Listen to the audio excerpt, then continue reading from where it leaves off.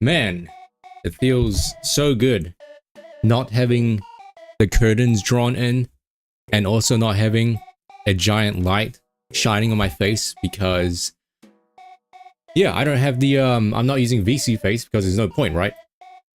Because, ladies and gentlemen, we are in fact doing VRChat, right? As you can see on the screen, right? I managed to successfully import our model into VRChat. Now, when I tried doing this, I ran into a lot of issues, mainly as you saw on stream yesterday, right? So I had to like link my Steam account because there's like 2 different accounts for VRChat. There's like a VRChat account and a Steam account. And when you first make a new account, you're basically labeled as a visitor in game, which means that you don't have access to making worlds and like avatars. Like they don't give you that option to upload them.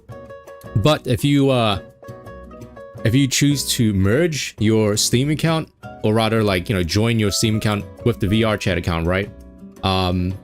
It expedites, is that the right word? It expedites the process. It makes it a lot faster. So basically I did that and immediately got access to uploading the avatar, right? So as you can see, I managed to do it. As you can see on screen, I made a little meme thing. I think it's pretty good actually. It's my honest reaction. So I managed to get it to work, but a few things though. It works, yes. Is it optimal? Not at all. Honestly, the model, when I tried to export it, it gave me like hundreds of error messages being like, this model is not optimized. It's too complex. There's too many bone physics. There's too many things. So basically, it works, but so there's an optimization like status that it gives. It labels your model in terms of how optimized it is, and obviously, if it's good and it's well made, the optimization status is good, right? That's what labeled it as. This model, right? By the way, this model is labeled as very poor in terms of optimization. So what that means is, for those of you that have like maybe like weaker systems or PCs, my model will probably cause it to lag for you because of how like, you know, how unoptimized it is. But you know, it works. It works. I also apparently used the wrong version of Unity to export this, by the way. Yeah, wrong version of Unity, and I'm pretty sure I used an outdated VRChat exporter thingy as well. So basically all I'm saying is it's going to be a disaster, but hey, it works. That's all that matters. We got it in game.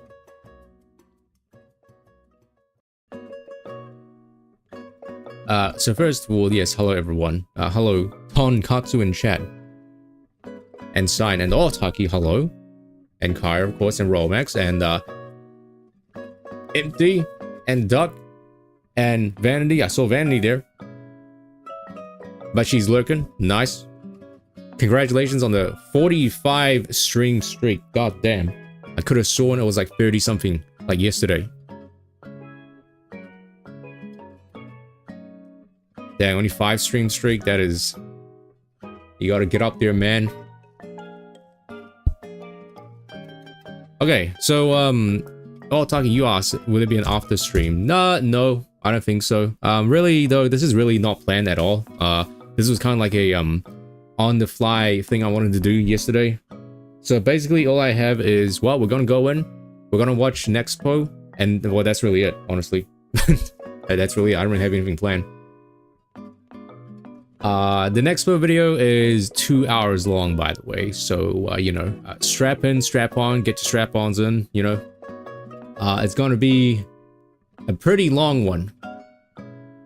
It's gonna be a pretty long one, but we'll see, maybe I'll like VRChat, and we'll do like more in the future or something, because like I said, technically this is not my first time playing. Yes, clickbait, haha. I did end up playing this game the first time when it came out back in like 2000 and... When did this game come out? This game came out like 2018 or something, right? 2017 or 19, something really early like that. I did do it the first time. I did do it like once. Lynn, I didn't know. You probably weren't there, Doc, actually. This was back like years ago. Back with like the first generation of like Draxer community people that probably aren't here anymore. Hey, Bree. Yeah, Analog Horror is pretty nice. I'm not gonna lie. I'll be honest. I am a big baby when it comes to Analog Horror, right? The NEXPO video. So I watched 1 hour of it, but I didn't watch the second hour of it. And I'm not gonna lie. It did spook me out quite a lot, actually. So yeah, I know Analog Horror can be kind of silly and funny, but yeah, it's really well made and it's pretty spooky, I have to say. So yeah, my experience playing VRChat the first time was, as soon as I opened up like voice chat, right? Because I had it turned off, right? The first time I opened up voice chat, someone said the N-word. So that was pretty fun.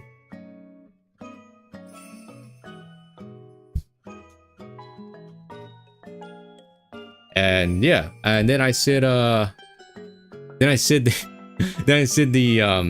next time I will do it will be when I get VR, like actual VR. Now, hey, now I have an HTC Vive headset, right? That I could use, and I never actually used it with VRChat, to be honest. But no, I'm actually going to be using desktop mode. I'm not going to be in VR. I'm just going to be using my mouse and keyboard for this.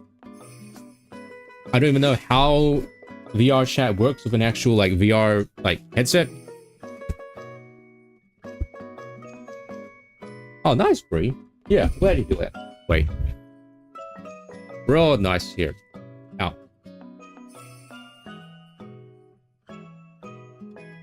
Okay, I'm gonna put on the headphones on this time, actually. I usually just use desktop speakers, but I'm going full headphones today for the full immersive experience. Okay, let me do this. Oh, I need to turn it on. Gotta turn on the headphones, man.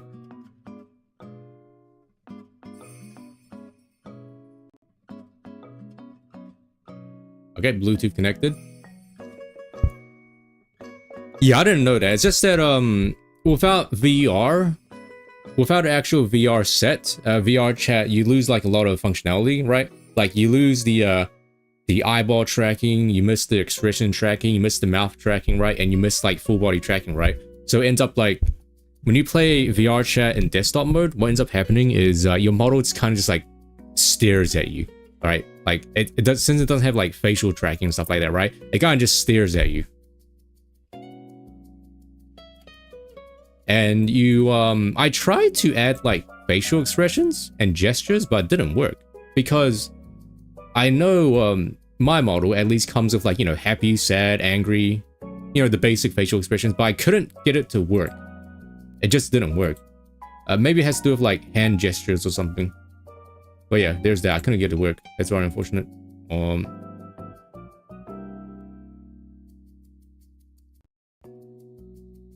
Hello? Hello, hello, hello? Do we still have sound? Do I have sound?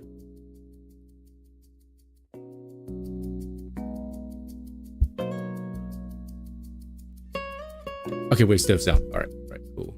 Yeah, I've got my headphones on. I'm jacking in. Jacking off. Maybe not jacking off, but I am jacking in. Man, it sounds weird. It sounds weird wearing headphones. Because these headphones are my sister's headphones, right? And they're wireless. And they're like closed back, which means that I can't hear stuff in the background. But if you put your right hand on the right ear muff, it like turns it into open back ones, which is pretty neat actually. Oh, nice, Bree. I need to do that as well. Because we need to move some stuff around my room and stuff like that, but I haven't done it yet. Germa did stream earlier today though. So I think it's time for Joe Moments to make a comeback, I think. And the good thing about that is he didn't really stream for long. It was only a 2-hour stream as well. And it was more of a it was literally a just chatting stream actually. It was a 2-hour session with Facecam on, and he was just going through like maybe ideas of streams he could do for this year, which isn't that bad. Also, what's up with Germa's new hairstyle? Germa's rocking the full-on mullet. He's gone mullet mode. He kind of has like the Lord Farquaad here going on right now, with you know how like the side middle parting, and like the long back. Someone said Weird Al Yankovic here. Yes, that hair. If you know that hairstyle, yeah, you know. When did the Battle Axe stream? Wasn't he going to do the Battle Axe stream? That was like 2 years ago. Okay. Shall we begin? So like I said, this is going to be a long one, alright? This is going to be a long 2-hour long video. It's basically watching a movie. However, there is a break during the halfway point in the video. So there's that. Once we reach it, we can all take a break and stuff like that. Oh yeah, how's ads gonna work? Because ads will be disrupting the stream as well. Not in-game, but like, yeah, out of the game. I guess we'll see. So like I said, it's going to be invite only. And we're not making it public. Well, it's invite only, but if you want to join, you can just ask me, and then I'll add you, and then I'll like, yeah, invite you in. But I won't make it public though. That's what I mean. I won't have it's not going to be like a public portal kind of thing. So yeah, I have a disclaimer here. Boop. Ask me if you would like to join. There you go. All right, let's get this started. I'm not sure who's going to join. Maybe Romax and Kyre maybe. But other than that though, I don't know who else. Steam is not opening. Oh, what the heck? I think my Steam's broken. This is what happened to my Steam. Let me show you. This is what happened to my Steam. This is what I see. This thing right here, this is my Steam. When I tried opening it. This is like the first time I've seen this. What just happened? I think I got a virus or something. Okay, yeah, I might just need to like close and open it. Hold on.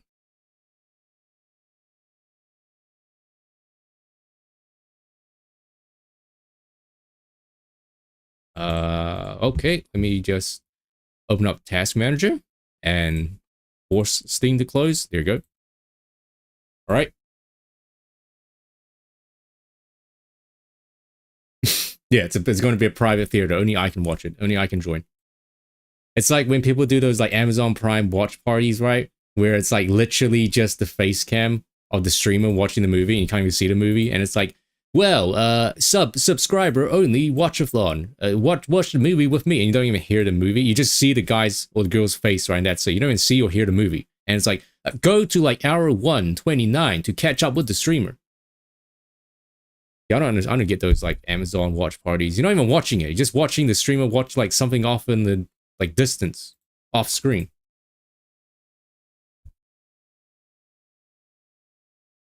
But you know what? If Amazon wanted me to host a watch party for Nekopara, then yeah, of course I'll do it.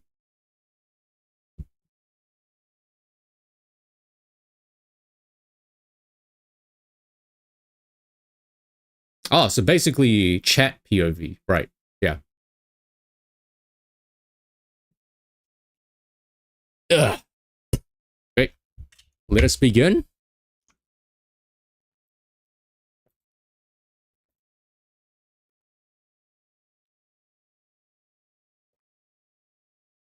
Let us begin. All right, do you hear the game? Yep, there's the game. There you go. There's the game.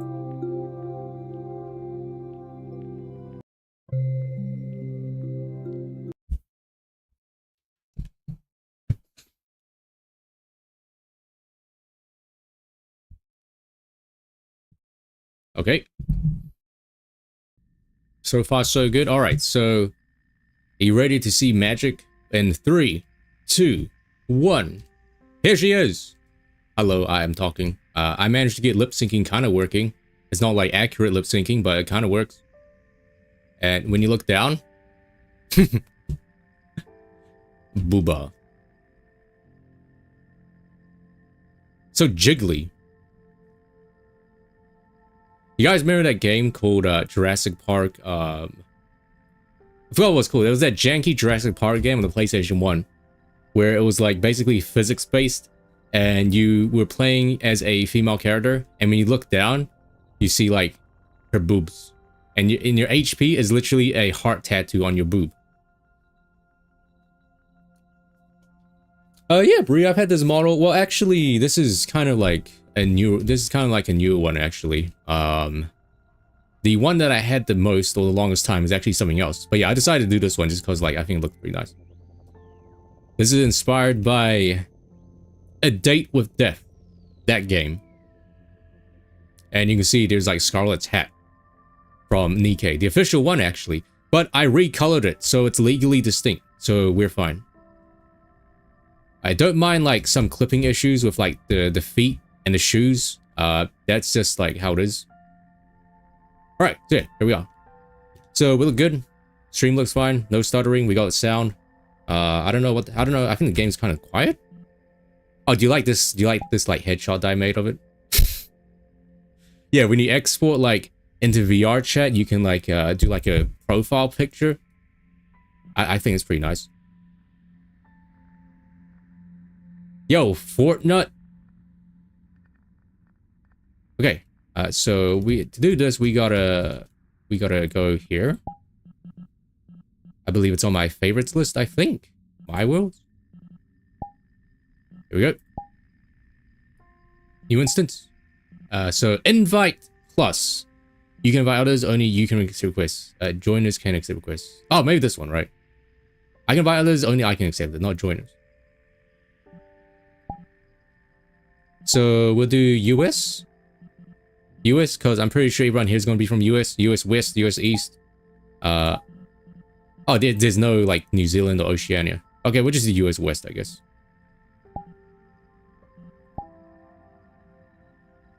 Okay, so if you want to join, just like add me on here, and then I'll invite you. I think that's how it works.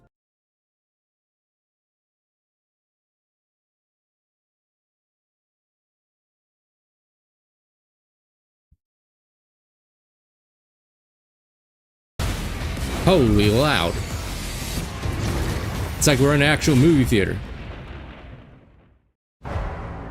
Here's the thing. We're a team of thieves. Here we go. All right. And when you do this... Quiet. All right. So, I don't know who wants to join. Just like add me here. Yeah. Just Tonkatsu in here. Just add me there. Oh. Kara wants to join. Kara wants to join. How do I... Oh, dude. There you go. Yes. Oh, Duck. Oh, Taff as well. All right. Yeah, I just saw it. No one can leave, all right? If this says exit, no one is allowed to leave. So make sure you go to the bathroom, all right? Make sure you go to the bathroom first, because you're not allowed to leave. Oh, Luigi. Okay, how do I... Oh, Kaya's here. Yo, got T-Dog Pant. What the heck's happening here?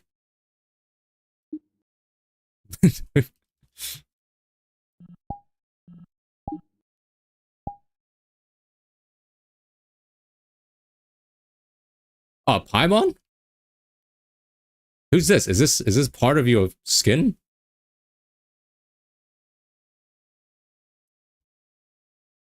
Master Lock. Okay, can you see my avatar card? Or am I like a different one? Because I know my avatar might not show up if it's like too intense. Yo, the Rio Luigi.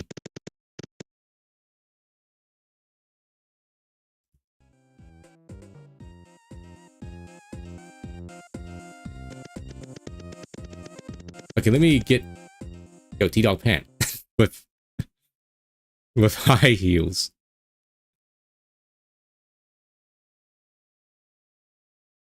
And of course, Duck is that supposed to be Amelia Watson, but like Duck. Let me get this video URL sorted.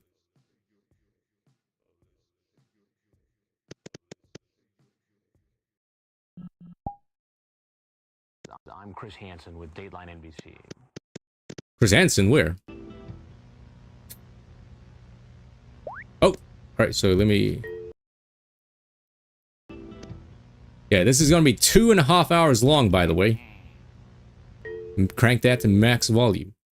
All right. Anyone else want to join? Or are we good? All right, fellas, if you're ready, you can feel free to take your seats or choose your seats.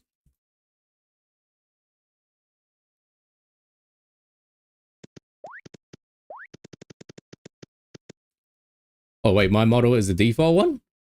Oh, is it? Oh, it might be because like if you go here, if you go any options, I think you might have to like make it so you can see like yeah, here, right? Avatar optimizations. I think you might need to go in here and make it so like because my avatar is very poor. I think very poor optimized and it's like extremely massive. Can I check? Yeah, look at this. Very poor. 237 megabytes. 275,455 polygons, and it recommends a cap of 70,000. 1.2 gigs of texture memory. And we are 2 over the material slot. I have no debones. And none of all, I don't know what all this is, actually. This is way too complex for me, actually. But yeah, you might need to just like increase your, here. Don't block. Make it say don't block, I guess. And then like crank this up all the way to like, can someone test that out to see if like it actually does, if it actually works? If you do that? Okay, I thought you see it. Yo, sick. Nice.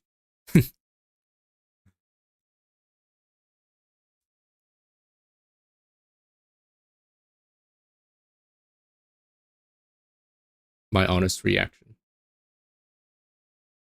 All right. Fellas, if we are ready, feel free to, how do you sit down? I noticed you can actually sit down. I tried it like once, I think. Yo! That duck's going ham. Select profile and change avatar setting. Yeah. Oh, you have to select my profile. Okay, I guess it doesn't really matter if you can't see my avatar. As long as I can see it, then it's fine.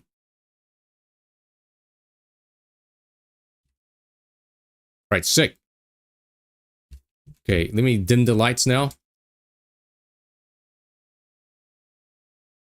chair interaction. Oh, this is local. You have to like do this yourself actually.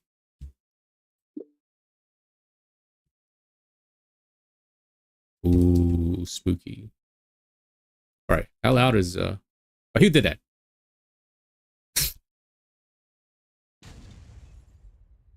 But my mirror, there's a mirror here. But I don't know if I pick this up, then it picks it up for like everyone, right? Why is this so like low to the ground?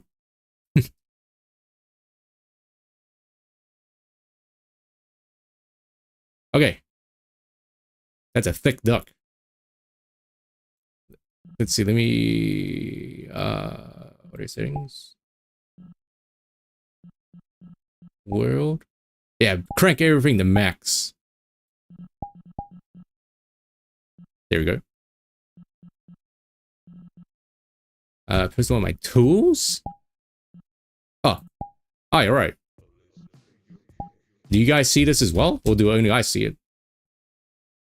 Oh, you have to go here, Doug. You see this? Chair interaction over here. Come here, Doug. You have to go to a chair interaction over here. It's only it's a local setting, so everyone will have to do it themselves.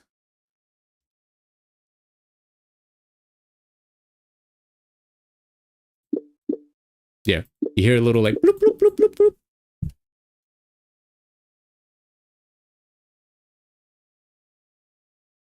Nice. All right. Okay, how do I get rid of this? Okay, face mirror. All right, guys, ready? You guys ready? I'm gonna dim the lights now. Holy shit, we got an explosion here. What happened?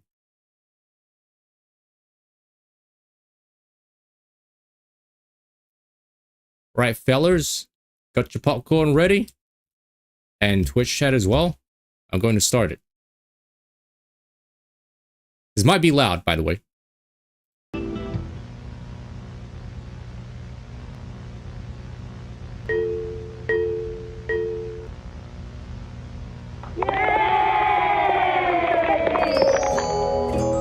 Woo! Oh god, Fetty.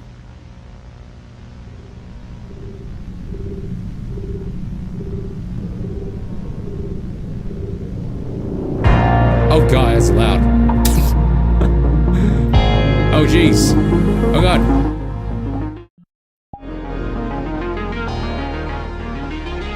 It's like we're in an actual movie theater. Just like in real life. I have discovered a series in the realm of Local 58.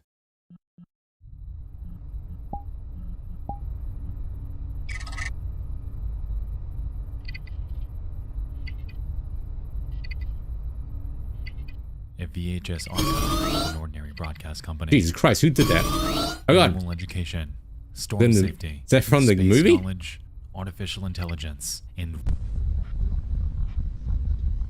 our How's the volume, chat? Is it okay? Presented to us in the Is it form good? of short educational VHS guides. Tonight, we will envelop ourselves within this fantastic educational series. This is Gemini Home Entertainment.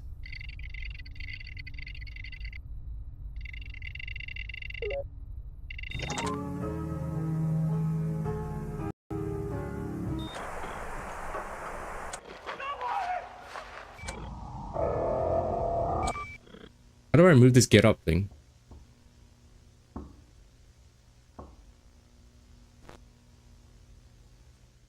Oh yeah. I'm digging this.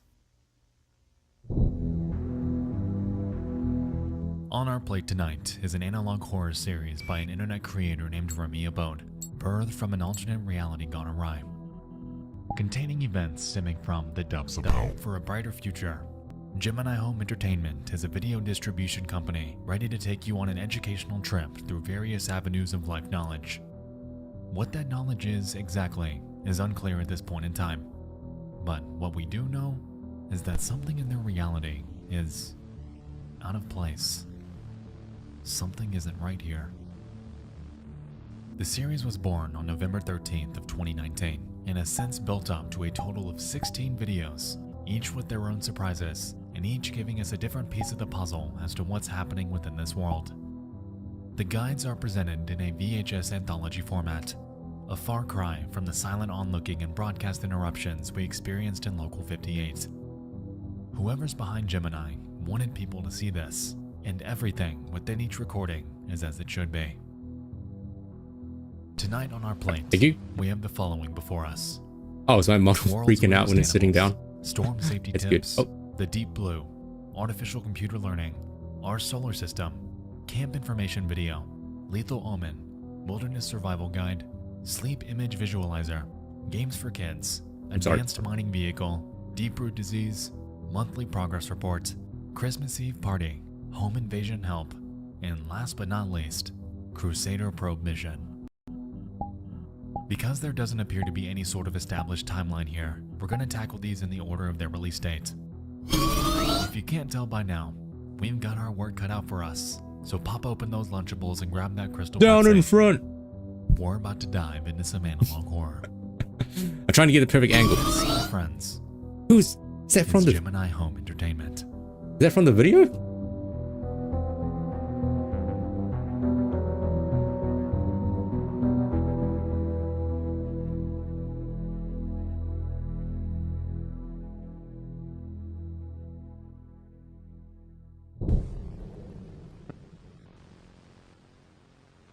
Damn it, Freddy. Yeah, it's alright, Freddy. I'm calling you out. Shh.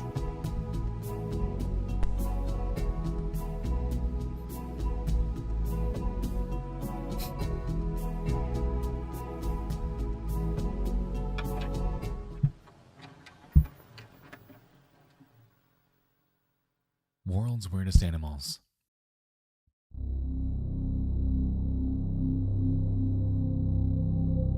The video opens by showing a strange and wacky wildlife that inhabits various regions of Minnesota, like prairie chickens and burrowing owls. The overall pacing and layout of the video are pretty simple, with the names of the animals being presented alongside a couple facts, all over some calm B-roll footage.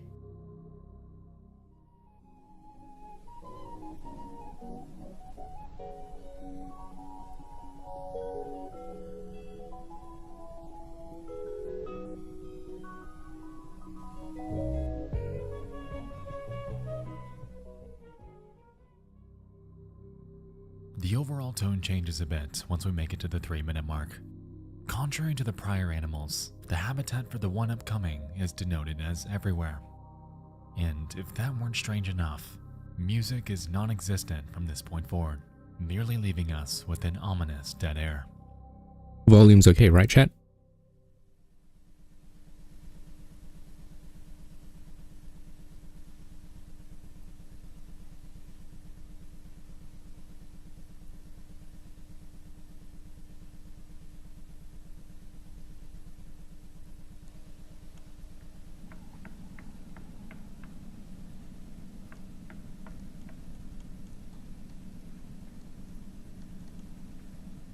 And so, the next animal up is something called a woodcrawler.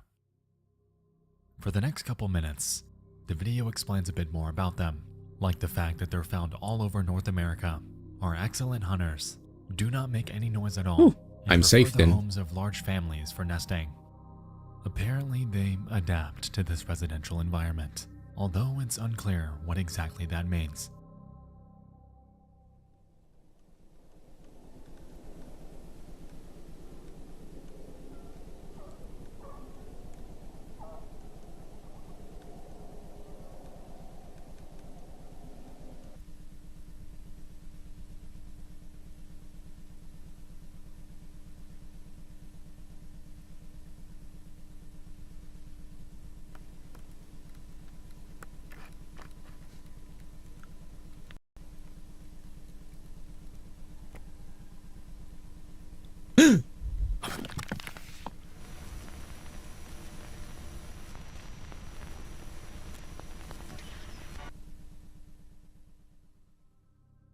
So, right in the middle of episode 1, we get a brief glimpse of what we can assume to be a woodcrawler. It appears to be some sort of long-legged creature, and I've got a funny feeling that its actual body is much, much larger than a human. Curiously, the video also presented somewhat of a paradox, claiming that you will hear screaming, but they stole their voices. If we're assuming that the victims of these so-called woodcrawlers are humans, then it leaves us wondering what exactly they're doing to them. Lastly, I find it interesting that this creature was described as nature's mockery, as that term could be interpreted in a couple different ways. Are woodcrawlers ridiculing our entire perception of nature and how life within it functions? Or are they some kind of absurd imitation of human life? I could be way overanalyzing this first part, but I'm just curious why that's there, considering how unnatural this creature looks.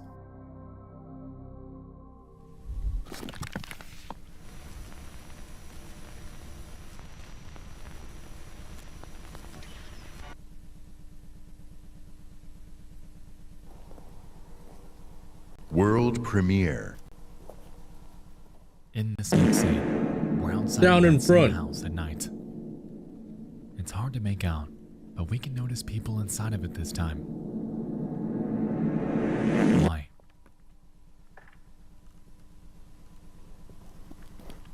Hello, Potter.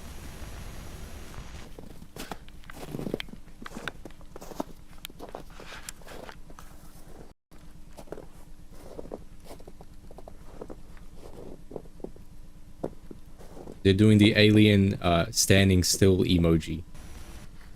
You know the one. Alien unpleased.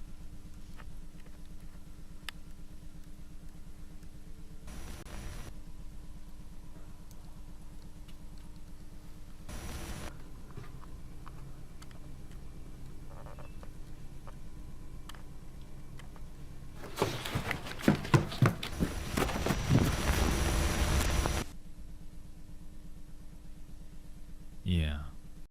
Those aren't people, are they?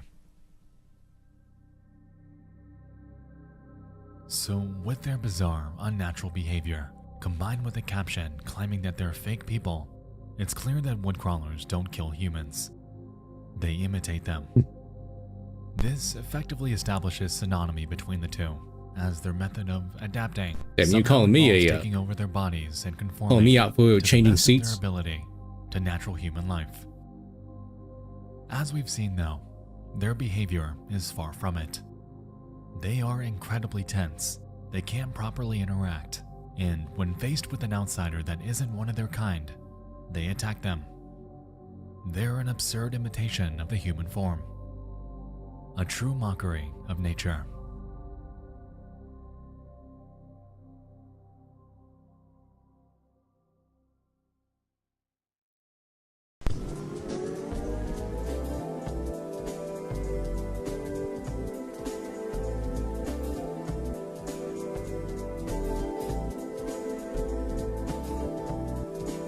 Who that? Is that niece?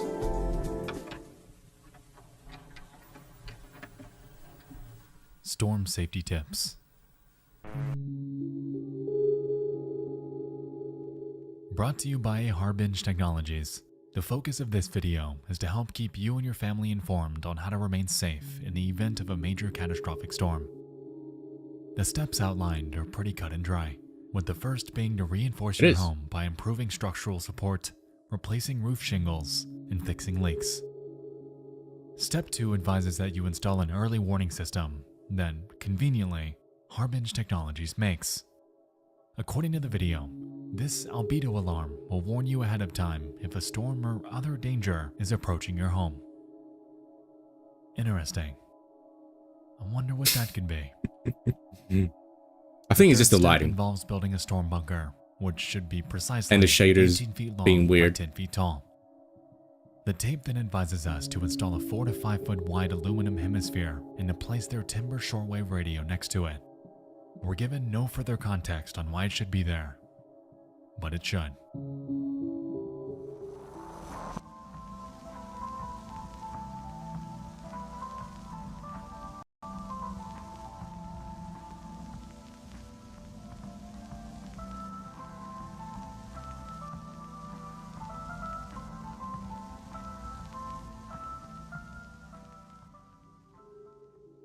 This next segment explains what to do during these storms.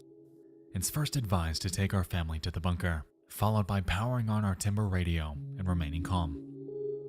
Oddly, when these steps are shown, conflicting statements appear below each one that seem to add nothing to the table in terms of instruction.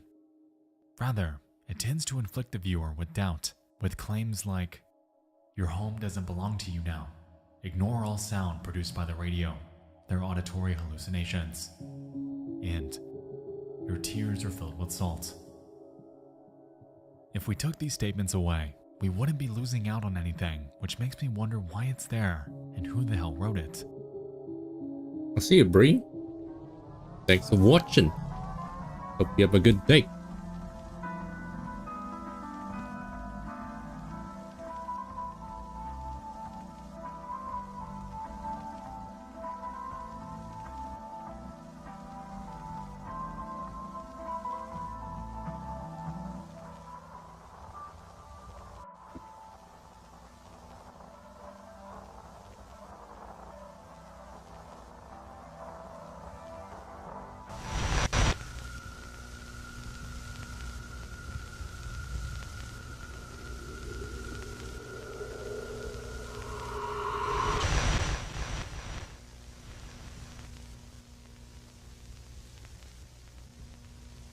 Beat.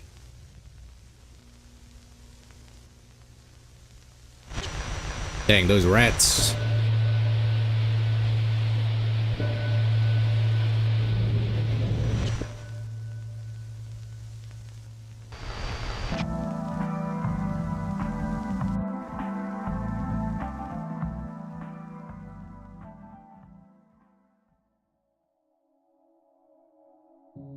Listen, under your feet, crawling through the floor.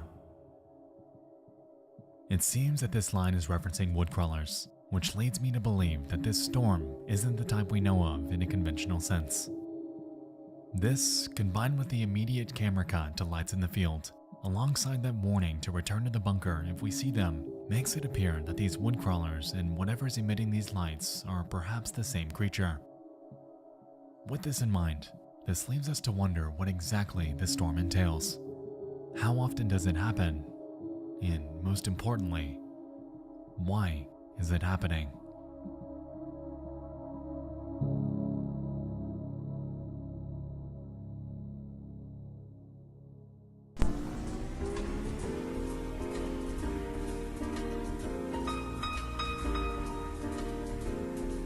Like the music.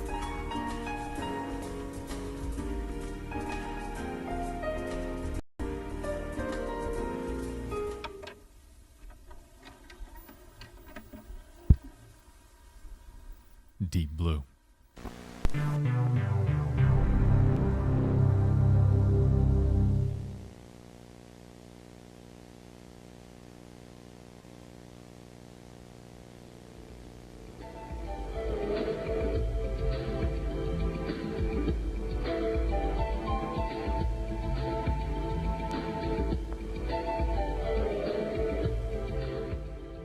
Created by a Geneva production company, the premise of this one is simple. Lighthearted education about various creatures and regions of the deep blue sea. Towards the latter half of the video, we cut to a section about the deep ocean. The Marianas Trench is introduced as a large Pepperoni and hole cheese? in the ocean floor, described as the deepest place on Earth.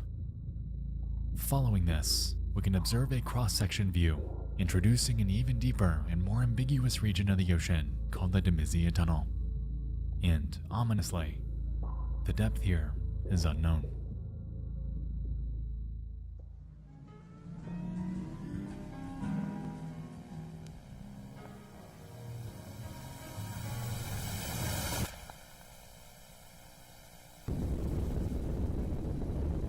I think 7 TV is kind of broken because I don't see the emotes.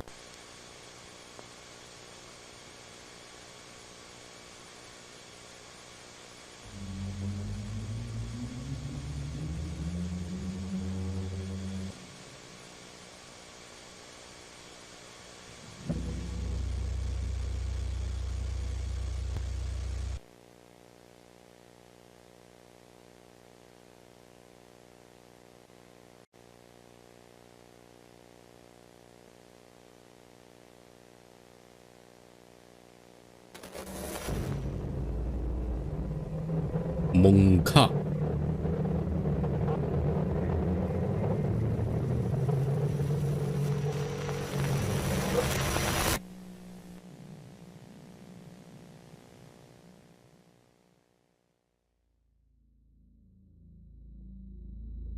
Nothing can live inside the Marianas Trench. The same, however, can't be said about the Debizia Tunnel. Taking what we know so far about woodcrawlers, how they were introduced, and the connection to them from storm safety tips, I'm led to believe that this creature is perhaps a full-body shot of one of them. With this, we become aware of their ability to exist on land, underground, and beneath the extreme pressure of the ocean floor, cementing them as a highly resilient creature that humans, by all accounts, need to stay away from.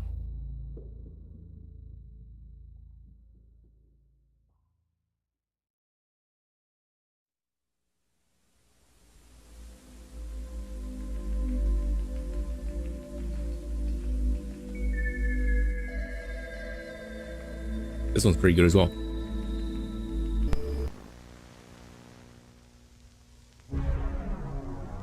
Whoa, is that a Persona 3 reference? Holy.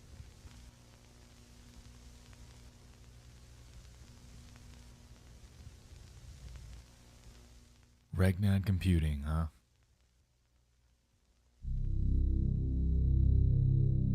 Alert, This danger. entry involves a new state-of-the-art AI tech showcase. Hello, Chris. Welcome to the overview watch explains party. that it's been in development for about 4 years and is already highly advanced. Curiously, this is the only tape so far to start off with absolutely no music, which I found notable considering that in each video so far, the music stops when an ominous revelation is about to happen.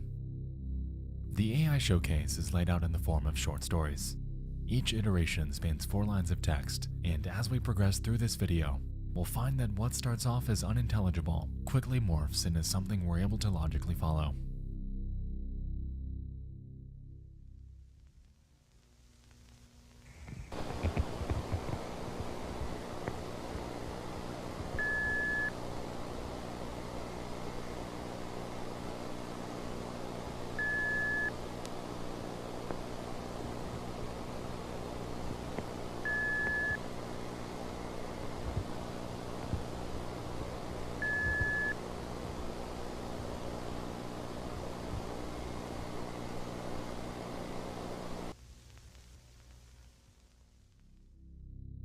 As expected, this first story made little sense. We can gather an overall idea of what it's trying to convey through words like river, a secret, death, and the names Jack and Mary. Iteration 2 expands on this a bit, and reads the following.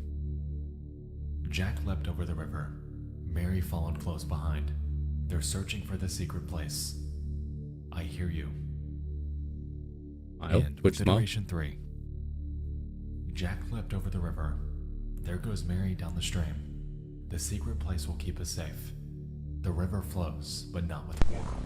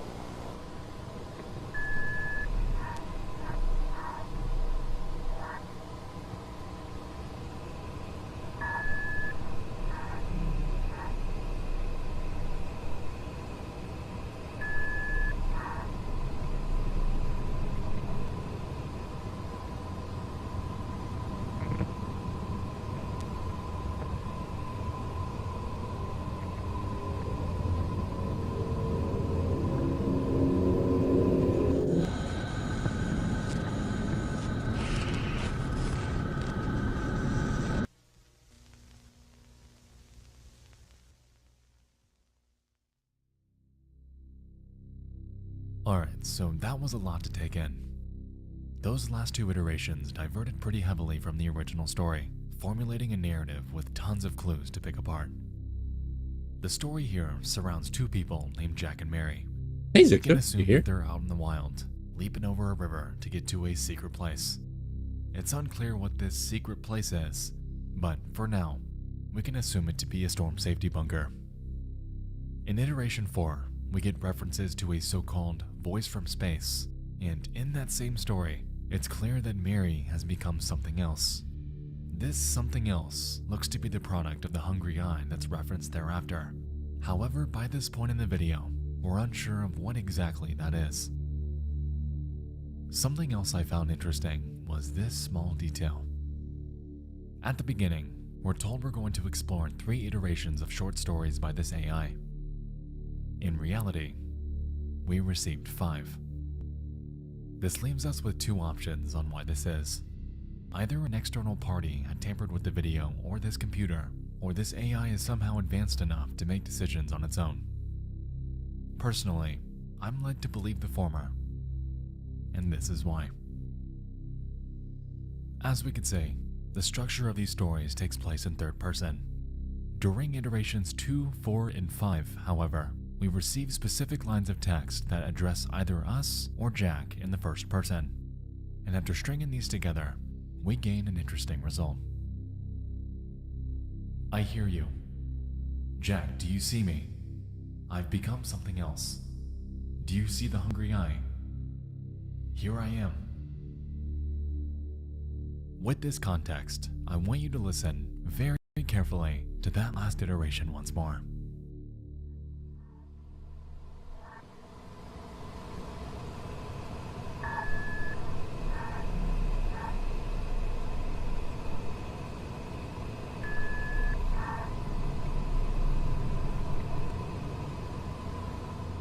Here I am, smile. There is some sort of voice coming through the broadcast. It's extremely muffled, however it's clear that something is either interfering or feeding information to this AI. And personally, I'm led to believe that it's Mary. Okay, She and I Jack hear you. are not just filler names for these stories. They are actual people, and I'm going to infer that the Okay, I'll story stop. presented actually happened. Moving on. Towards the video's end, we observed a glitch in the 2 diagrams. Given the references to the voice from space and the moving stars, I'm led to believe that these 2 circles represent planets. The larger appears to be the hungry eye, being denoted as alive, with intent. It seems to be hyper-focusing on a smaller planet, which we can assume to be Earth, and in the second diagram, we can observe the effects that this eye is having on us. Somehow, it's projecting some sort of vessel down to Earth, and once it makes contact, it mutates into the creatures we've been seeing thus far. Whoa, down in front. It's clear that there's something larger at play here, and there's a lot of context that we're still missing. So let's keep this in mind and press on to see what else Gemini has for us.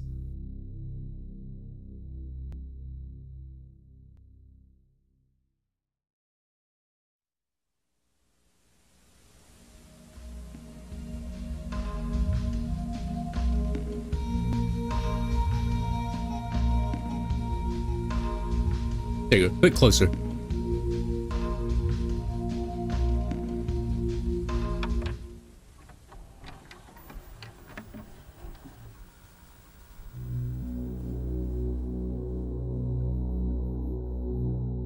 When we shift gears to Whoa, our that solar was sick. system, we're That able to learn lighting? a few facts about the various planets. A diagram greets us, encompassing the Sun, Mercury, Venus, Earth, Mars, Jupiter, Saturn, Uranus, Neptune.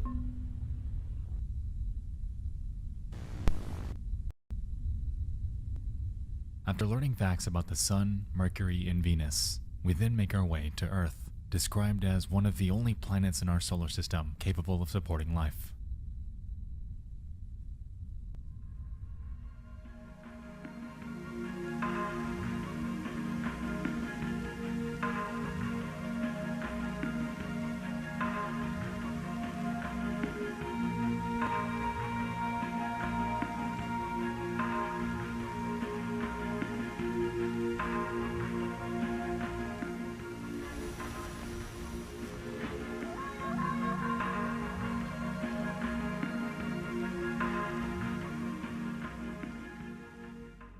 making our way to Jupiter, the video highlights its big red spot.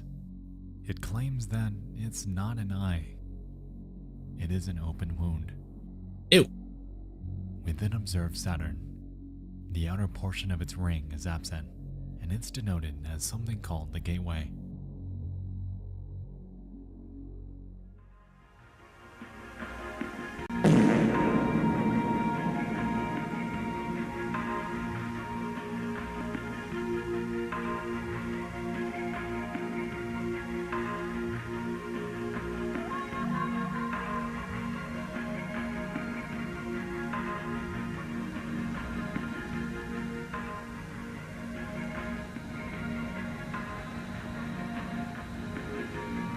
No, Neptune.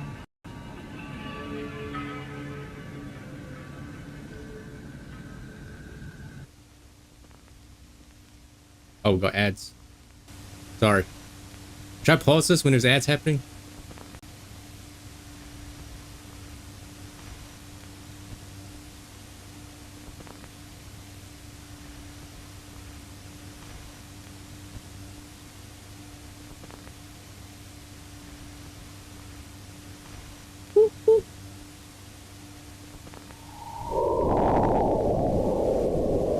That's a pretty cool effect.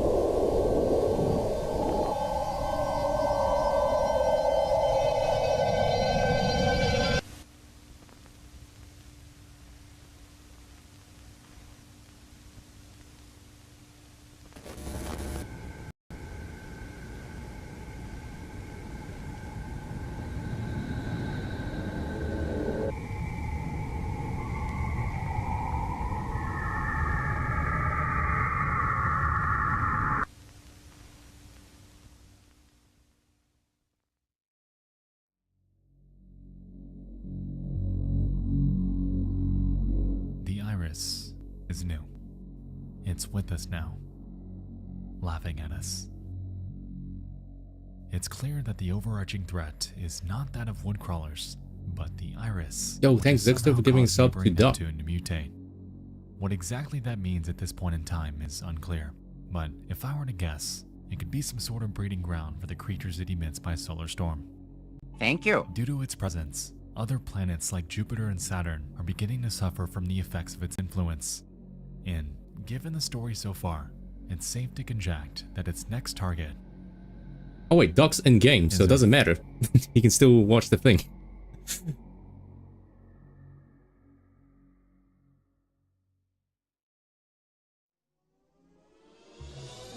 You see, chat? If you don't want to watch ads, you can, I guess, join us in the game. That way you don't miss out on the thing. But still, thanks. Who's flossing? Someone call security on this. Hurry.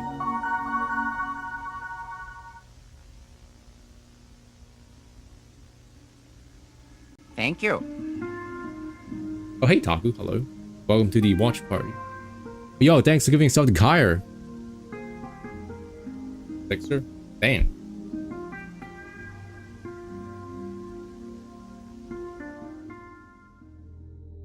Tape 6 changes gears a bit. Here, we're This one. introduced to a freshly reopened campground called Moonlight This one's pretty Acres, creepy. a serene getaway that's completely isolated from outside civilization. The tape showcases its many accommodations and activities, including hiking trails, archery, canoeing, and their flagship Lights in the Sky event, which is oddly denoted as a harvest. Wait, there's nothing playing on your video screen. Wait, why? What? You see a blank screen? Afterwards, we're able to catch a glimpse of their various structures. Oh. Among these are burrow-free family cabins, kids' cabins, and even their original rustic cabins for those feeling it.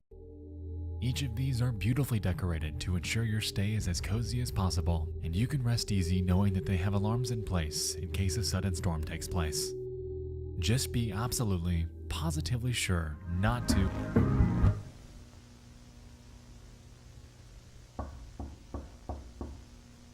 Hello?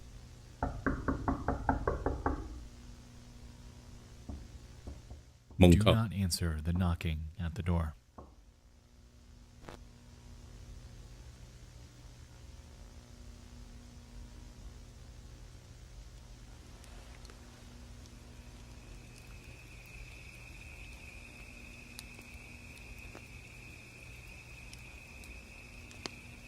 That's so strange. Why don't you see it? Romex, do you see it? Around 3 minutes into the video, we're introduced to the mythology behind Moonlight Acres. Allegedly back in the 1930s, strange, well-dressed men would visit the campground, asking to enter the admin's cabin every single night for years. Apparently one night, a deal was made with them and they left, never to be seen again. Following this, we get a mention of skinwalkers that were allegedly sighted during the same time period. That's For weird. those unaware, skinwalkers are a type of shape-shifting humanoid creature that's able to inhabit the form of any animal they desire. It's unclear if they're referencing the same type of skinwalker within Gemini Home Entertainment.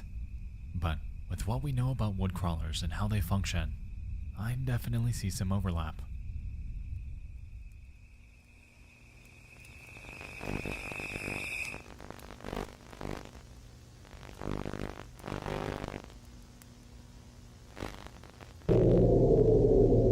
Leg. Yo, look at that leg though.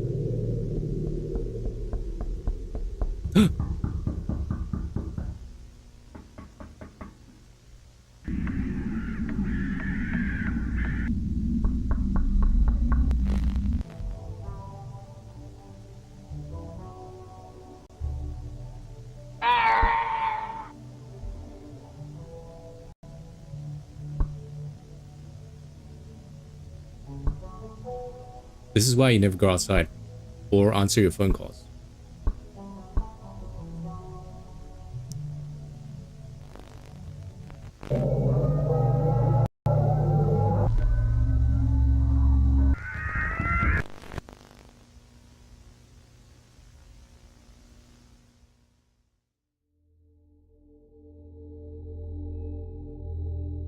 Adam Levitch, Barry Johnson, Truman Michaels, Bethany Newman, Alec Davison, and Dorothy Bates are listed as vessels. Carriers of something that isn't good. It's clear to us that the knocking was coming from woodcrawlers, and given the photo of them, we're able to finally establish a scale for how gargantuan these creatures can be. I'm going to conject that the woodcrawler we saw in World's Weirdest Animals was much younger than the ones we're seeing here in Moonlight Acres. While we're currently unsure of what their lifespan is, we know that this one surely wouldn't fit into a house. Given the campground's mythology, with the stories about the strange men that coexisted with so-called skinwalkers in the 1930s, this implies that these creatures have been here for decades. But this leaves us to wonder what they've been doing and how they've upheld the status of mere campground mythology for so long. We know the original staff opened their doors, likely being killed or transformed into fake people and resulting in the campground's original closure. But where the hell have they been since then? What is clear is that Moonlight Acres is back open, now advertising burrow-free cabins and having a clear awareness of these creatures existing. Someone gave it the green light. But who?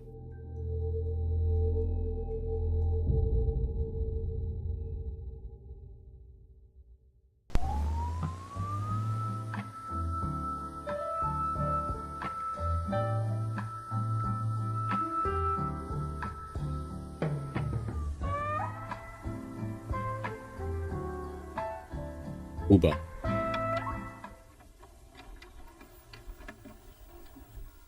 Wilderness Survival Guide.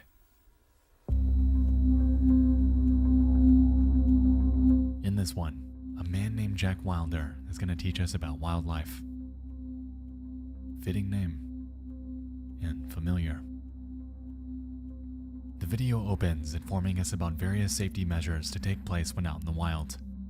We learn which equipment to bring and are then presented with various natural hazards to be aware of, like thorns, ditches, various animals, and what to do if we ever come face to face with a bear.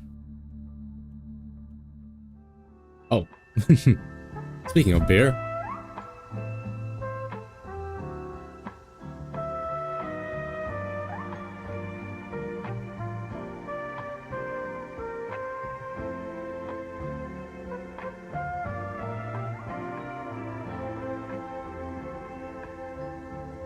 Stop!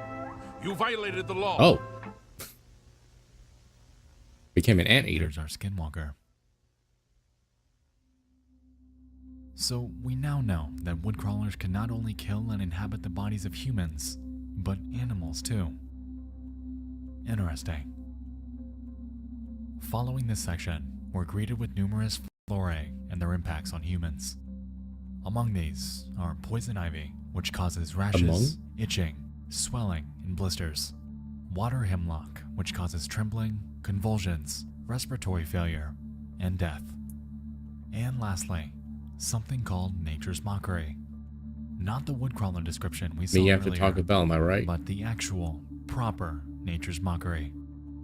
Its effects on humans encompass hallucinations, sudden muscular paralysis, body disfigurement, and flesh decay.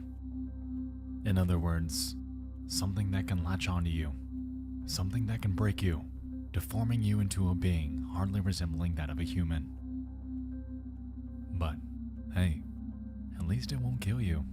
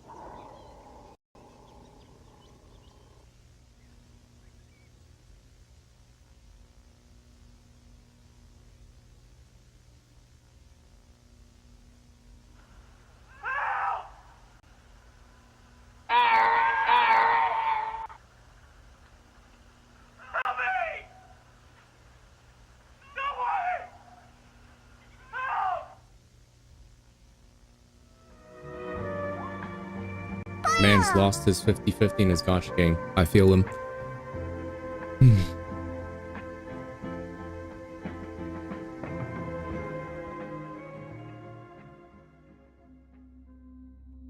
One of the most disturbing and unethical aspects of this video was the description of a human pleading for help. Clearly, they were desperately in need.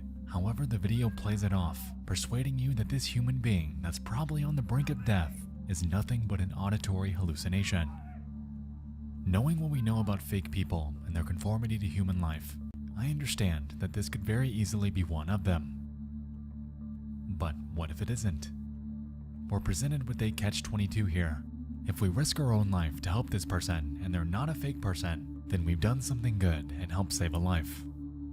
But if we assume that it's a fake person without ever confirming it, we'll never know any better and they'd be left to die.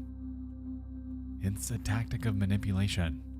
Gemini Home Entertainment has planted a seed in the heads of whoever watches this, and it effectively contributes to a moral apprehension, a panic per se, in which you truly cannot trust anyone. Clueless.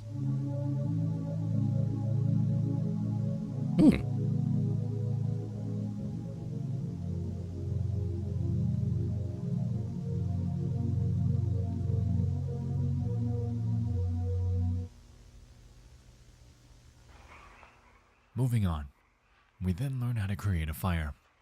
Critical knowledge for anyone venturing into the wild. Beep, beep. Oh, yes, it's these matches. If your fire fails to start though, Jack Wilder advises to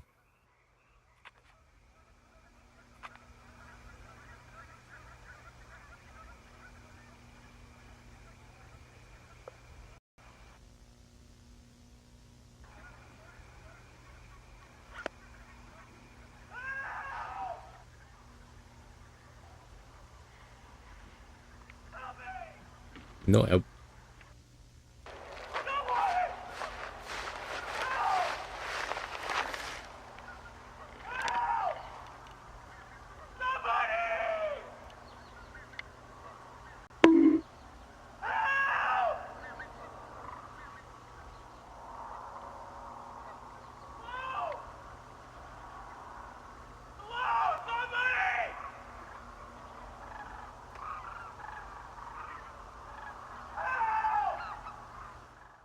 And so we have Exhibit A fake person screaming for help. Like bait.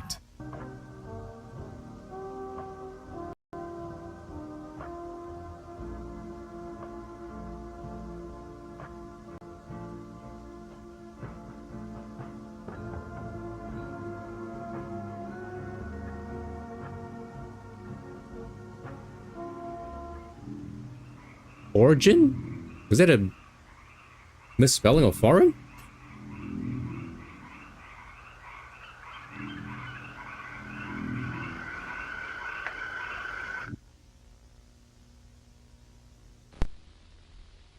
Man's hitting the stance.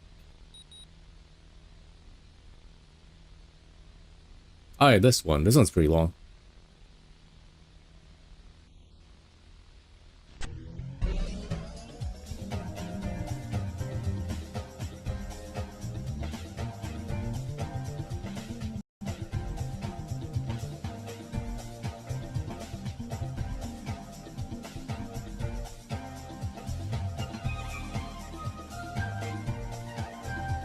Damn, graphics.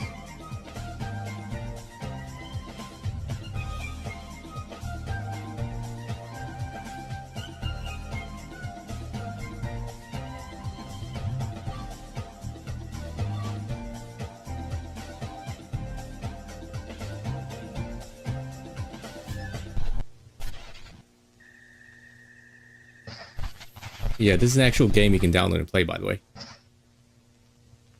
I remember Vinny was going to play it, but then people were just like, no, don't play it. You have to, like, watch the lore. Moment, a video game intended for Regnat computers. It takes place at Moonlight Acres, and throughout this video, we're able to observe the embodiment of various motifs we've seen in videos past. The beginning of the game starts out serene. The player peeks around the campground a bit, however is soon greeted with an enemy mob that are out to get them. Real, no fake. Yeah, it is a real one. You can't play this.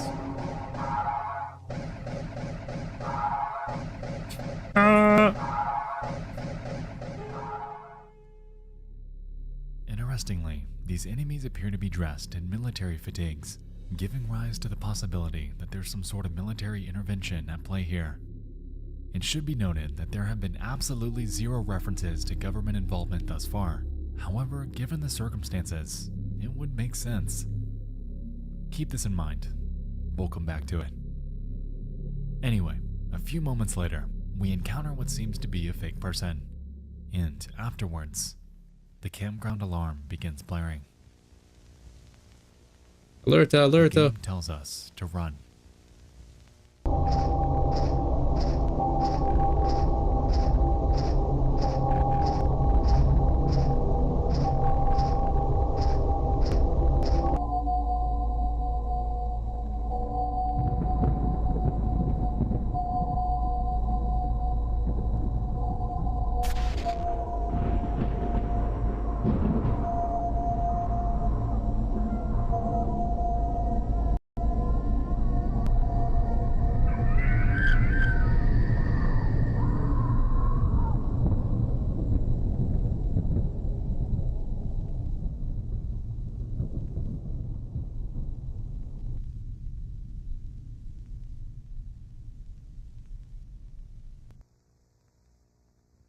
And that, my friends, is what takes place during a storm. Panic. Disruption. Invasion.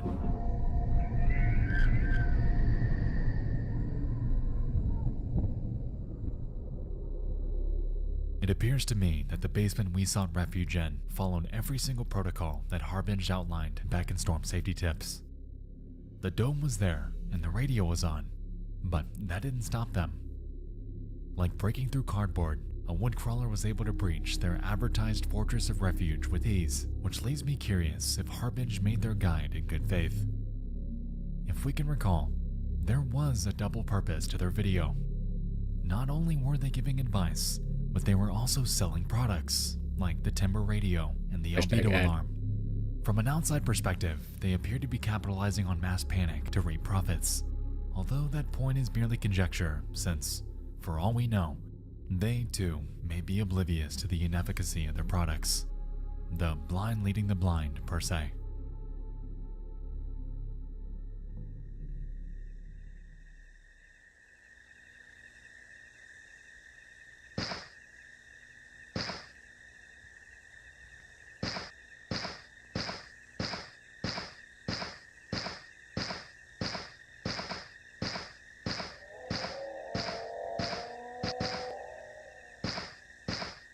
Spooky noises?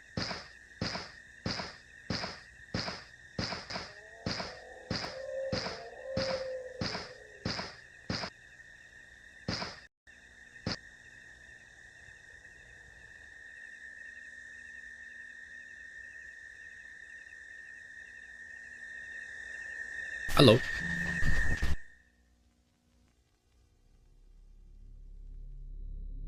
Alright, I know this is a video game, but if the iris can move around the solar system at will, coming within a critical distance from Earth, then yeah, there's a problem. And it ain't just woodcrawlers. Interestingly, this section occurred at twilight, which mirrors the various other references we've seen to woodcrawler activity. The fields, the fake people, the knocking. If there's something I take away here, it's that it seems that these creatures are more active, more violent, when the sun goes down.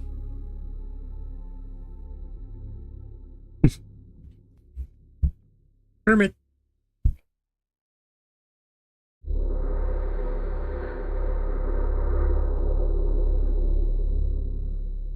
Oh yeah, I forgot to mention, you can actually play this. Yeah. Lethal Omen is a game chock full of secrets. You can spend a solid hour exploring Moonlight Acres, discovering its hidden lore, and unlocking each of the 5 endings awaiting you. I'm going to go over them now, so if you'd like to play this for yourself 5 and endings, keep things dang. unspoiled, I'll give you 10 seconds to skip forward to this timestamp. You know who would like this? Tolomeo.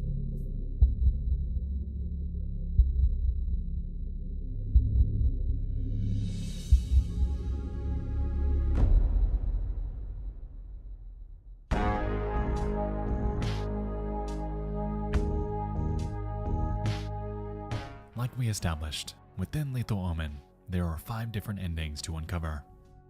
Before we get to those though, I want to bring you into the Yo, campground Pashi, to welcome back explore to the the stream, hidden man. lore Welcome to the awaiting us. spooky watch party night.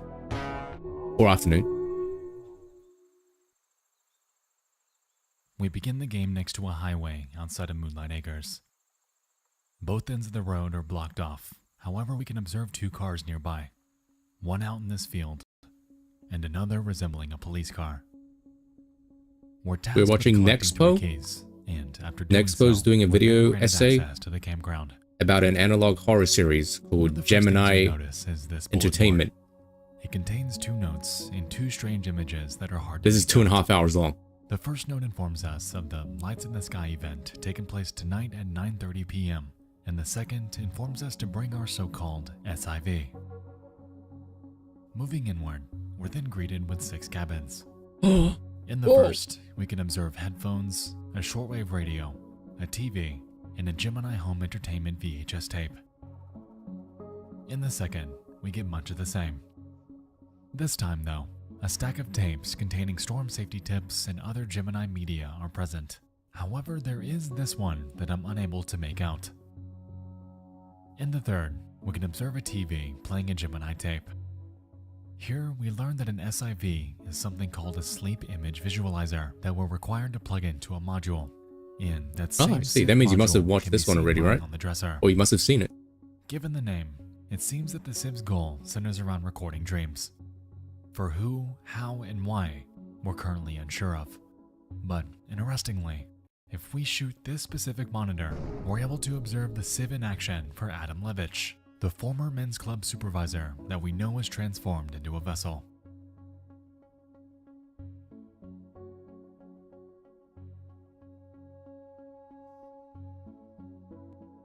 In cabin 4, we can see that things are a bit messier. On the TV once more is that Civ tutorial, and scattered across nice. the room are numerous Civs and headphones, along with the tape Sit down, labeled get some Albedo popcorn, Alarm you know. Settings Video. Snuggle up. This is gonna be a long one. Moving on to cabin 5, we can observe a huge mess. There isn't much to this one besides this sieve on the ground. And last but not least, Cabin 6. This one has What is clearly it, been Cabin ravaged 6? by something, evident by the large break in the floor. Within it, we can observe that sieve tape, along with the sieve module and some sort of strange plague surrounding it. Upon making our way back outside into the archery area, we're greeted with 7 targets, along with our first enemy encounter. After taking them out and approaching the targets, we're able to read snippets of articles about the events taking place at Moonlight Acres. Campgoers distraught after Moonlight Acres' famous Lights in the Sky event is abruptly cancelled. If you've been looking forward to the Lights in the Sky event this year at Moonlight Acres Family Camp, don't be so hasty to pack your bags. The official Moonlight Acres website recently updated, revealing that the event has been abruptly cancelled with no reason given. Campgoers are enraged, especially those who go to Moonlight Acres every year simply to watch the event. And demand an PonCon is explanation cancelled, for the chat. abrupt cancellation. I'm sorry. The Times asked Very Moonlight sad. Acres for an interview. They politely declined. The others partially covered, making it a bit harder to make out, but it seems to focus on the disappearance of a person named Jordan Barnes. They were most likely Canadian, and given the fact that this note is beneath the one about the Lights in the Sky cancellation, we can assume that this is why. Investigators are curious, though, as to why so many are worried about their disappearance, pondering if they're victims of a so-called mass hysteria. Moving on, once we make our way to the administrator's cabin, we can observe numerous campground photos covering the walls. The first, amusingly, contains a Mario 64 reference and displays an aerial view of the campground. I guess The second shows that's the a campground reference? entrance from 1982. The third is a swimming pool, circa 1988. And the fourth is a camp staff group photo taken in 1984. On the far wall are numerous other camp photos that are unlabeled, and opposite this are shelves full of VHS tapes. Here we can make out various Gemini videos. However, this specific My one Gem? bears a name and date.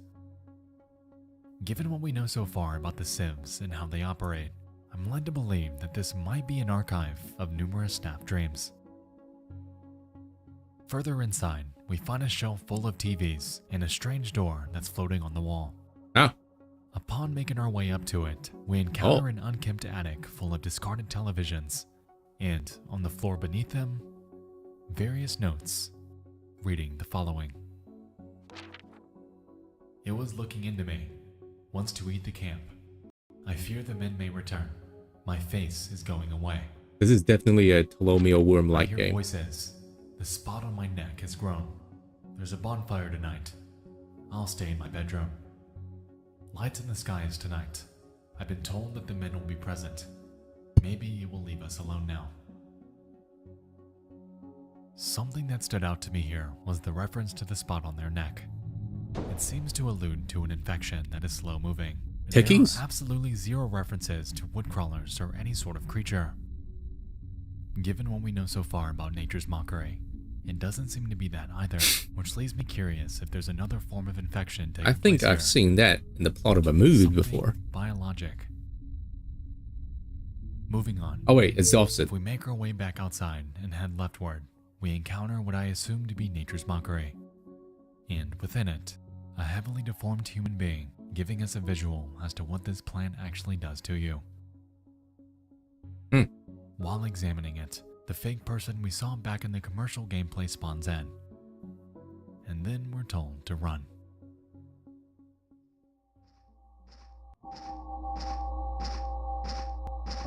And so, like we saw earlier, we make our way back to the bunker, and from here, everything plays out as shown before.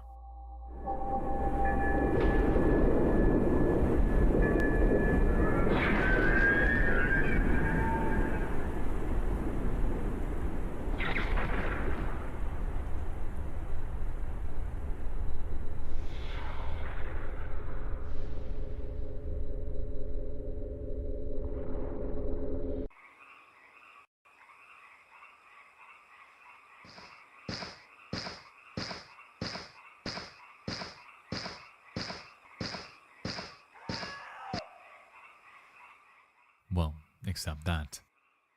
Thank you. And so, this time, we hear a fake person. Oh, Thanksgiving screaming in the costume distance. subs, Extra. Dang. Thank you very much. No help. No help.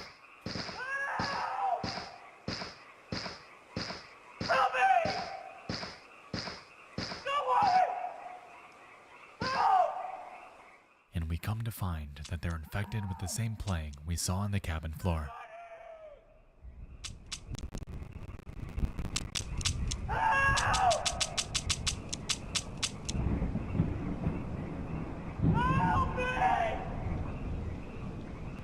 It's a giant black circle that's going bigger.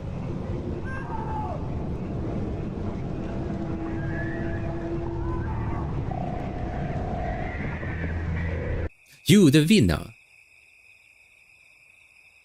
And that, Nice. my friends, is ending 1. Play the game like the commercial and encounter the iris staring into you.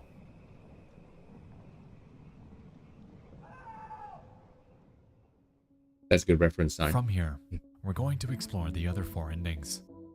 Clearly, Lethal Omen's lore is gargantuan, leaving us with tons of questions that we're currently unable to answer. I'm curious what else there is to find though, so let's head back in to uncover it. Man, you remember when that episode came out? Who Shot Mr. Burns? I remember it. Moving Man, it on was to so ending like, 2, it was you once crazy. again begin the game as usual. Collect the keys and fight the enemies. However, this time, I'm gonna go to the instead bathroom. I'll of be right back. approaching the Nature's Mockery abomination, you gotta I'll make leave your this way running. back to the admin's attic. Once you're inside and turn around to exit though, you're greeted with a strange mannequin that tracks your every move.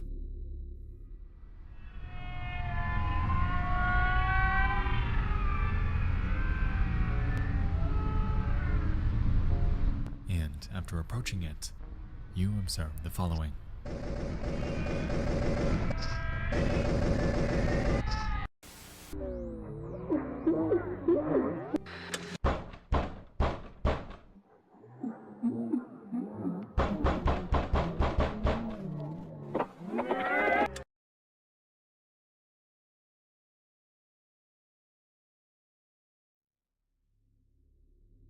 To unlock Ending 3, you need to collect the keys, kill the enemies, and approach Nature's Mockery.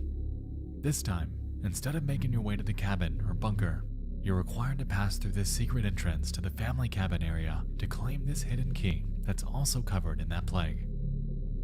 After obtaining it, you make your way back to the front, where you'll find this target that you've got to shoot. And after doing so and heading to the highway the campground lies on, you encounter an abandoned police car before the following plays out.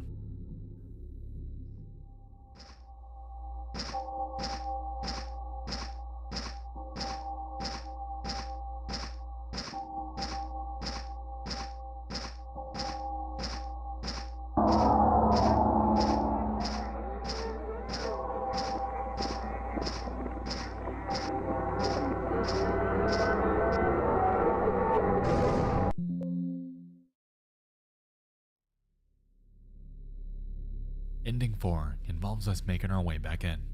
After taking out the first round of enemies, we're required to shoot each target before You making our way back to the entrance. I have Curiously, coffee. We then find an opening Coffee and in nut the bar. tree line, and upon exploring it, we encounter a massive, foreboding hole that's also covered in plague. Upon approaching it, we can hear the sounds of creatures in the distance.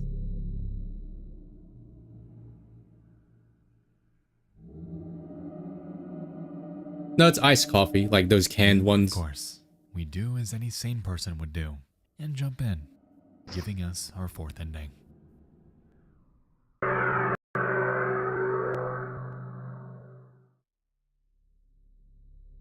Rip. And last but not least, the true ending. Here, we gotta do everything we've done prior. Keys, enemies, mockery, plagued key, and heading back to the front.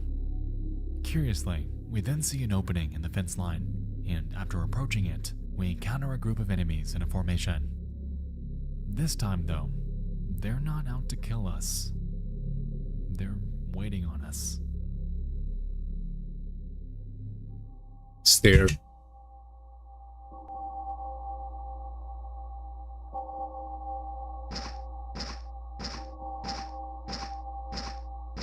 let me watch this clip. Oh.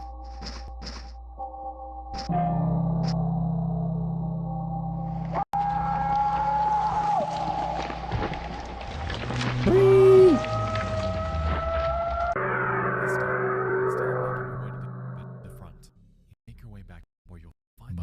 But that isn't everything.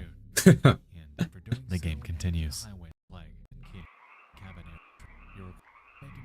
Right, I see what Romax did.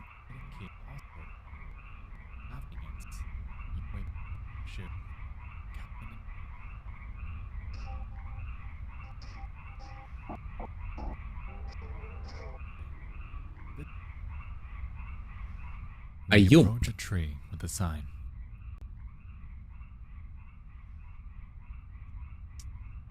Shifting tendons shape anatomy. There are fewer livestock now.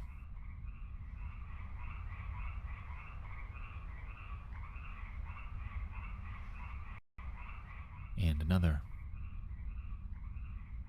Wretched hands tap my window. A stranger's fangs scrape the walls.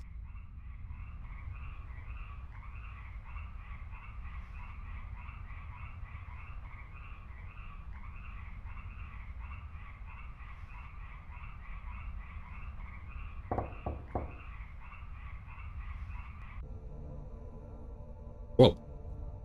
I just saw red suddenly. Oh. Who farted? Right? And another. The floorboards creak while I sleep. Growing cracks leak with red.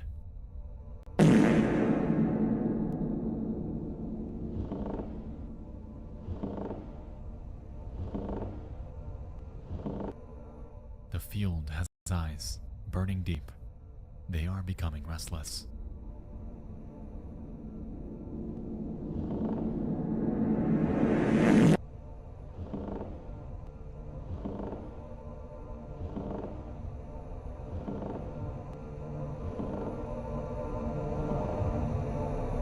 It's the iris.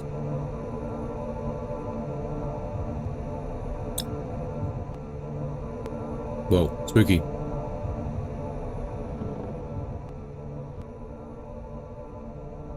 Me and the boys ready to play Fortnite.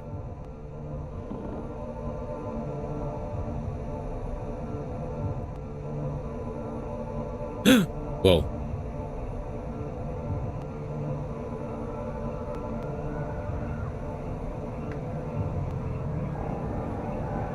That's pretty spooky.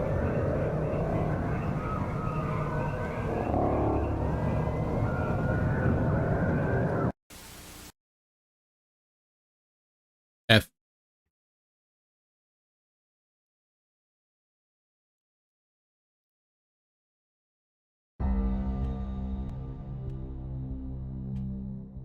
The mannequins, the hole, the police car, the ritual, and the iris. There is a ton to unpack within Lethal Omen, and the beauty of it Baguette? is that when presented in a video game format, you're left to encounter these on your own. So let's recap. The role of the mannequins seen in the attic ending is currently unclear. It's important to note that they appear to have a much higher polygon count than anything else found in Lethal Omen, but aside from that, hardly any context is given regarding their existence. If I had to guess, I'd say that they represent the strange men that the camp admin referenced in their note. If we can recall, right after reading it is when we encounter them for the very first time, leading to a potential connection between the two. However, this is hitherto unconfirmed. Moving on to the hole, this appears to be the byproduct of woodcrawlers, their breadcrumb trail as they breach the confines of Earth. It's currently unclear what exactly that plague is, but perhaps we'll find our answers in later uploads. The police car seems to represent a victim.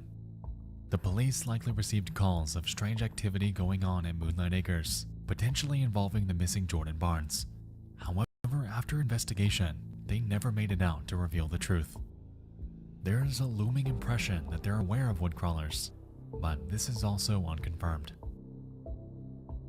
And lastly, the ritual, an embodiment of helplessness. After realizing that everyone around you is infected, is a fake person, you lose all hope on fighting back. Police can't help you. Camp admins answer the door. They can't help you. The bunker that's supposed to keep you safe, that can't help you. And a supermassive sentient eye is looming over you. Just It goes despair. without saying that in a situation like this, fighting back is futile, and the game communicates this by waiting on you. Get in, they beckon. Give in.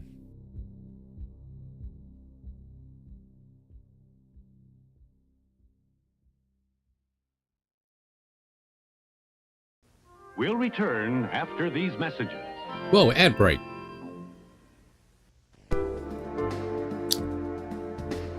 I think this is the halfway break. Halfway point. Oh, I love you. Oh, and it's spelled like an I.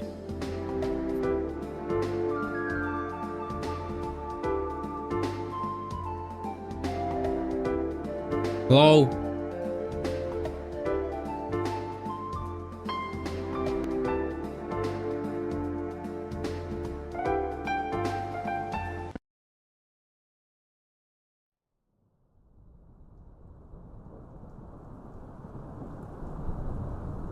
Yeah, this is the intermission part.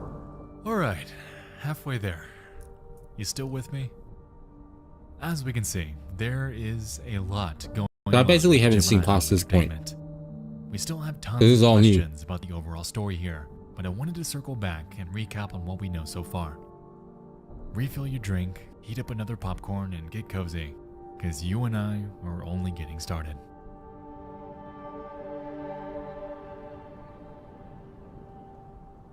In review.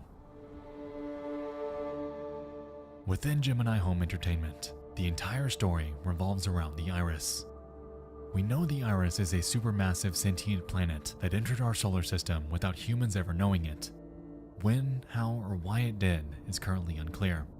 But what we do know is that it infected the neighboring ice giant Neptune, turning it into something that is alive. Neptune has become somewhat of a minion to the Iris. A vessel, or lens, Has like a that it flesh uses to part. emit solar storms targeting Earth. Given the diagram from artificial computer learning, we can infer that within these solar storms are embryos and seeds that mutate into woodcrawlers in nature's mockery upon landing on Earth, the Iris's next target for mutation. Back home, the primary prey of woodcrawlers are humans, but we know that they're able to inhabit the bodies of animals as well. Woodcrawlers are highly resilient and clever, given their ability to imitate humankind, although it's still unclear what exactly they do to achieve this. On top of woodcrawlers, nature's mockery is introduced as the major flora to steer clear from, and its method of infection appears to be via direct contact. Somehow, at an unknown speed, this plant paralyzes and disfigures whatever it comes into contact with, leaving the victim in a vegetative state forever. At this Vegetable. point, we're currently unsure if nature's mockery eventually kills you. But even if it did, that's not much better. Within the camp information video, we catch wind of the mythology behind a campground called Moonlight Acres. Given that the strange knocking men existed at the same time as the so-called skinwalkers in the 1930s, I'm led to assume that this campground was among the very first establishments to encounter the effects of the Iris. This explains why every single original staff member died, Yeah, except the admin. what was that clip called? That was really good. I forgot what it was This point called. leads us to Lethal Omen, an archaic video It makes game raw that carrots spans the actually time period bearable. for Gemini somewhere in the 1990s. Forgot what the dip was called. To me, the game seems to I don't know place why I us think of into the nutmeg. shoes It's not of that nutmeg. admin, Hummus. Yeah, that's what it's taking called. us through Hummus. their final Yeah. minutes within their desolate campground. The various endings seem to be symbolic of the many Surprisingly, ways hummus they is could pretty have good. died. Well, it tastes pretty But good. that true ending, the hopeless suicide and transformation, that Yeah, I don't think is I'd want to what live in a killed them. bunker. Bunker? Lastly, we have two characters, Jack Wilder and Mary. Admittedly, Mary's background has been elusive. We can assume that she mutated into a woodcrawler somehow, and have As also long made as the there's, tenuous internet, assumption then it's that she's fine. trying to communicate to Jack through the Yeah, regular what flavor computers. hummus? Regarding Jack, He's a recurring character throughout Gemini Home Entertainment. Hummus dip Obvious makes references carrots are made actually in the wilderness bearable. and AI videos. And given the nature of his work as a wildlife videographer, it leaves me to wonder if he has more to do with these tapes than they're letting on. If we can recall, World's Weirdest Animals, Storm Safety Tips, Who and did that? Wilderness Survival Guide all have strikingly similar shots of video. So if he's the one behind these, clearly being attacked in the very first video, we're left to Yeah, we'll wonder make what happened 5G to him. in the internet or in the bunker. Where is 6G. And so, alongside the abstruse nature of Jack's role here, there I are see. still tons of questions left unanswered. Why do these tapes start off ordinarily, but devolve into a disturbing mess? Because that's Do the each of analog horror companies formula. that Gemini Home Entertainment distributes for have humanity's best interests in mind, or is there something larger at play here? I think we What can make an exactly analog was that horror play series we chat. kept seeing in Lethal Omen? I think we can do it. Why are there stockpiles of SIB recordings in the admin's cabin? How exactly do woodcrawlers infect humans? Is the majority of humanity aware of this impending threat? And most importantly, why did the Iris enter our solar system? Haunted We know it's there, Genshin but Impact. we don't know how it operates and what its overarching Installer. plans are. What we do know, though, is that Gemini Home Entertainment is aware of all of this. They know about woodcrawlers, nature's mockery, the plague, the deaths, and Neptune's infection. I mean, aren't all analog horror just pretty much We creepypastas? know the least about In the them. end. Clearly, there's a lot of context left to fill. So let's buckle down and see what else Gemini has in store for us. Yeah, just like there's a stock standard 4x3, add a film grain filter, add the, you know, the light thingy, the light bleed through effect, overlay, you know, 1993 cam overlay, the muffled audio, right? And you know, the music, the weather channel music as well. Oh, I stopped watching here because it was too scary. Well, perfect timing. Who's Nick Nocturne? Yo, MD can make a few, and then MD can write the script, and then I'll make the We video. once again meet our good friends over at Yo, that'd be Analogue sick. Technologies. This time, they're presenting an instructional guide on how to set up a sleep image visualizer, a device in which we can assume to give us a look into the dreams of others. Actually, do you want to do that, We begin MD? by I mean, if you have nothing else to do, you orienting just write them ourselves down. with the and headset before we move on to learn how to set it up. Interestingly, Oh, well, I don't know what throughout Night Mind this is. video, we'll soon notice anomalous interruptions that have been recorded over this tape. I found the cursed Nintendo 64 cartridge in a garage sale. It's a song about that kid. Yeah.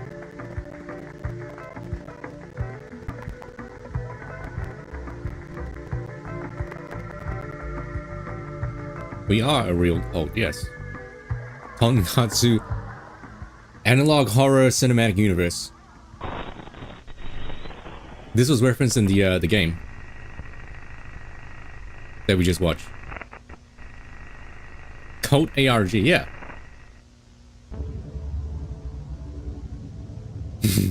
Hello. He's peeping Tom.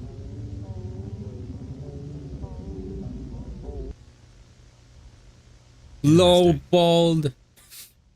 So, in the middle of this video, we observe it cut to the Oh yeah, if you want dreams the MD. of a Levi Jacobs, and within it, we witness our first mannequin character outside of Lethal Omen. Unfiction. That's what it's No called? further I see. context is given to why they're there, but curiously, right after this The dream Mal sequence, bald. we can observe Oh, that God, same speaking of mannequin bald. head being used to represent a SIB client.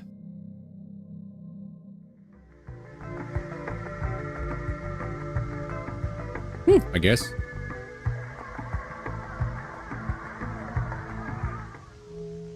Yeah, we'll be. I think we'll be hyped to see what you come up with, man. If you do decide to do it, we gotta have the male and female like toilet symbol stick people, right? Yeah, excuse me. Oh, is it a case of like stop copying PewDiePie, that kind of thing, Potter?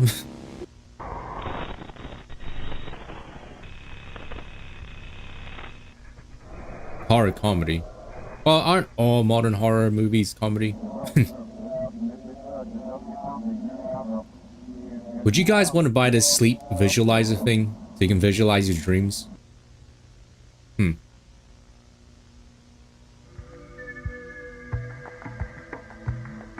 That'd be pretty neat.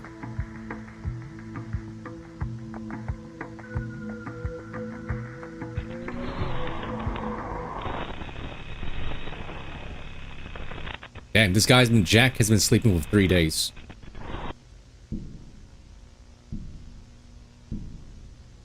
Dang. Yeah, me. Me in the chair right there.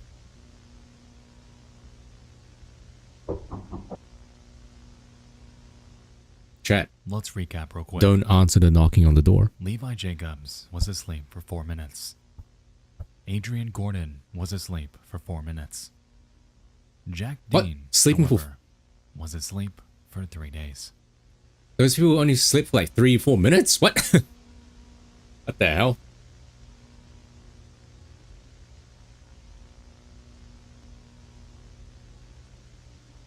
Oh, maybe more. Empty. T-Dog Steve.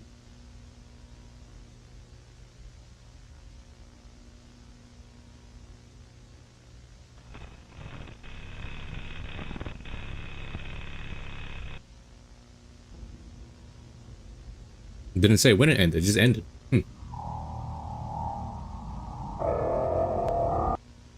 Wow.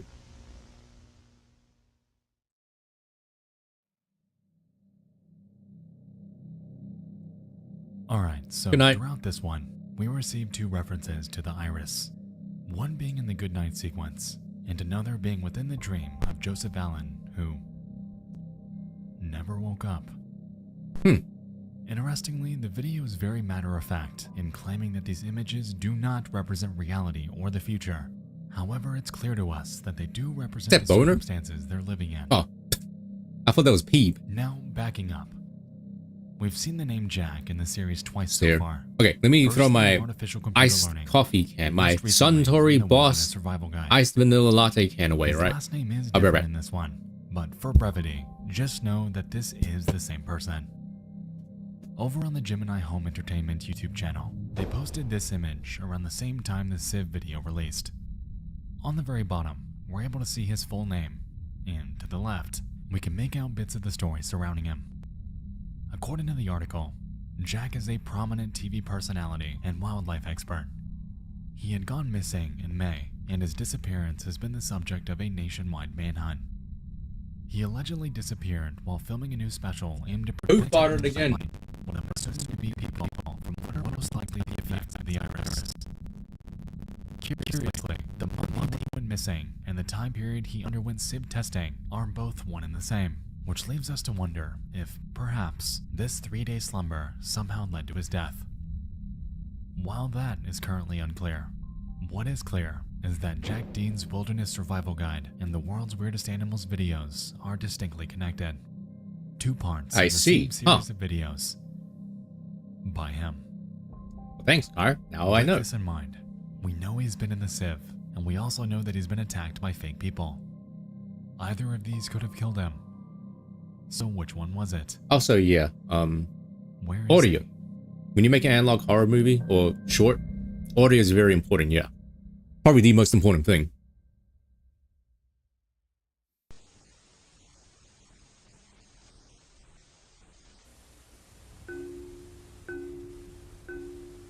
Oh wait, I think I stopped watching after this one. No wait, no, one after this. Yay! Woo! 48 hours of fame? That's more than 15 minutes. Kermit's hitting the gritty.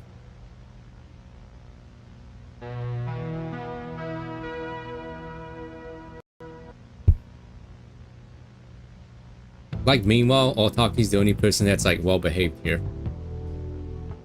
See that floating thing? Next up Yeah. on our list is a That's part of my family-friendly model. guide made by an Optica Video called Games for Kids. Are you bored? Need some new fun games to play? Well, you're in luck, they claim. with the introduction of this new gacha game. Of various games that kids can play. First up, Kyre? hide and seek. Where Simple is enough. Kyre? One player's the seeker, and the rest are hiders. They count to 20 and go on the hunt.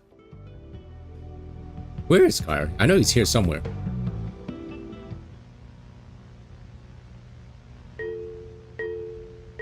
Yay!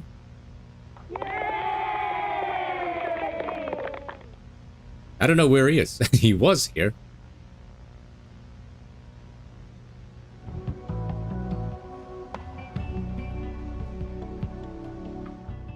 Next up, freeze tag. Oh, he's there. One player is it. He's just while small. The rest are runners. Of course he's a skunk.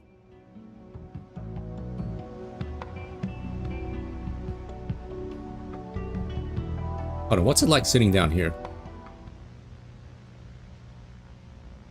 Should I sit down here? Or is this too close? It wins. Yay!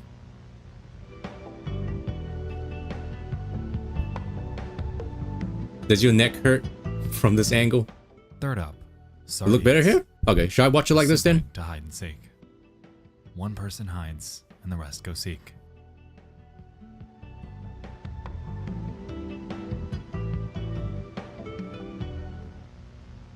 I guess it was too far away before.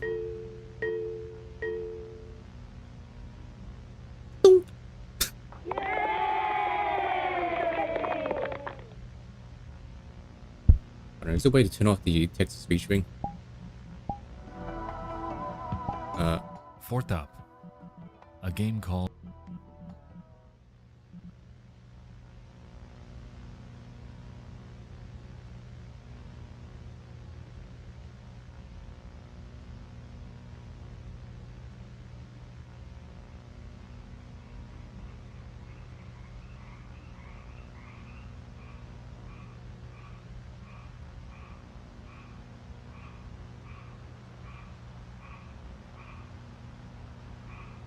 Joke's on you. We have no woods here near us. Well,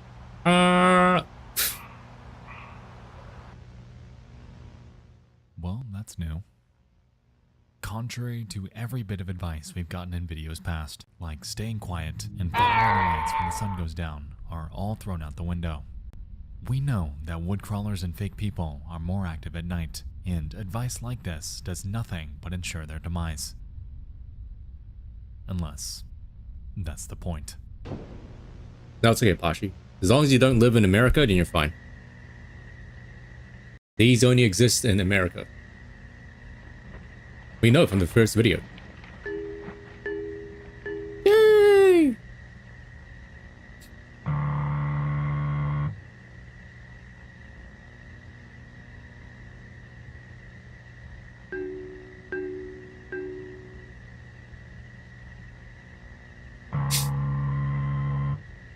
Me after pulling for a gacha game character?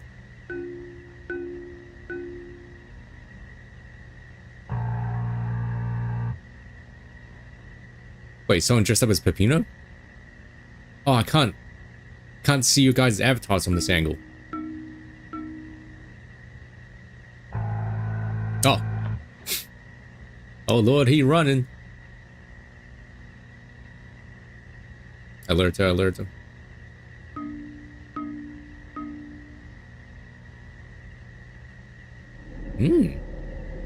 It's like me.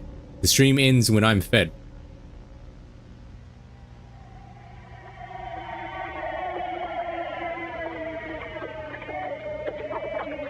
Woo!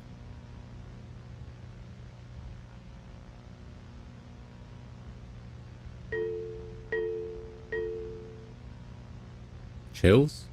There I am! Woo!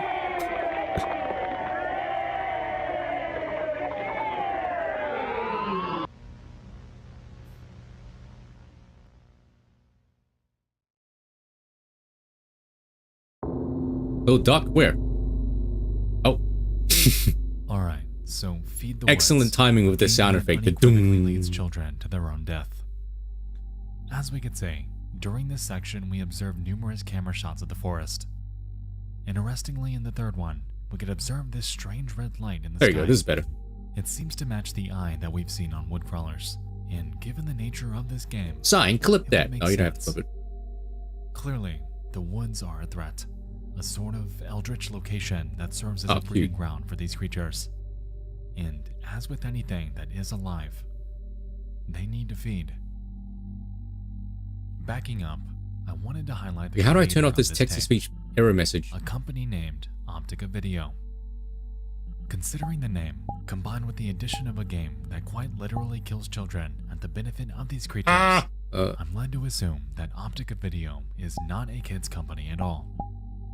This is a manipulation tape with nefarious intent. Fetish and it manipulation also drives tape. home the point that the woodcrawler's food source is drying up. With this notion in mind, let's think back to Moonlight Acres. We established that it was ostensibly ground zero for the Iris, the very first location in which humanity experienced the effects of it. Given what we know from Lethal Omen about the Lights in the Sky event cancellation and the disappearance of Jordan Barnes, we can speculate that perhaps Moonlight Acres is or was closed during the time this tape was made. The woodcrawlers are hungry, leaving them with no choice but to expand to the neighboring forest to inhabit and feast on animals, which, as we learned from the camp admin's note, also began to dwindle in numbers. It's here when we realize that they're scraping for anything they can get, and this is further evident by the shot of the woodcrawler devouring the police car at the video's end. Whoever's behind Optica Video isn't someone inherently good. They're helping them, leading us, for the very first time, to question the morality of Gemini Home Entertainment as a company. With Regnad, Harbinge, and Geneva, there was, at the very least, ambiguity in their ethics. But here, that's not the case at all. Yes.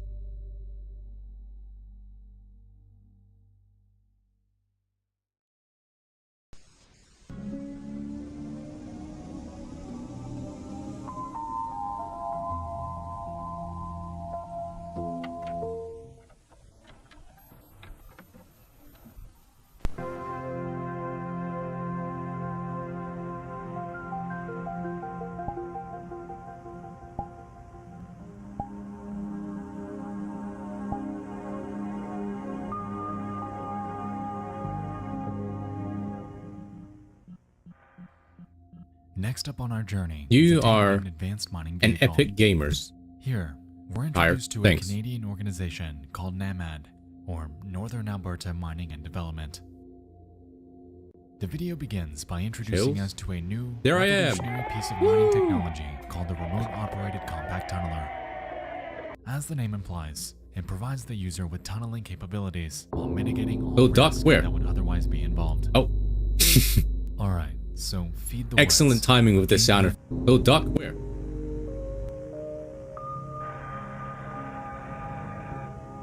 You should be modded for that. You should.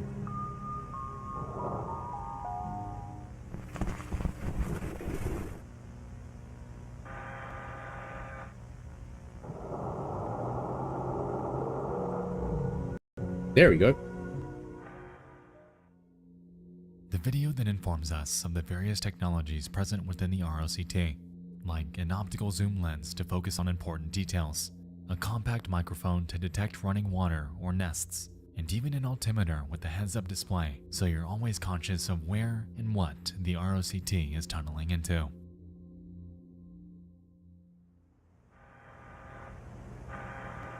I'm pretty sure there was a game that was based on this.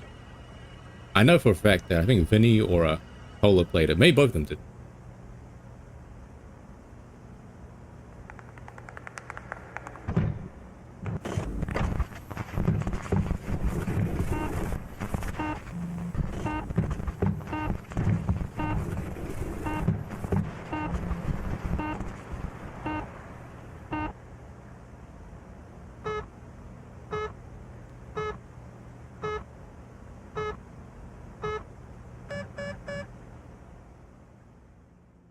Yeah.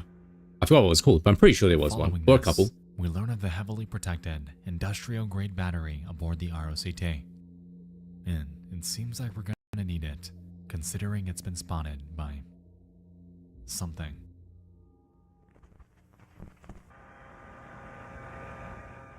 We then cut back to the ROCT's. Are those like camera at a depth old of 145 infomercial videos meters. just called analog videos? I'm not talking about horror, but like the very classic old infomercials and commercials.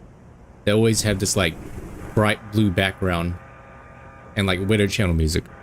Interestingly, spread throughout these caves are some sort of fleshy, stringy substance that we haven't yet seen.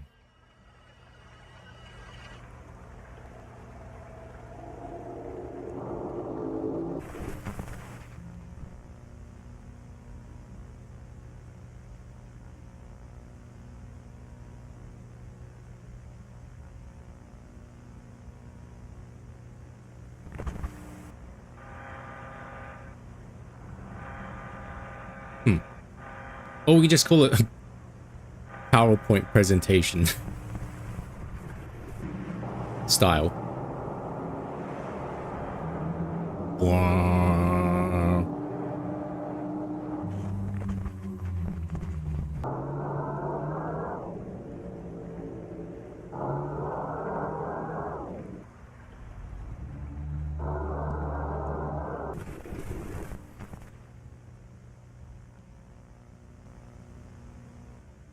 Shifting tendons shape anatomy, mutation of the heart. Ew.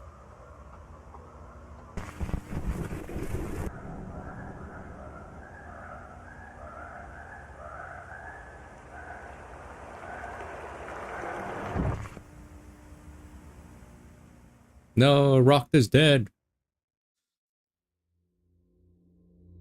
So here, we observe the ROCT tunnel into what appears to be a woodcrawler nest, which are later referred to as gardens.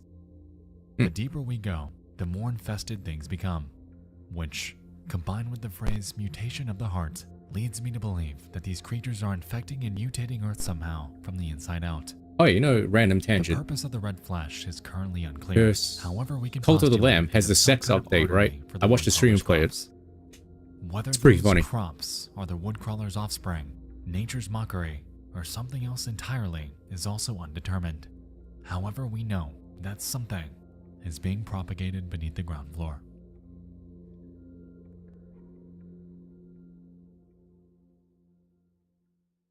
The actual. The good old PowerPoint.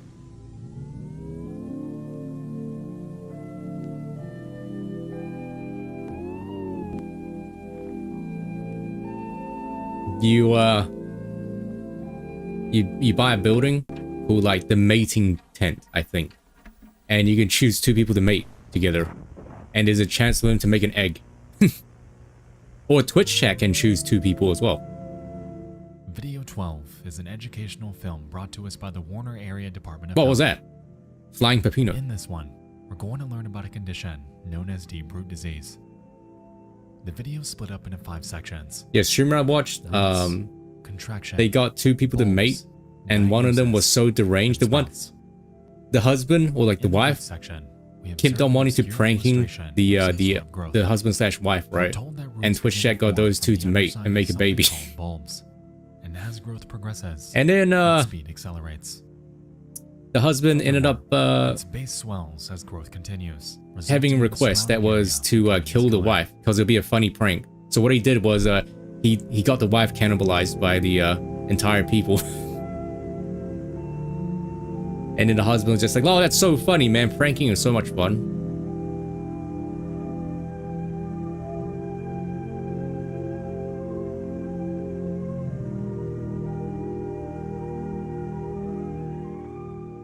Just for the sex? I don't know. With this new In-game that is, yeah. we I don't know if learn it's a that free this update. I think it's a free disease update. is biologic. Okay, Drawing I on stopped the watching point, here. This is this new. first illustration is taking place underneath the skin surface. We learn that it progresses rapidly, and after making contact with bones, is able to spread freely. What exactly its effects are is still unclear.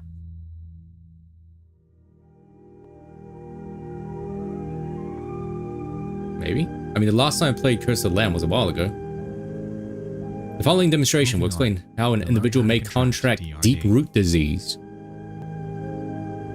I'm deeply rooted in gotcha. Oh. Here, though, the subject is... There's something so creepy strangely about the way this is shot. doing absolutely nothing. Like... Monka. Like the framing and the visual, the way it looks. Typically appearing on any normally exposed part of the body, arms, leg, neck, bulbs are the first visible sign of deep root disease. Bulbs can range from 2 cm to 10 cm across, meaning the growth may remain unnoticed for any amount of time. The area will become inflamed as rooting stage progresses, and small sores may appear around the affected area. As rooting stage reaches climax, these humps will begin to form more rapidly. Oh, lumps, sorry. Climax and humping, inflammation then abruptly halts as sprouting begins.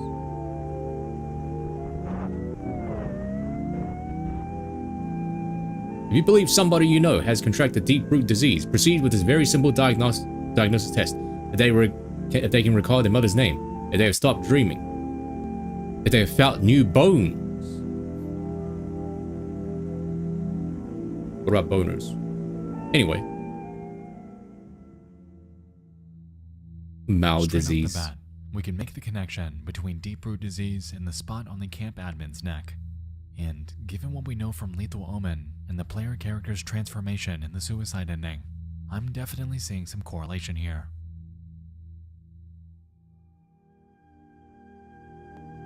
Sprout.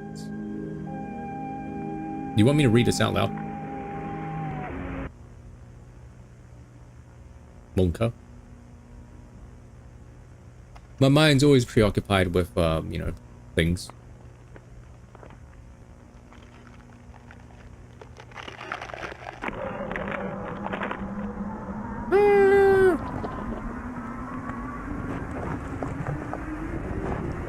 I wonder what he does to, what he uses to animate stuff like this and draw.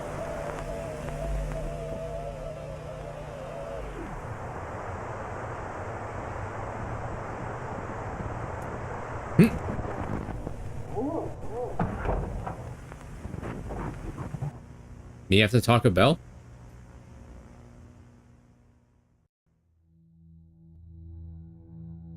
Ultrafix? Maybe.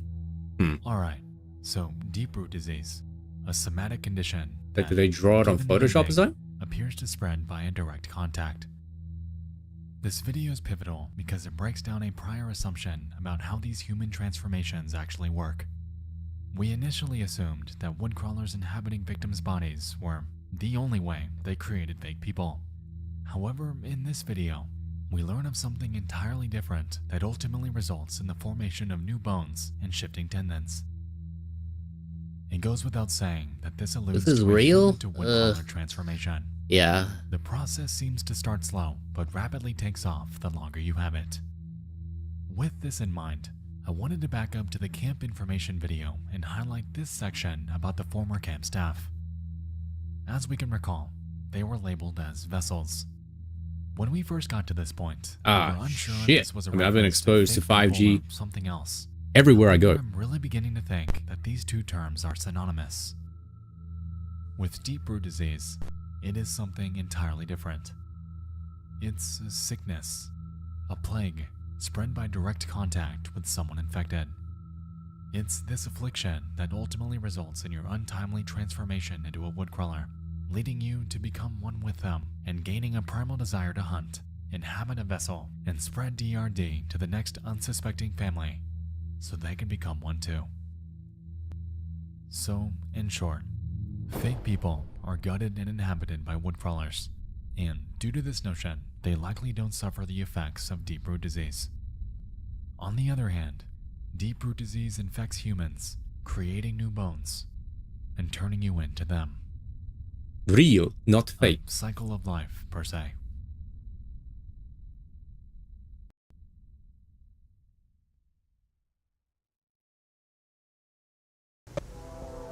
Okay, this is brand new to me now. I know I said this like 5 times already, but this is brand new from here on. Back to computers.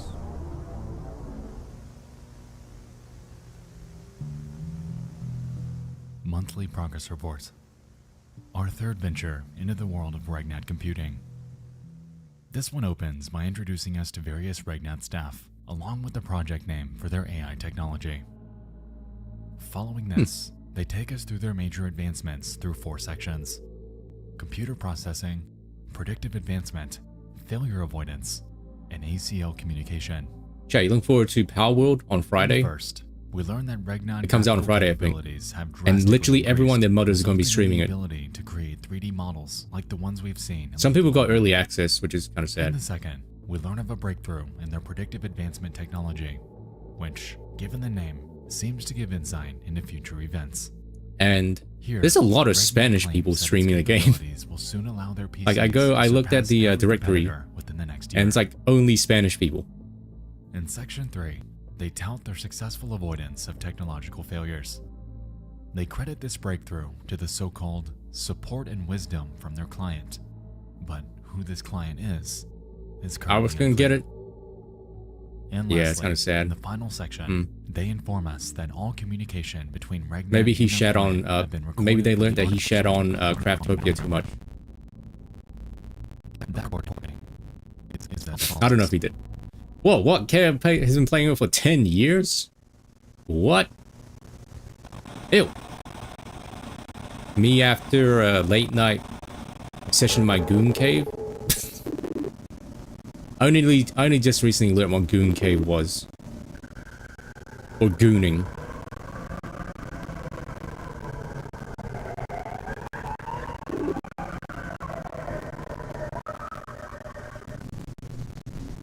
Isn't it just another term for like, yeah, it's just masturbation, basically?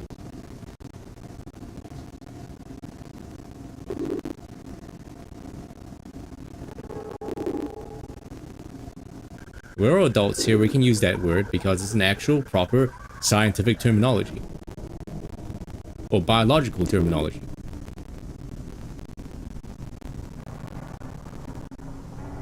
It's the Eye of Sauron. It's not? Oh, can you explain it to me what it is then?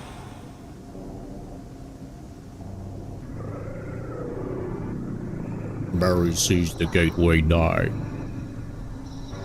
Sleeping ones are eaten whole.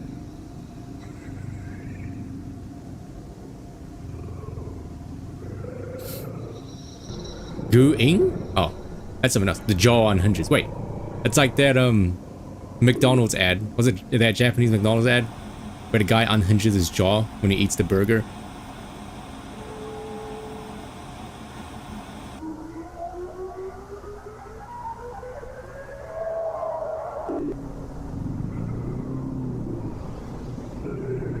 New things roam the feeding grounds. The harbinger guards in vain. Mary hears a creaking sound. The hungry eye is welcome.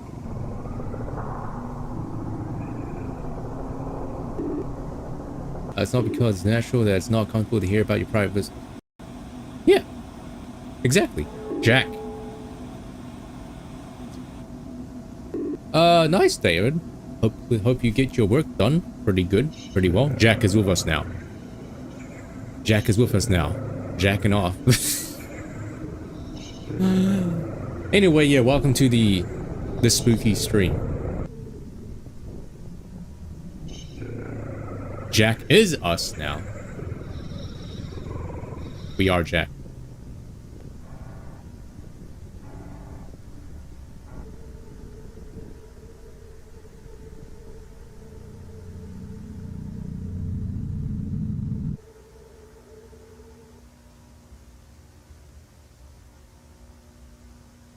In short, the progress made throughout the month of October has drastically increased our technological capabilities. Our client's influence on ACL system has allowed for tremendous progress to be made. We expect to meet our client in person in as little as 7 months. You guys like how so far there's been like 0 jump scares? And no sudden loud noises? And no like... For the past 3 minutes, we observed the AI tech in action. And yet it still like Given manages this to be time, kind of we creepy. have a grander outside Not kind of, but perspective it on does how manage to things be work really creepy, and actually. allows us to formulate some key points. For one, we can see that the RegNet computers are becoming infected with the sprouts we saw in deep root disease, hinting at the possibility that this mutation can spread through some medium of analog transmission. 2. We realize that they're on iteration 1417, meaning that they've nailed down communication to an art. 3.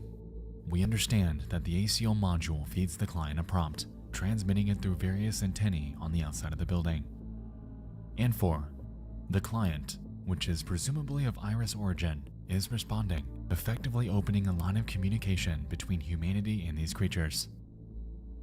Now, at the end of the video, we observed RegNet's eagerness to meet their client, meaning that they're well aware that they're communicating with something. This is not an artificial intelligence, and these stories bear stark references to what we've seen from Gemini so far. In iteration 1417, we can observe that the prompt is Earth, with the response given reading. Mary sees the gateway die. Sleeping ones are eaten whole. The vessel floats into the maw. The jaw unhinges. Now, this could reference one of two things. Either we can take it literally, assuming that woodcrawlers eat people like the vessels we saw in the camp information video, or we can take this symbolically. I think I need to change it to desktop speakers because my headphones are like cutting off seems to allude back in and to out. Saturn Kind of and its annoying. rings. Given that they seem thinner than usual in the Our Solar System video, combined with the fact that it was referenced as the Gateway, perhaps Saturn is in the way of sorts, unknowingly there we suppressing go. Iris's influence on Earth. Oh, my ears and my head. It's Getting withering Tyler away, one dent. and at the very same time, the threat of the Iris is ever growing back home. It wants to mutate, to consume everything, and this vessel we all live on is inching closer and closer to its demise. The next prompt is Moonlight, with the response. New things roam the feeding grounds. The Harbinger guards in vain. Mary hears a Yeah, creaking David, sound. make sure you don't answer the The door. hungry Do any heart is knocking. welcomed. Admittedly, this one's a bit more ambiguous. Could be referencing fake people as the new things that are more active at night. However, that's ultimately up for debate. What is clear is the term Harbinger, which clearly alludes to Harbinge technologies. A Harbinger is defined as a person or thing that announces Half or also signals added the me approach on of another. VRChat, actually. In other words, exactly But she's probably what sleeping right Harbinge now. Technologies is doing. This line drives home the idea that this client is aware of their existence, and so too of the inadequacy of their products. This explains why the woodcrawler was able to break in so easily in Lethal Omen. Their guidelines don't work, but they're none the wiser because they probably followed them too, and died. F. Lastly, with the references to Jack, we can assume that he mutated. When this happened is still unclear. However, we can postulate that it just might have been when those fake people attacked him. And so, with the way Jack. things are going here, I don't think RegNet's onto a breakthrough. Any sane person would pull the plug on this project. However, they're pressing onward. I know this won't be good. Oh, we're almost there, chat. We're almost there. Yo, party! Merry Christmas. Moonlight Acres Family Camp, 1985 Christmas Eve party. Barry Christmas Johnson. Eve party. I love those. Oh, nice, Doc. They're on the Here, final we're stretch. placed into a 1985 Christmas Eve party at Moonlight Acres.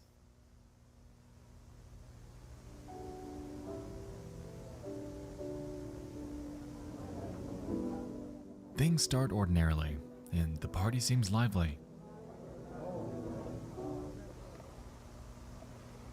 But The sun's going down though, and we Oh, all no. know what happens then. Snowman.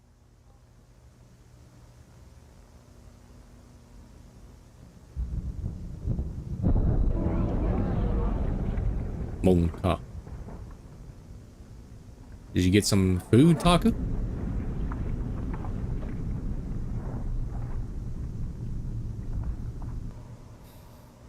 Wait for it. Waiting for the burn.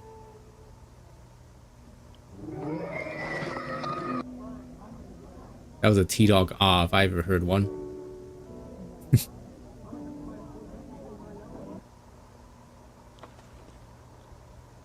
Oh yeah, it's not even the afternoon yet. It's still the morning. Gorilla.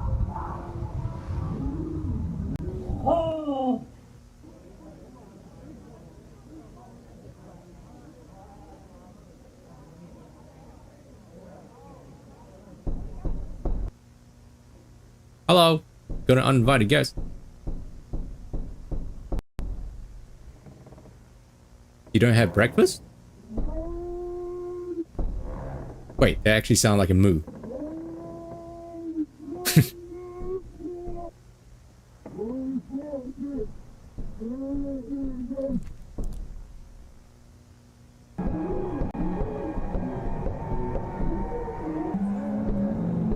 No breakfast? Huh.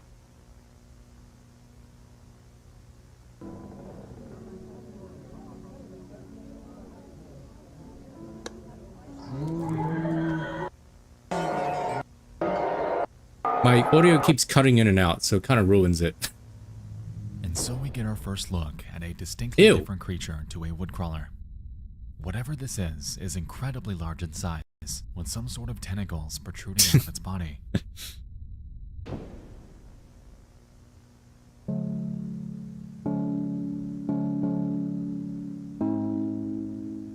Frenzy plant.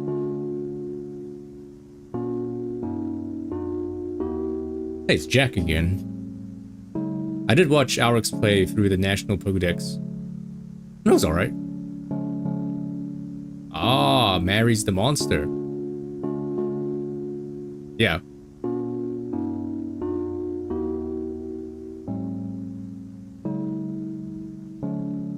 Merry Christmas.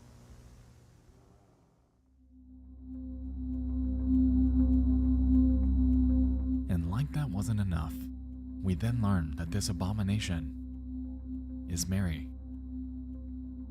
This video is interesting because it presents a contradiction. Mary Dean was listed at the beginning as a videographer. However, at the end, she is completely transformed to this.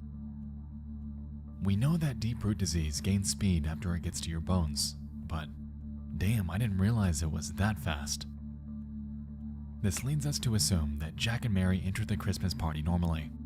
Mary's affliction was likely at a very late stage, and she probably figured she could power through it. With this, the outside shots are potentially filmed by her as she stepped out to get some air. And while out there, that is when her transformation finalized. I know it sounds like, and could very well be a stretch, but I'm struggling to find an explanation for why this is. What is certain though, is that she isn't a woodcrawler. She's as foreign to us as woodcrawlers are to them. God, it looks so... Ew. And now we see what that mentality feels like.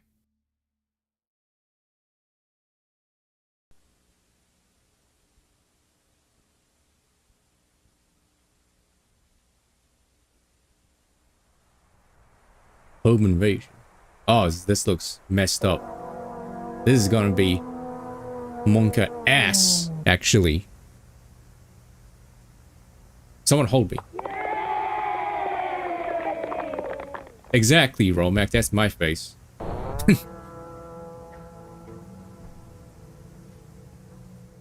Home Invasion Help, an educational guide by our good friends over at Optica Video. The video begins by explaining how stressful home invasion can be, and reassures their viewer that this video should ease that. We're then told a couple points to be aware of, like the fact that windows and doors are the most common entrances during a home invasion, and that locking them can slow a threat. Following this, it advises us to install a security system, including cameras, motion detectors, and alarms, all of which can be disabled by blunt force. That's why you should never get a two-story home. Just get a one-story home. As most home invasions take place at night, sufficient lighting can sufficiently stop a house invader before they reach the house. The following is a list of commonly used methods of entry during home invasion.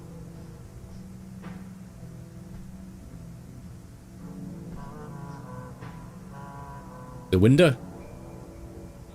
Window. Breaking a window can create easy access to the home. Note that this will cause noise that may alert prey. Prey? Huh? Vocalizing or making percussive noise against the door may cause prey to be drawn to it, allowing for easy access to the home. Audio luring. Burrowing underneath the house's foundation can create access into the home from below, allowing for easy access between nests. Dang, I should try these as well. Following will explain what to do upon entry into a home. Oh, so this is from the POV of you breaking into the house.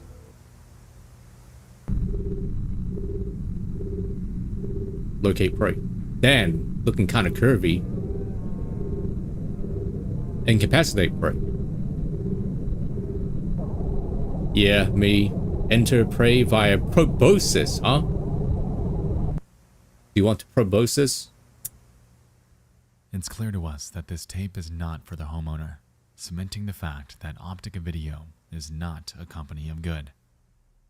Really? You have good security system? Really? Interestingly, does it go we wee now woo wee know the woo? method of entry when woodcrawlers create fake people. Incapacitation. Is this the followed by entry through the proboscis? Is this the prey or is that the in monster? other words, the nasal cavity. Oh snap! I didn't Now, there. quick side note. The reference to the proboscis is interesting because it's not something inherent to human beings. Interestingly, we also saw that woodcrawlers perceive humans as what appear to be mannequins, and perhaps their interpretation of a human nose is a proboscis. I don't know, could be a stretch, but that's what I took. Okay, I'm gonna play this through my speakers because my headphones keep cutting in and out. It's kind of annoying. Oh snap! This is messed up. Is this from the POV of the intruder? Following this, we're now outside of a home. I think it is. This handheld camera footage seems familiar. Let's see what they find. All right. You're literally playing Five Nights at Freddy's. Oh man, you ready to scream? This is messed up. This is why you never have two-story homes, man. It's always the stairwell that's creepy.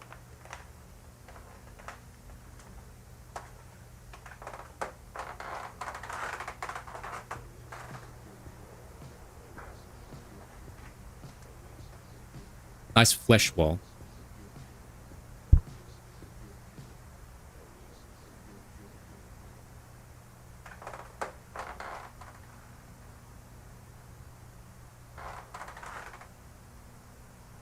We don't even have a basement.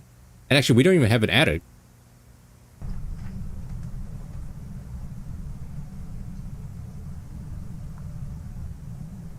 Yeah, basically me after sitting. That's a mood. Me after sitting in my chair for the entire day.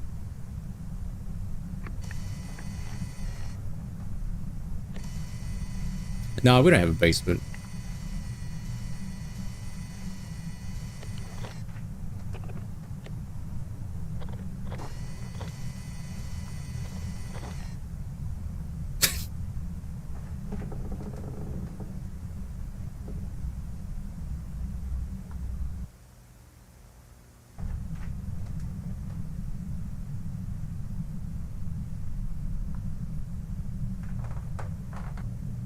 We have an attic, I think.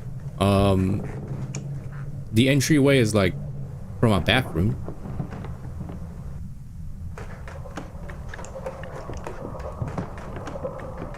Oh Lord, he running.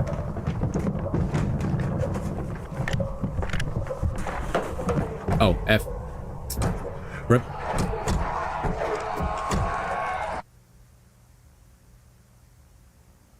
It's funny. Going back to the beginning of this video and rereading everything with this new context really paints things in a different perspective. This video never referenced homeowners. Spooky and It was fun, always huh? ambiguous. No, I don't think so. So, throughout this home, we can observe the red fleshy substance we saw back in the garden. Furthermore, we can notice that same material sculpted into the shape of humans, with one of them clearly being alive. Oh, I don't see the eye.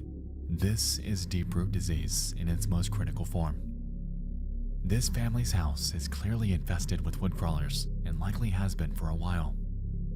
Alongside this, the disease was possibly all over their house without them knowing it, and after contracting it and having it run its course, we now see exactly what it does to you. Furthermore, as we can recall from monthly progress reports, these deep root sprouts are able to grow anywhere, giving us a visual cue and warning of places to avoid. We can also notice how these people can't move. Much like the plagued NPC at the end of Lethal Omen, they're frozen, likely in their final moments of infection before their final transformation takes place. You're left in a vegetative state, unable to move, unable to feel, unable to speak. But there's a catch here. A few videos ago, we postulated that woodcrawlers do two things: spread DRD and inhabit the victims' bodies, which we now know is through their interpretation of a human nose. We never really entertained the idea of woodcrawlers inhabiting the bodies of people already infected, which is what I believe is happening here.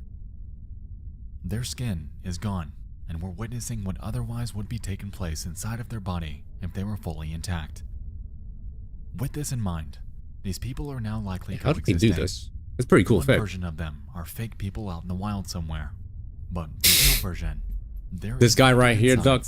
Yeah, on the chair. Well, that's what you're looking at.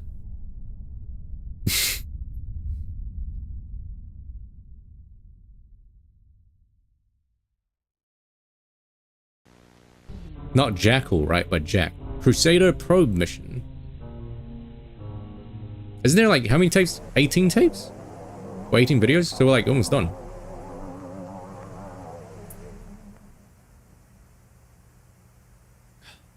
Geneva.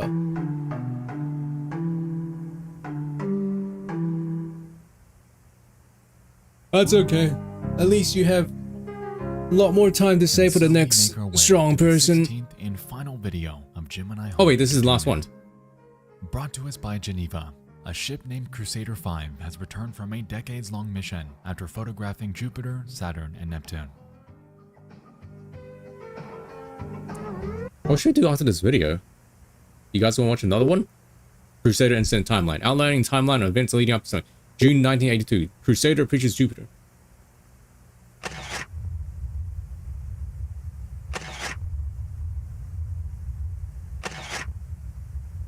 Well, you know, we'll get better luck in Claudia when she comes out 2 days. Yo, Callisto Protocol.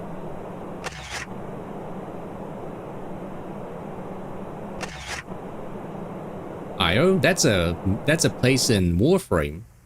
December 1985, Crusader approaches Saturn.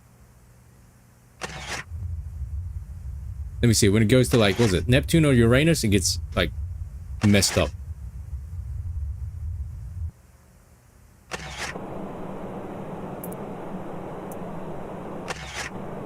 Apparently there's like VRChat horror maps, much like Roblox.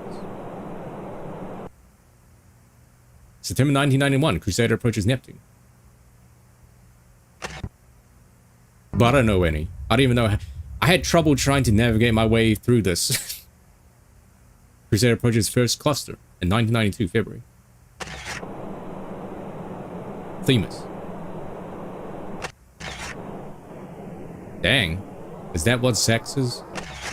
That just looks like Squidward. December 1992, Crusader approaches.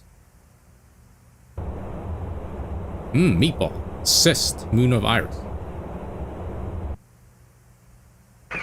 Umbilical cord, Moon of Virtuous. You have some worlds saved. Oh, really? Eucus? Macula. We'll see. Vitreous, Moon of Iris.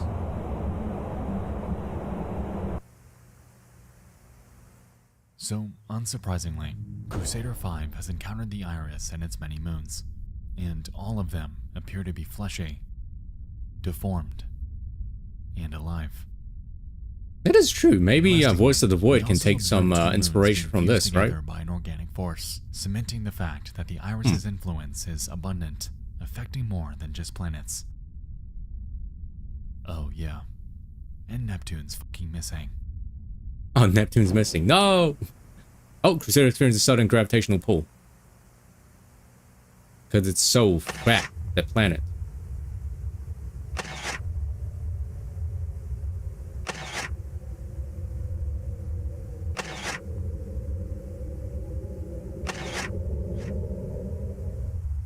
Honey. Ew.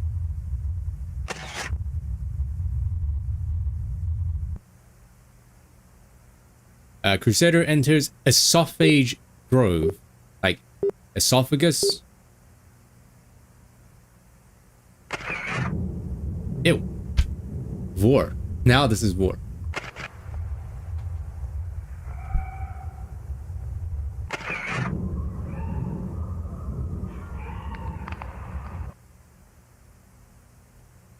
Crusader enters respiratory spinal complex.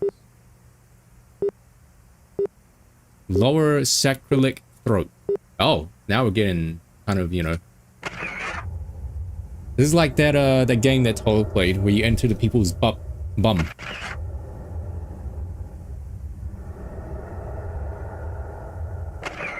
That looks like my face when I lose my gacha. February 993, lower sacroiliac throat. Yeah, Revenge of the Colon. That's what it's called. Crusader approaches conscious mind. Wait,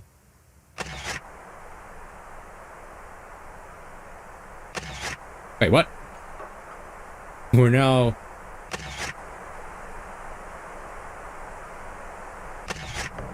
Me after waking up.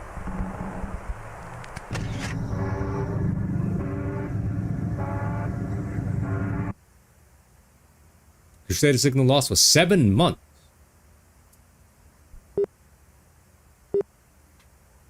May 994. Crusader approaches Earth.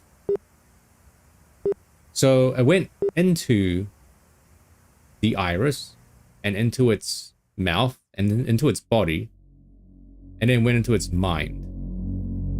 Alright, so this final video was a lot to unpack, but I'm gonna do my best to line it out. And then went into... So here, we observed the inside of the iris, something that is unsurprisingly full of every cornerstone of a sentient being, with arteries, muscular fibers, and even what appear to be egg sacs. Before we get to what we saw at the end though, let's back up and establish what exactly this Crusader mission is. As we could say, it began in June of 1982. If the Moonlight Acres mythology is anything to go off of, then we know that the iris arrived in the solar system decades earlier. With this in mind, we can infer that this mission was reactionary. It's likely that astronomers noticed something happening with Neptune, with strange anomalies and movement not physically possible. And so, they launched the Crusader to venture out, take photographs of only Jupiter, Saturn, and Neptune, and report back with their findings. As we saw, the first stop was Jupiter. Here, everything was normal. The moons were there, Jupiter was there, and everything checked out. Upon moving to Saturn, the planet seemed okay. Walter. 5 then photographs We watched the 3 of its Walter moons. files. He did a video of the Now Walton it is files, in but we Chiron. watched it already. Interestingly, Chiron doesn't actually exist, but the Crusader was still able to get a shot of it. It gets even weirder during this brief cut, in which we can read that the Crusader actually only photographed 2 of them. Anyway, moving on. We then make our way to Neptune. This segment only spans 2 months, and that's because Neptune is gone. During its hunt for this missing planet, it comes into contact with the various moons of Jupiter, Uranus, and Saturn that are all completely out of place and out of orbit. And following this, it then encounters the source of the problem. The iris. Dong. It's here where it's sucked inside and begins to photograph its interior. We then make our way through the esophagus and spine before approaching what the video calls its conscious mind. While inside, we then observe numerous scenes on Earth, including a DRD-infected person standing over a bed in early May, and either a transmission module or structure from Regnat Computing in late October. It's here where I'm led to believe that we're witnessing things through the lens of the iris. Somehow, the Crusader was able to link into its mind, observing the visual input that it's been processing. And finally, at the very end, we lose signal. The Crusader goes offline for 7 months, and from here, we can assume that it was then ejected somehow and made its way back to Earth. It got pooped out. That's what happened. Well, either that, or it's still inside the iris. And the iris is the one making its way to us. Oh, maybe.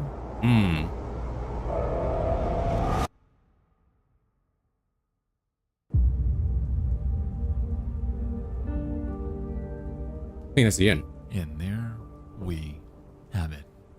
Woo! 16 videos, chock full of disturbing lore, hidden secrets, and tons of names, companies, planets, creatures, you name it. There is so much going on within Gemini Home Entertainment. I believe and the beauty they actually... is that it's given Jesus to us Christ. with such ambiguity. Scared me. Who did that? So I believe they much of this actually story is left up to uploaded another video interpretation. since And for all I know, NEXPO released you this could one. very easily have a different theory from mine on the events taking place. Tying this all together is going to be a monster. So if I were you, I'd grab a monster, because we're about to go full theory mode to piece together all of this. And so, ladies and gentlemen, Wait, to me, hold on. Gemini Home Entertainment goes a little something like this. Is this like a summary? I could watch it. Hold on.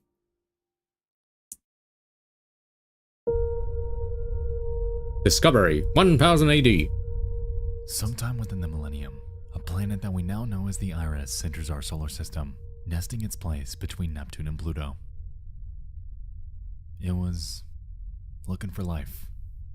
Any Oh, sort of hope he's doing a to game theory colonize. about what he thinks what he thinks this whole thing is Neptune was a about. contender, which is likely why it chose this spot. However, it then discovered something else. Okay, let me go to the bathroom really quick. The perfect target. The perfect home. The Iris begins to study, to learn how humans work and interact, simply because it can. It's far smarter and more powerful than anything humans have ever experienced, and could easily take over in an instant. But it won't do that. At least, not yet. It mutates Neptune through some sort of means that is unclear, and this transformation finalizes sometime in the 1930s. It's here where it begins to emit solar storms to Earth, and with this, Jupiter and Saturn are affected by proximity. Within this first solar storm, there were likely trace amounts of woodcrawler, nature's mockery, and deep root disease embryos, seeds, and antigens respectively. And it's possible that, upon reaching Earth, it took years for these to grow into a life stage that is invasive.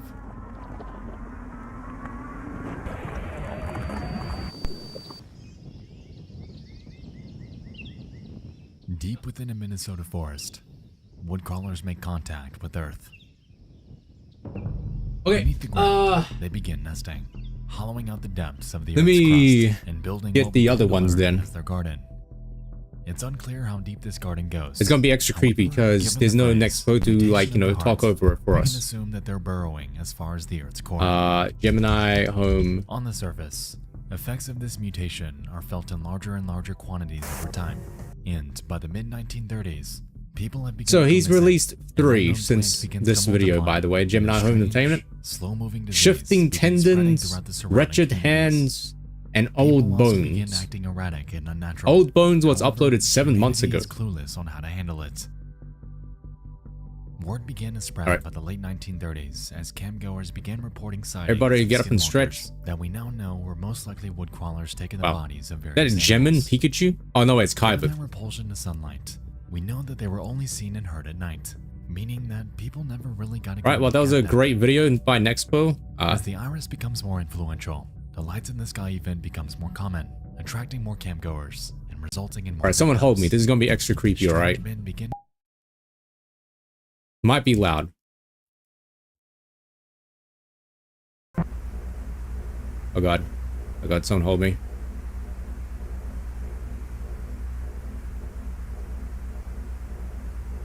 So this video got released after the last one we watched with the Crusader probe mission.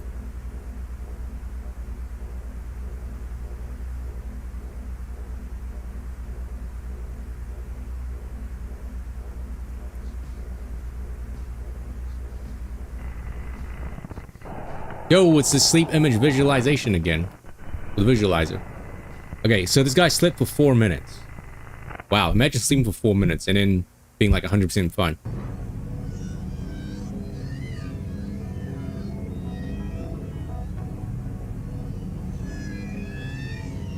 Is that a raccoon?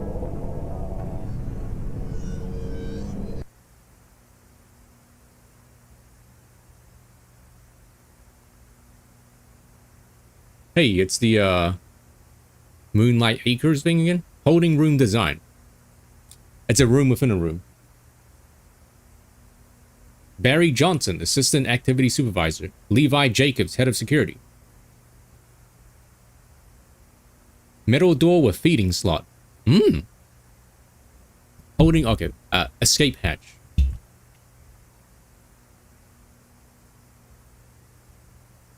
July 16, 1991. 6 days into self-quarantine. Alright, I'm gonna do my NEXPO impression. The video starts with a design of the quarantine room. We have 2 people in this jail cell. One of which is in the jail cell, the other one is outside the jail cell. Okay, so this is an open hatch. I think. Oh, it's the, Oh. It's okay, this is artistic nudity. We're fine. Okay, so it infects the right shoulder first.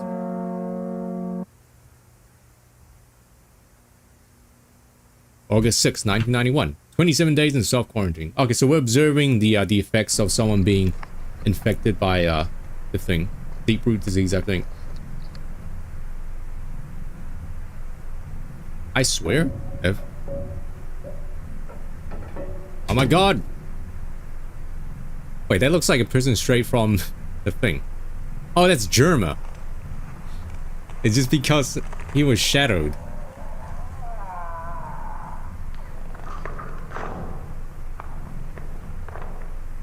I swear if there's like a jump scare, I will shit in my pants. Wait, the door's open. The jail cell's opening. He's now become flesh. Oh, now it's become that freak of nature. And it's just became, it touched grass. It became grass. September 7th, 1991. 59 days in the quarantine. Nature's cringe, that's what it's called, yeah. Ah, fuck this. Staff prepared to enter holding room following estimated incubation time. Dude, staff are equipped with protective suits to avoid contact with deep root growth.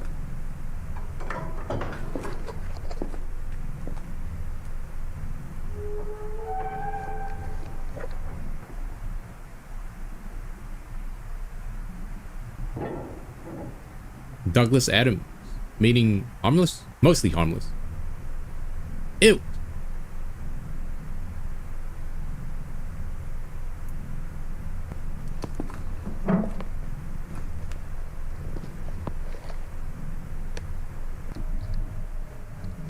It has now become plant.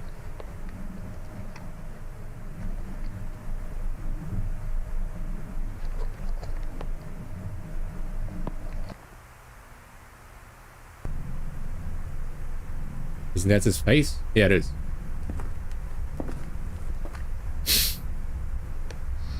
Me at the Taco Bell?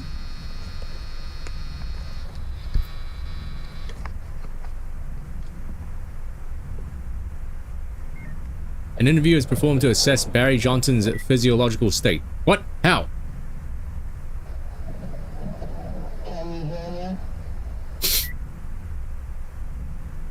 Hello?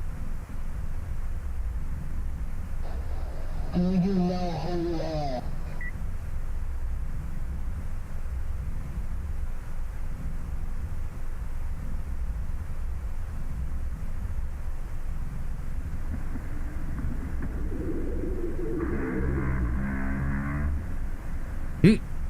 Is this repeating what he's saying?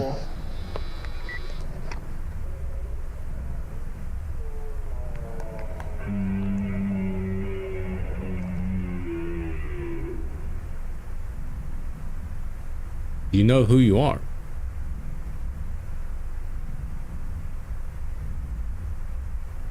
I'm just waiting for it to like jump scare and be like, ah!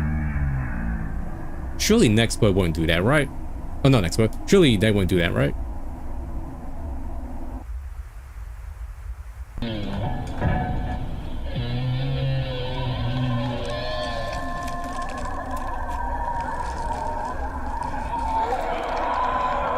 Dang. You know what? The interior of Barry Johnson is going to be occupied. Ew! MPreg? Camp staff initiate protective safety measures. Blah.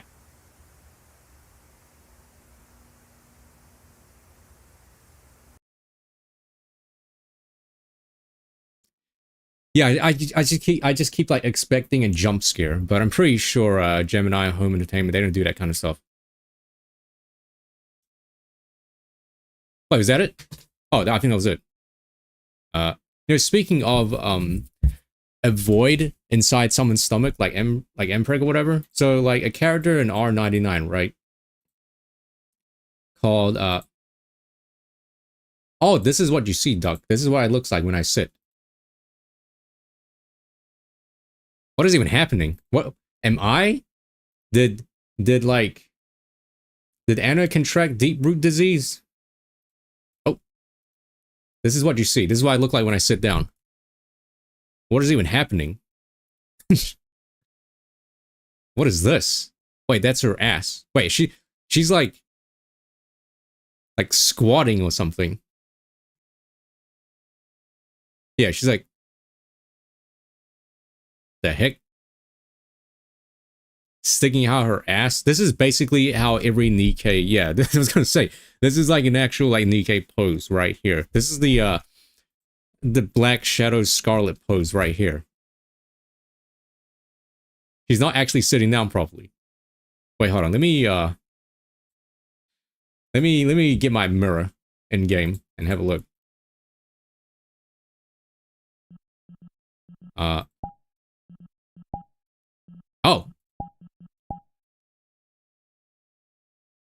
I think something's wrong with her.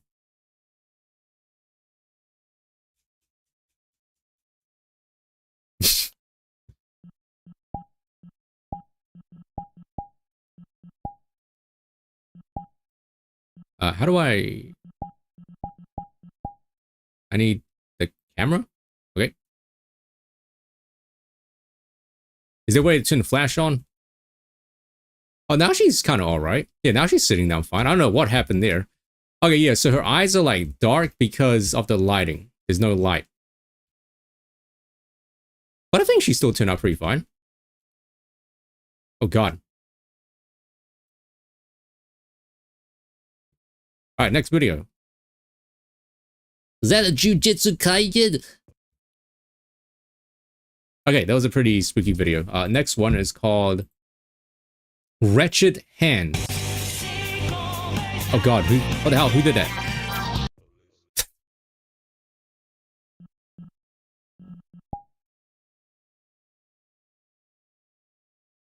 Yeah, the eyes, that happens when there's no light source. What was that? Whoa, hold on. The following... Can I detach this? No, I can't. Oh, no, stop. Stop.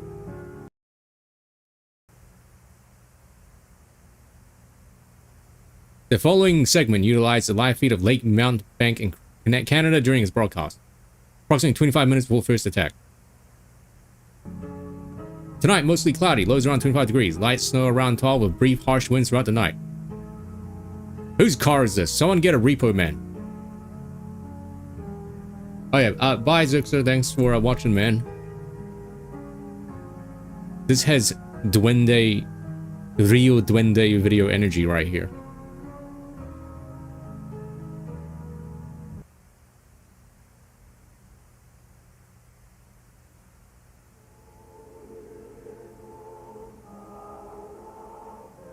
May 3rd, 1946. Curtis, come down to the camp this weekend. Fulton and I have devised a plan on how we can continue to uphold the deal without giving into those beings' abhorrent demands. Richards has seen a bear barking near the boys' cabins. We will go out and shoot it. If the statue wants a sacrifice, we'll have to settle for this. I will be a pawn no longer.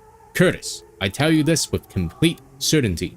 If I could do it over again, I would never have made that deal. Glenn Arthur. Okay, so this takes place in Gissing Moonlight Acres when those people in suits that knock on people's doors.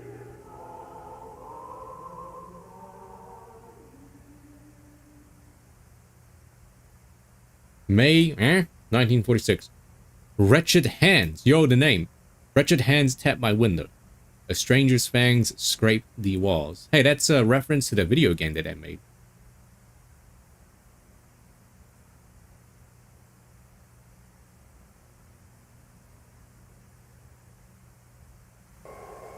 Right thigh? Ooh. Oh, hello. Thigh pics. Bo Nadler. Neck region, underside.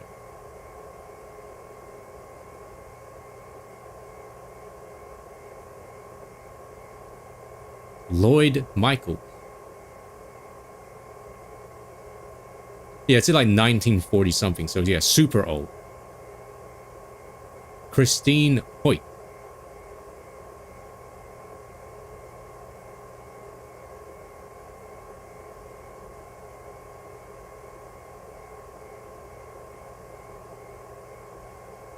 Darcy Ogden. Huh?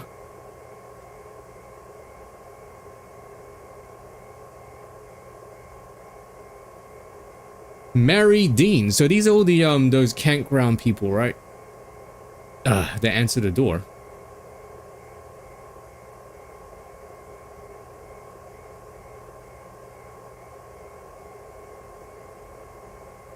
Glenn Arthur.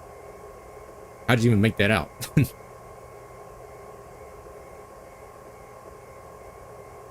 Photo comparison suggests an exponential increase in organism deterioration since mutation. I was about to say the other word that doesn't sound like organism, but sounds like organism. Organism has since lost all resemblance to a bear.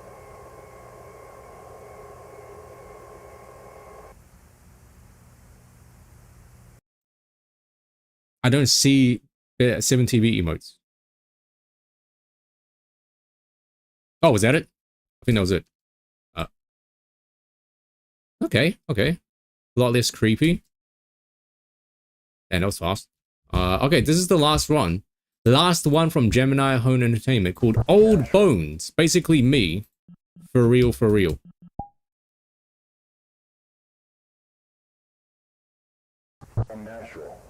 We should watch another one, another long one, but open it up to the public.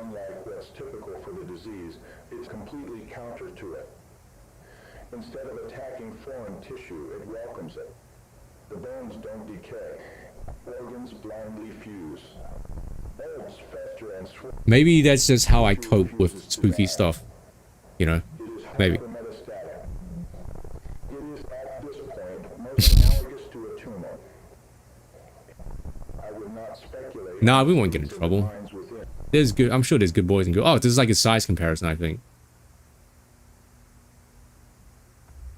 Selected excerpts from the Journal of Glenn A. Arthur.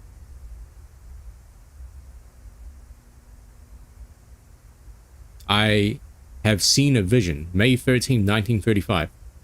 It's like a prequel. Oh.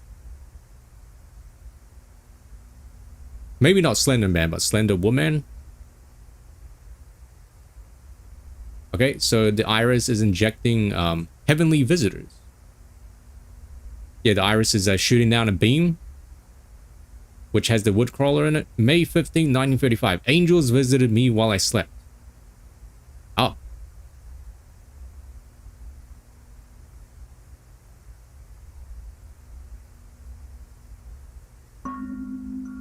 Spooky. What the heck? They're kind of funny.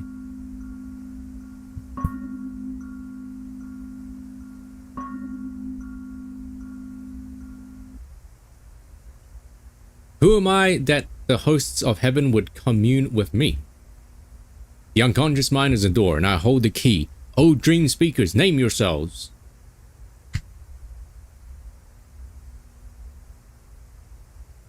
May 23rd, 1935. Vision from my angels. A half-living thing grows outside camp.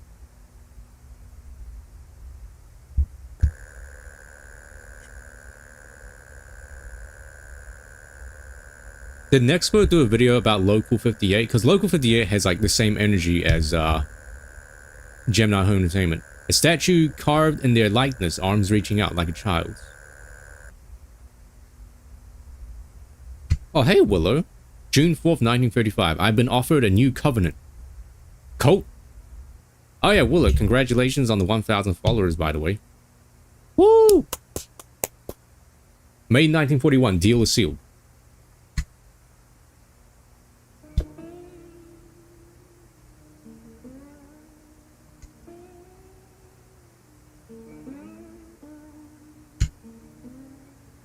Oh, that's a shame. Well, then again, there hasn't been any new Local 58 videos in a while, right?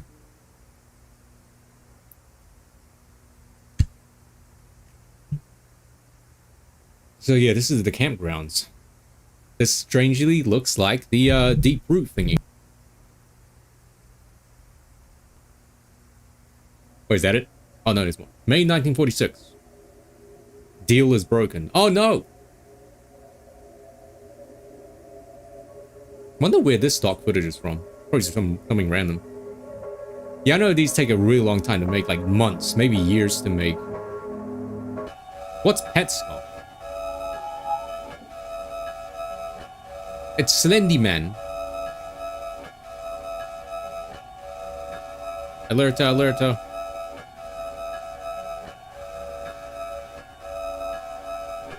Wretched hands tap my window, stranger fangs create walls, sleep beneath the feeding grounds. Jack, do you see me? I become something else. I'm still in here, don't leave me, you bastards. Oh, dang. I don't know what Petscop may. I don't know what that is. Oh, fuck this.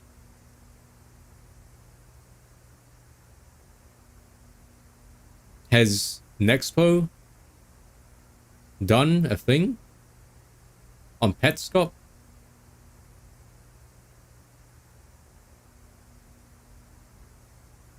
Yes, but is it like finished? Is it like a finished one, or is it like this one where like he finished it but then they added more?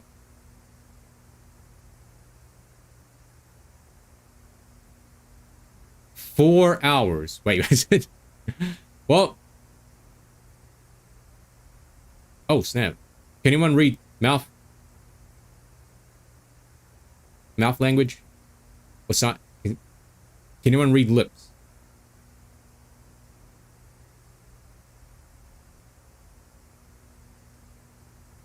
Recent one's complete one. So there's two videos. So we should just watch the complete one then. Because I'm guessing it combines both of them.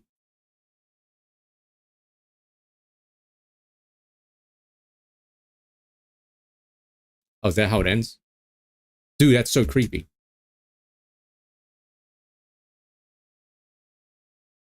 Dude, that's so messed up. That's how it ends.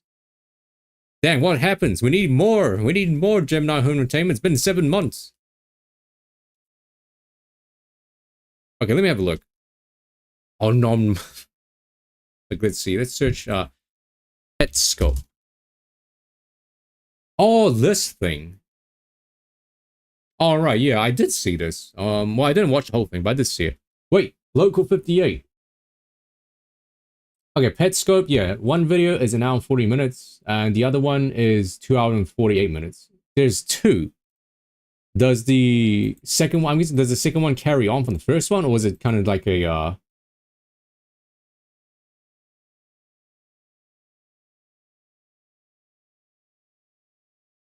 Okay, so we should just watch the second one then. Maybe not now, but like in the future, we should just watch the second one.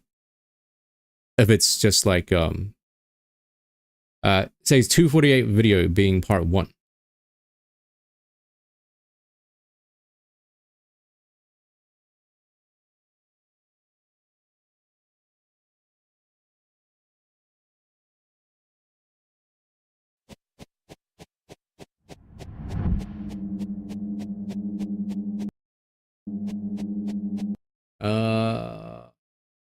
Let's see. This video utilizes a fan-made Petscop remake called GiftScop to supplement certain parts of the series. While GiftScop is a one-to-one recreation of Petscop, it's not canon, it's only being utilized. So this is just one of those like fun, like cryptic games that someone made, and NEXPO just made like a video about it. Back. So much again.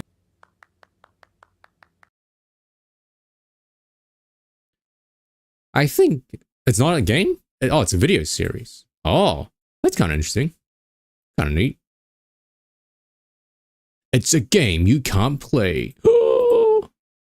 Okay, let's see. Well, obviously 2.5 hours. That's longer than this one, Gemini Home Entertainment one. What we just watched, Local 58. It was made 3 years ago, but it's only 51 minutes long, and that sounds like a good like wrap up time. But has Local 58 made any new videos since then? No. Well, wait, no, they did. They did. Wait. How did he make a 51-minute video out of Local 58 that only has like 4, 8, 9 videos? Huh?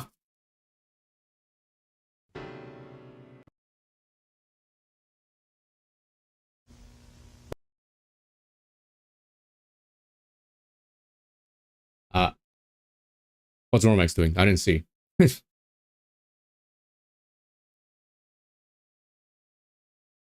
Okay, well, I think let's watch this one then. This will be the last one we watch then.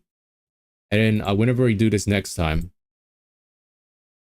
I guess we can watch the goddamn like 2 hour and 50-minute like video about Petscop or Pet Schlop. Boy Slop.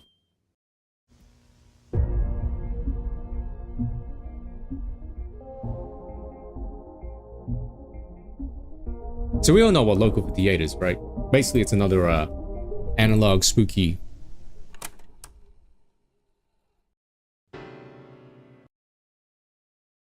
Local 58.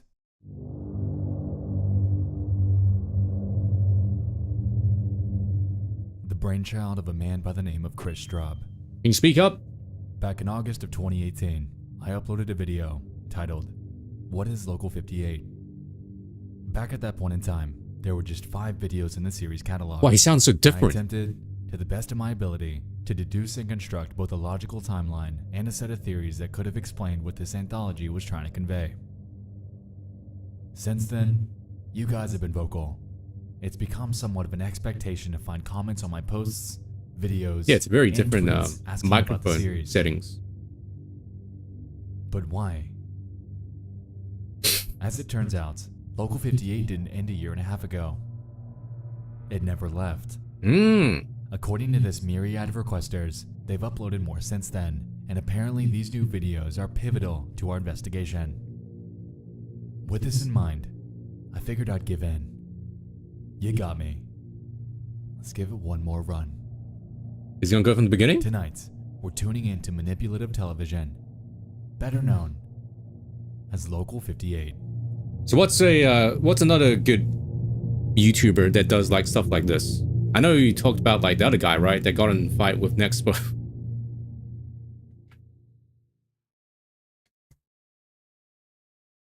Boo. Ah, Night On Mine. Monday, October 28th of 2015, a web cartoonist and online creator by the name of Chris Straub would give birth to a web series by the name of Local 58. Taking place in Mason County, West Virginia, the same region as his other works, Brood Hollow, Candle Cove, and Itchel Alright, Falls. sick. Dang, Straub has this is our constructed an content now. extremely complex narrative that This appears is to my center on content. themes surrounding mass suicide, imminent danger, and hypnosis. Hey, that's the same face from Gemini Home Entertainment. The series' original home was at a now-defunct website by the name of local58.info, where Dang. curious onlookers would encounter nothing but a simple black screen with the most recent upload front and center. The channel's catalog encompasses just 8 videos Unfiction. spread Huh. across what they call 2 seasons. In the mix, we have Contingency, It's missing Your one video. Passes There's 9 Available videos Rounds, actually. Weather Service, Show for Children, Real Sleep, Sky Watching, My face. and 2 channel trailers, A Look Back and Station ID. For brevity's sake, we won't dive much into the last 2, as they don't seem to carry much weight in regards to making headway into this investigation. But rather, we'll hone in on the big 6, the main ones that carry the real brunt of what this cryptic broadcast station has to offer. Let's take it back. From the top, Local 58.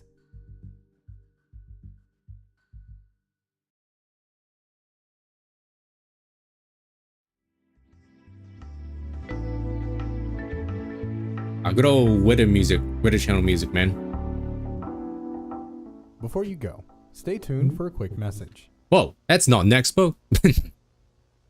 The following footage will contain a full reanalyzation of various network broadcasts that have occurred on our Is this partner NEXPO? station, Local 58. Much of what you'll witness will be material that you've experienced in prior coverage. However, a new angle will be taken, combined like- with their newest recordings, to ensure that tonight's viewing experience It's is a like pleasant one. the comparison If you'd like to between get my a voice when I started analysis of the streaming new till now. recordings, please fast forward to the time shown on your television now. Actually does sound like how I sounded back Tonight's broadcast then. is made possible through small contributions made to patreon.com/NEXPO and by viewers like you. Thank you.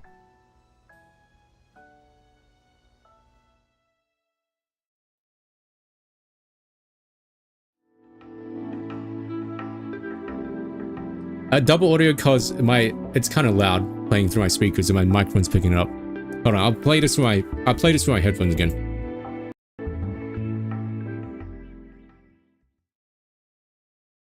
Contingency.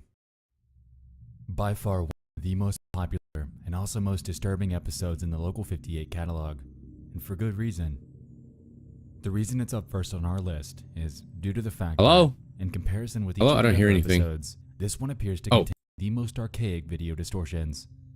The rough broadcast time period that I deduced from my previous coverage was somewhere in the range of the late 1960s to the early 1970s, which we'll get into in more detail shortly.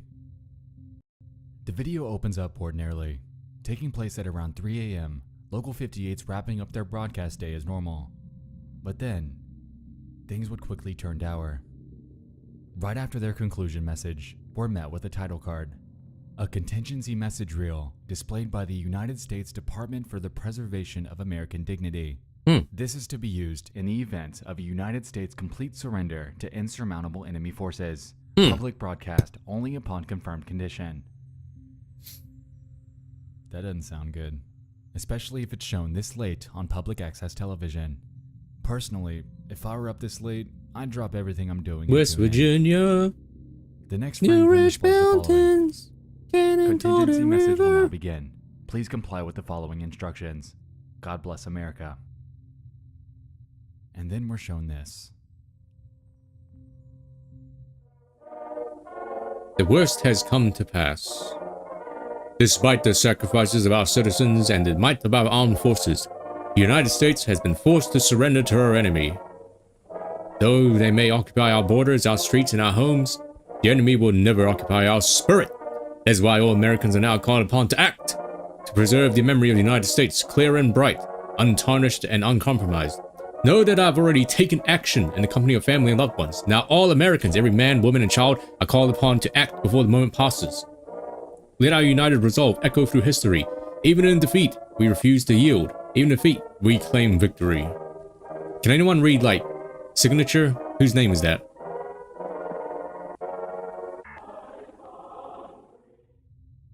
My prior statement regarding this taking place during the 1960s is an inaccuracy for the following reason. As we can see, the signature of US President Lyndon B. Johnson appears at the end of the message. Oh, there you go. If we can recall, his presidency took place between 1963 and 1969. Nice. But if we back up and observe the opening title card, we'll notice that the background image contains an astronaut from the Apollo 11 mission. 15. Doing further research on that photo itself reveals that it was taken on August 1st of 1971, effectively cementing the fact that my initial time frame was entirely incorrect. Anyway, after this message, various screens. Wait, what? Do we get Dr. Ratio now? And American on Honkai.Rail? What? With the following text overlaid onto them. Act immediately. Honor liberty by taking the final and greatest liberty of all. It's a privilege to be called to action. You take America with you. Each will be remembered. Use the method most. I think it's only for Asia, though. This time. Your courage will inspire others. There is nothing to fear. I got a Hoyo Lab notification on my phone that's like, log in now to claim your Dr. Ratio. To roof of mouth. Thank you. Join your neighbors. I like Romans just steered. Your God. It's probably Asia As a citizen, first. You must act now. Local law enforcement has been ordered to ensure your compliance. It's against the law to delay. This message will repeat until there are none to read it. Yeah, I use Hoyo Lab to look at how much materials I need. Holy shit, I've been farming for Dr. Ratio's stuff like the past week. I'm still not done yet. And I don't have any relics for him. As we've gathered God. at his points, And I thought leveling people up in R99 took ages. Their children with a firearm. Some unfathomable power has threatened the US so badly that fighting back isn't even an option.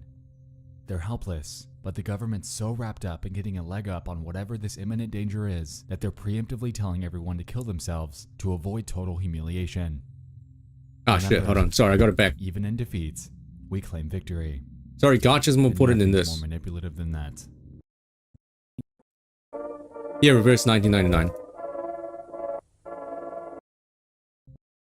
My prior statement regarding this tendency took place between 1963 and 1969, but if we back up and observe the opening title card, we'll notice that the background image contains an astronaut from the Apollo 11 mission. Doing further research on that photo itself reveals that it was taken on August 1st of 1971, effectively cementing the fact that my initial time frame was entirely incorrect. Anyway, after this message, various screens showing flowers, skylines, and American flags are shown, with the following text overlaid onto them. Act immediately. Honor liberty by taking the final and greatest liberty of all. It's a privilege to be called to action. You take America with you. Each will be remembered. Use the method most available to you at this time. Your courage will inspire others. There is nothing to fear. The time has come. Access to a loaded firearm is ideal. Place muzzle upward to roof of mouth. Thank you. Join your neighbors, your family, your God.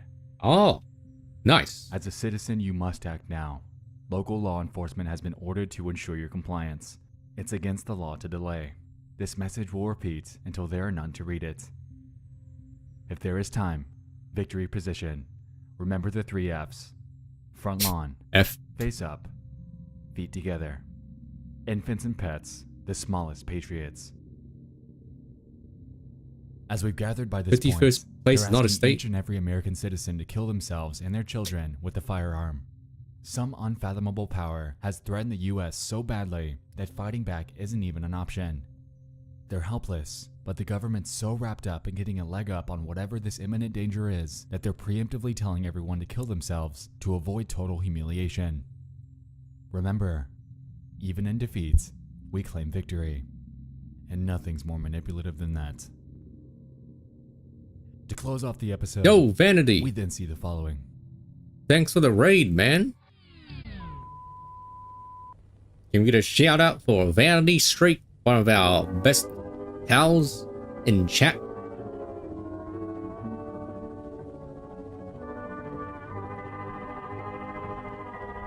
Oh wait, if you shout out, I think it's gonna play on stream. Earlier today, the station aired what appeared to be a warning message from the US government agency. This has been confirmed as a hoax. Did it say you wanted to die? Oh god! Whoa! Oh no! wait! No! While Local 58 apologizes for the interruption. Oh god! The hoax What?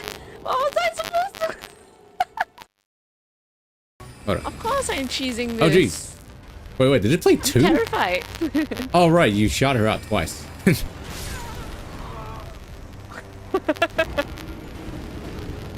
No, it's okay. No, I'm doing it again. There's no way I'm This is fighting an it ad. on. This is like going to the real cinema. An ad break. Oh, we need to reverse this. Go back a little bit. There you go.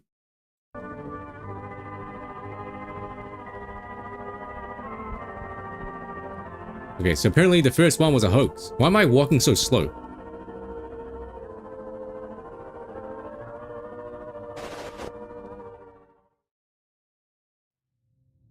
While Local 58 apologizes for the interruption, the hoax apology card that's shown thereafter cements the fact that this wasn't an accident. No, I wasn't crouching. I Local tried crouching and 58 wanted uncrouching. you to see this.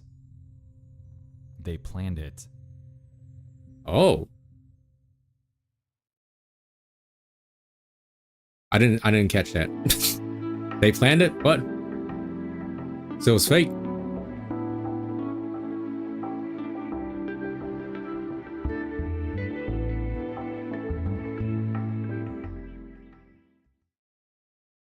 Show for children. Here, we can observe an updated styling for the Local 58 brand, implying that we've jumped forward in Romex time. is gone! I missed this in my prior coverage, but this segment contains VHS distortions at the beginning, implying that this took place sometime after 1976. Interestingly, the actual broadcast that we're about to get into jumps from this to a very early cartoon with film grain, leading me to believe that Wow, whatever this they're is going to show us is a this is a pre-planned custom recording cartoon that they of made? something from the past. It's pretty sick. Tonight's lineup is of 4 shows. Show for Children at 4:15 a.m., Community Roundtable at 5, Focus on Culture at 5:20, and Morning Local News at 6:05. Interestingly, Show for Children is They've been playing doing at that for an the past extremely Pilgrims, right, unorthodox Doug? So it's not that hour, surprising. where Like Red unless Hood you was were up added. all night watching Adult Swim, an extremely small niche of children would be awake. So who is the intended audience? Focus The on next frame shows a transition culture, card with a huh? creepy clown head from a carnival. That kind of And following culture? this, we finally get to the show. Oh, I A got Great you. Mistake, featuring a Damn, tricky Romex little hacking. character known as Kadav. That Now, is sick. A quick side note. Kadav, in actuality, is a character in Chris Straub's series of Brood Hollow comics. They're Oh. actually pretty good if you ever decide to check them Huh, out. that's pretty cool. But that's another story for another time. The point I'm making here is this effectively solidifies the point that Local 58 contains some level of crossover with his other works. 2013 The actual was a extent of decade these ago. Crossovers remains to be seen, but definitely keep Oh this my in god. mind. So, when the show actually begins, we're able to observe Kadav walking through a graveyard, with the moon eerily smiling down at him. Kadav seems to be in high spirits, with nothing appearing to have gone awry. But shortly, A you'll girlfriend. notice that over the course of the episode, he becomes increasingly more disturbed by his encounters.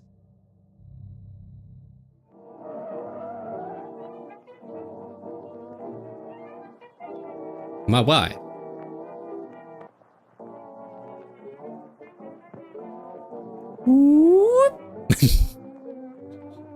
It's the slide whistle sound. Oh, nice. Paint me like one of your French girls.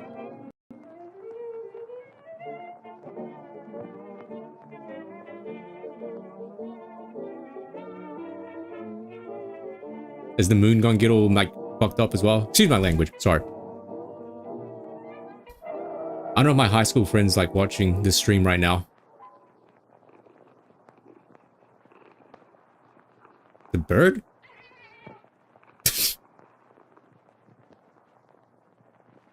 Ah! The moon is like, yep. Yep, talk. Slide whistle.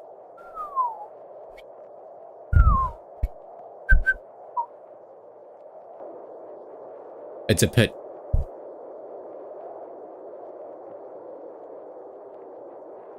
Don't jump scare me, alright? Oh, he decides to go down.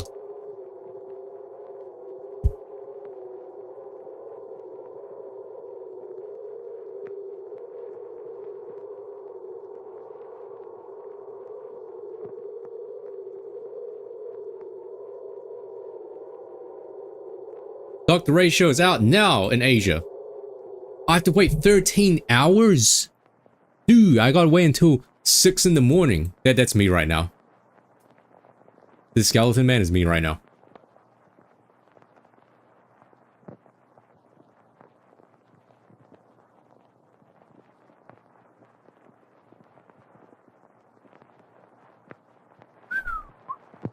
Oh no, he's dead.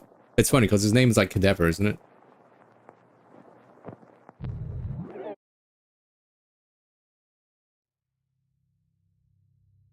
"13 hours of VRChat." Face Oh up. god. Feet together. Oh! Kadav did this, and he died. But it wasn't by gunshots. It wasn't by any sort of direct suicide. Like soon His moon entire thing. body was stripped to an even more gruesome depiction of bones after the moon panned over the shots. Which leaves me to wonder, was the moon this so-called insurmountable enemy force that was referenced in Contingency? The moon is right. Nah, that's Beatles? crazy. This is just a cartoon, and the moon's the moon. Surely it can't be killing people, could it? Right? Right? Clueless.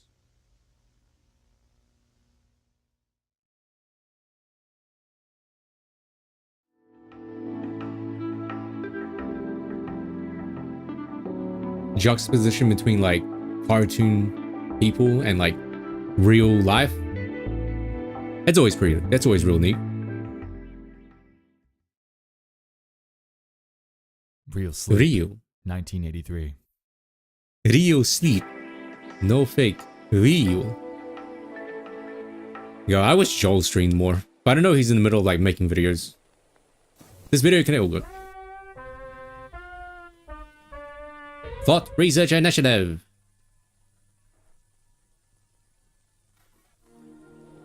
Real Sleep. Video cassette instruction. Brought to you by the Thought Research Initiative. This video opens up with yet another overhaul of the Local 58 visual styling. This time, we're shown that at 3 o'clock p.m. in broad daylight, this stuff's still happening. The broadcast this time appears to be a recording of a personal videotape from a man named Philip Gerhardt, created by something called the Thought Research Initiative. The video appears to be some sort of instructional guide intended to alter the sleep. Man, this really does have Gemini Home Entertainment like energy in it. Up and really observe that first slide, we can notice that this cassette is non-transferable. This is like the same as the sleep visualizer thing. 750117. This effectively implies that there are other tapes like this. So where are these people? What's on theirs? Unfortunately, we'll never know the answer to that question. But what we do know is that we have a contradiction. Let's play it back from the beginning.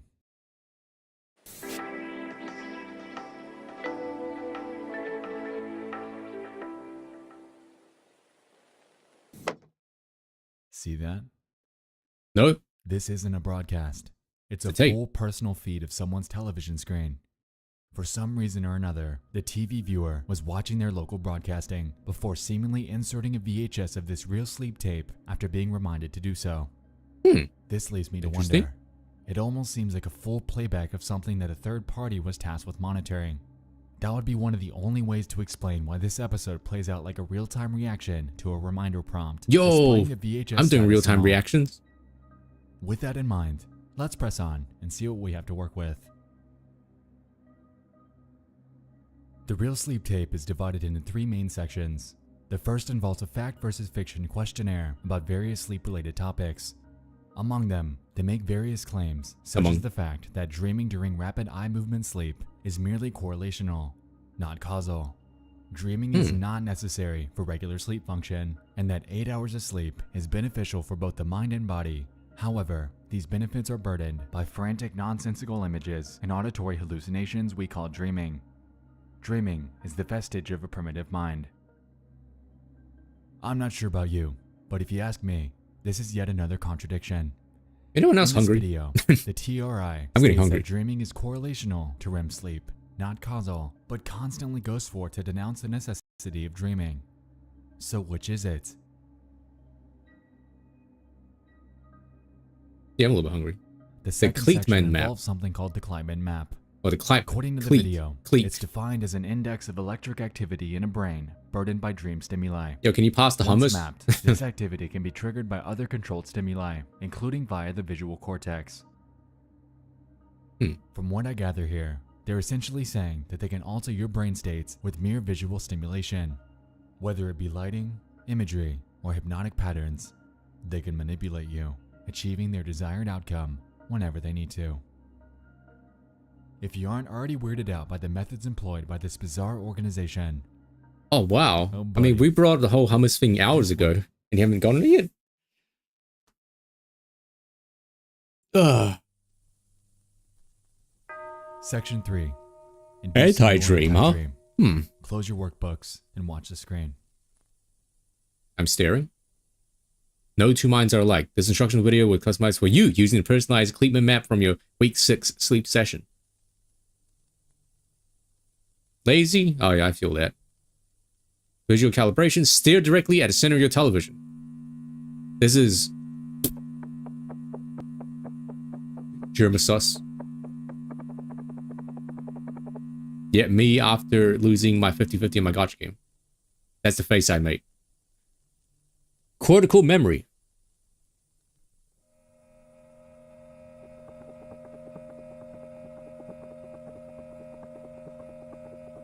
Oh god, they're doing the Super Saiyan.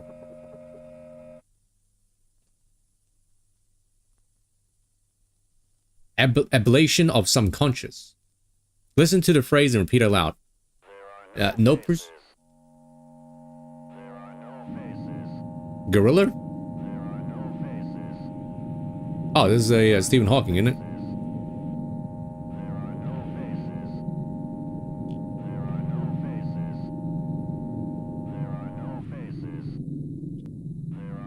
Kind of looks like a monkey man.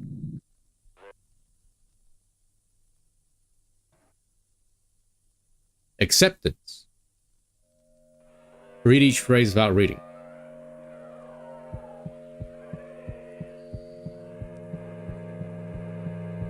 I can't read that fast.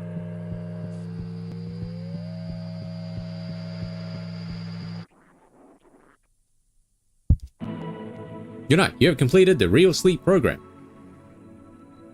Most patients report a night of dreamless sleep after only one viewing of this video cassette. Consult your technician if you're experiencing delayed results and or unwanted side effects. Do not see a doctor. Good night. Wait, is that it? No, that's not it. You up? So what just happened there? This last section seemed to be divided up into 3 subsections and appeared to employ some sort of face distortion effect in each one. I'm just kidding. It's a brain game. I'll explain in a minute. Huh? Audio keeps cutting out mine. The first subsection is titled Visual Calibration, and here we can see a set of faces that are lit up from various angles. The title of this one implies that they're merely hitting your brain's reset button, greasing the gears, per se, for the real sleep exercise that'll soon follow. Anyway, the exercise plays out, and you observe a few seconds of eerily lit, albeit normal-looking faces. Subsection 2, Cortical Memory. Here, we get more of the same, except we have 2 sets of faces instead of 1.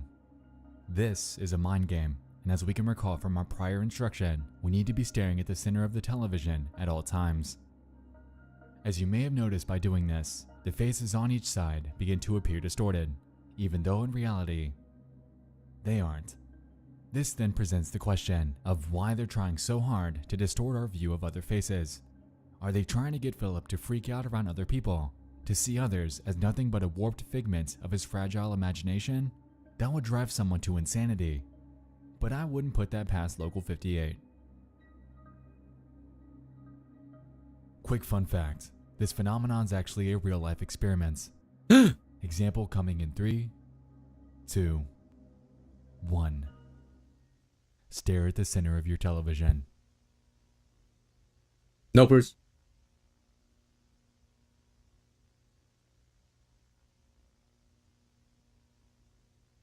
Oh yeah, I see it. Oh, it's so weird. Yeah, it's so weird. Do you see it? Creepy, isn't it? That is creepy. Subsection 3. Ablation of subconscious. Or in other words, Did you guys do it? surgical removal of subconscious. Here they asked you to repeat the phrase, "There are no faces," as a myriad of disturbingly warped imagery flashes. Maybe that's before how you can make like This is in line with our theme of human perception. creepy No faces. desire to warp our view of other people. You didn't get it. There are no faces. You didn't see it? Combined with the title, It actually worked. Ablation of subconscious is beginning to drive the point home that they want to isolate you, make you lose control, so they can gain it. Subsection 4. Acceptance. Here, we're told to read without reading. Mostly impossible unless you have a superpower. Don't worry though, I read them for you, and I picked out a few of the good ones. Only the awake may think. I dream the world awake. Sleep is pretend. And imagine how But long we'll it took never to make dream this again. part of the video. Stay out of your bedroom. When we sleep, we die. Dreaming is a cancer on the face of sleep. We are not meant to dream. So going by what this cassette is telling us, they don't want us to dream, but they don't want us to sleep either. It seems almost like a far cry from the tone at the beginning when they were telling us how pivotal REM sleep is for the mind and body. So I'll ask again, which is it? On an angle? Is sleep That's good probably why. or not? Come I'm sit sure we next all to know me. the answer to that. But for a quick second, take a look at this. What on this screen is not like the others? I'll give you a minute. It's been 1 minute. Alright, time's up. His name, the font. Yeah. It doesn't have a drop shadow and appears as if it was placed there in post-production. With that in mind, let's move forward to the third section again, as the message on screen stood out to me.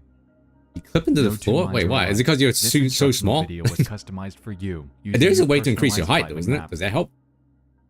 Immediately after this, we can notice that the font changes to something similar to what we observed with Philip's name and remains as such until the very end. This tape was altered. Whatever it is that we're seeing in the last two sections was Yes, you're placed there dying. intentionally and is Jump likely onto, different from not only the original copy, Duck's lap. but also from the He's various pretty other tall. versions that were made for other participants. Can you actually hold So, people? Like, can you Real hold Sleep, people? a personalized tape filled Or with grab people? anti-dream and anti-sleep propaganda, intermixed with brain games involving distorting our view of other people's faces. And hypnosis. Got it. Yep. My audio. Okay, I'm switching to desktop audio again. You might hear a repeat if it's too loud.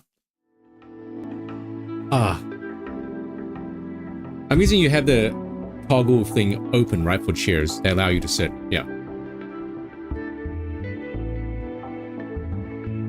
You might hear double audio if it's too loud. I'm playing through my Skywatching, speakers now. 1994. Here, Local 58's rebranded once more and has a lineup of just 3 shows. Skywatching, City Council Meeting, and paid programming. Afterwards, we're able to notice the Skywatching show attempt to begin before it's hijacked by someone's personal recording with the same name.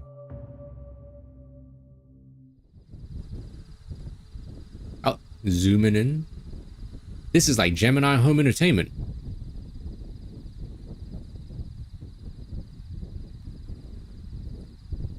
Orion's Belt.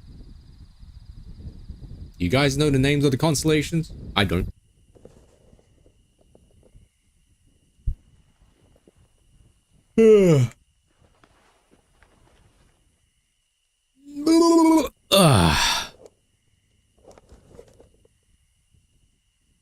Wow, you could do this? I didn't have that functionality. Pleiades? Pleiades. Pleiades.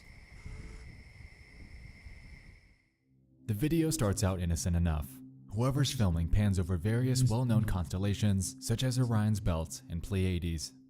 Pleiades. Though, halfway through the video, it gets a little strange. It becomes a creepypasta. After swapping out a lens and adjusting focus to the moon, we observe the caption, "His throne."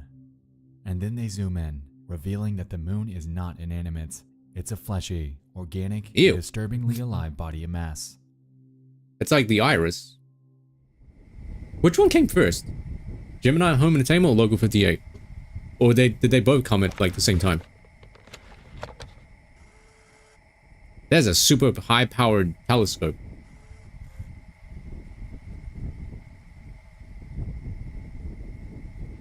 Dang.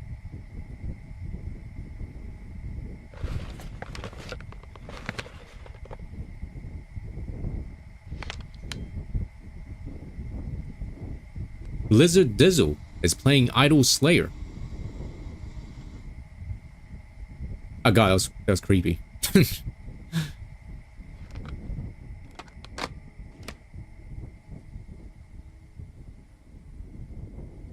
Yeah, huh, wonder. They probably got like inspiration from one another. It's pretty cool. Oh, an arrow. I believe the guy that did the Walton files commented on NEXPO's video on the Gemini Home one. He was talking about how he was inspired by like these Gemini Home Entertainment stuff. That's pretty cool. Alex Kister. In shock by what they found. No, he's the guy that did the Mandela catalog. Something they presumed to be nothing but a gargantuan rock orbiting Earth was in actuality covered in artificial craters and is transferring some sort of organic matter on its surface. That's pretty neat. Clearly something's going on up there. Something sinister.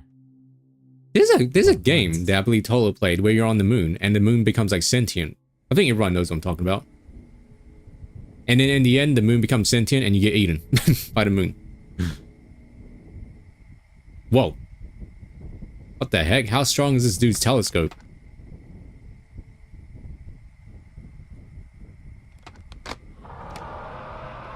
Wow. Now we're playing Voice of the Void.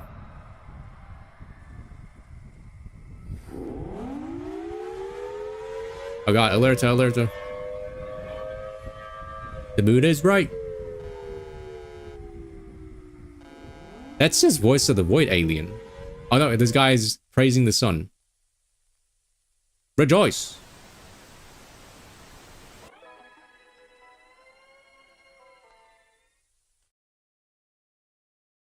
That's pretty neat. So the moon is hypnotizing people. This could have been useful last time I covered this. Once we get that in-focus shot of the moon when it reappears, we can finally see the full picture. Shouldn't the oceans dark matters consuming it from the bottom to the top. go wild? This is not a natural moon crescent. Something's overtaken it and is either utilizing its proximity to Earth to brainwash people, or the moon's been this way this entire time. Just up until now, we never knew it. Then again, this sort of thing was referenced back in Show for Children. Why, around 25 years later, people are still accidentally discovering this? Okay, the stuttering is from the actual game, not my headphones.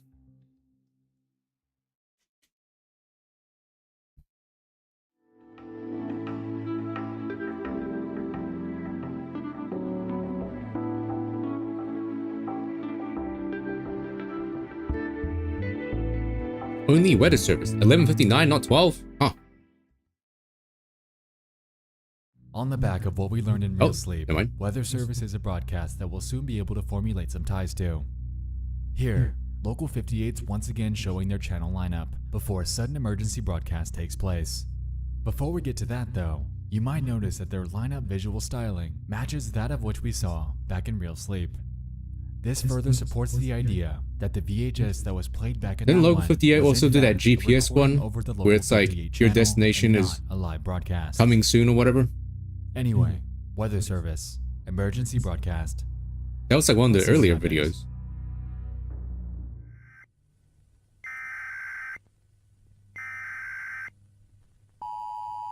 Does he cover it here?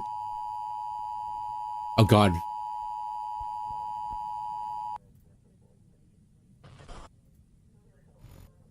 Weather warning. The County Weather Service has issued a warning for a meteorological event. This warning is effective immediately and continues until sunrise tomorrow morning. Citizens are advised not to observe this event with the naked eye. Be sure to wear clothes. Yeah.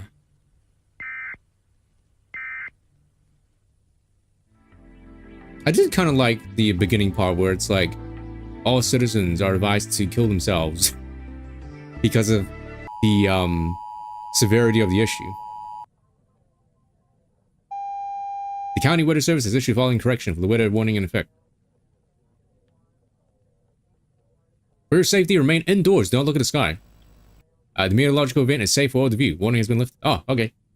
Nice. Go outside now. Should we get a now emote as well? The moon is bright. Stay inside. Don't look at the night sky. Face away from all windows. Avoid mirrors. Do not look up. XXX. Oh, God. Net nudity. Take the poison to avoid capture and invasion. Win. I'm just gonna say yes, maybe. It's in the light. And it doesn't have the XO though. He found me.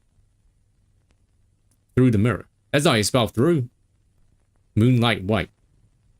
White like eyes. Not light but blood. I drown in him. Oh, beginning? Don't be afraid. If you're afraid, we'll look together. Aww. Yeah, I mean, I guess it's like the sound of an annoying baby, right? Like, they have to make it annoying to get people's attention. What in the mother of God was that? Yeah, I don't know. We just had a weather alert. Nothing big that appeared to be hijacked by some third party. Throughout the video, we're able to observe conflicting statements, saying to stay indoors, to go outside, to look at the moon, and not to look at the moon. Oh, Romax. Following this, Local 58 appears to regain control before being taken over once more, displaying the following. Blood? It's in the light. The moon came in. He found me. This voice. Through the mirror. It's like my voice. Light white. White like eyes. Not light, but blood. I drown in him. If you are afraid. It's like when I try to do a spooky voice. Together. Something's in the moonlight, and God forbid you look up at it. This narrative essentially takes us through the experiences of someone that accidentally observed moonlight through a mirror.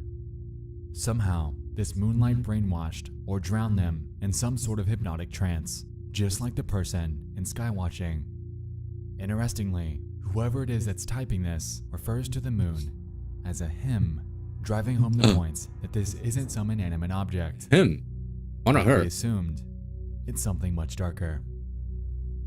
At this point, I'm led to believe that the person hijacking this broadcast is a Local 58 employee that was fighting hypnosis and trying their best to get this message out. And it worked. We can hear it.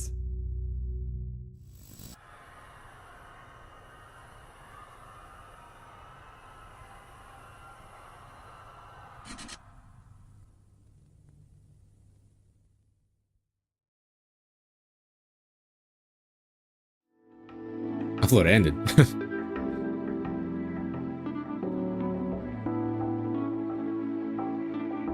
Oh, here it is. You're on the fastest available route. There it is. Yeah, this one's pretty creepy as well. New broadcast, same styling. 2014. Tonight's lineup encompasses just 2 shows. The Midnight Movie at 12:05. Oh wait, did he just skip through it? At 1:55. Soon after we see this, someone starts backspacing the paid programming text, presumably to warn the viewer on what's about to happen. Oh no.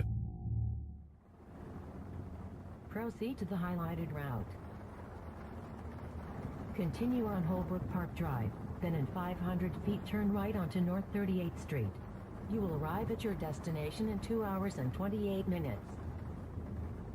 This one's pretty well made, I must say. Turn right onto North 38th Street.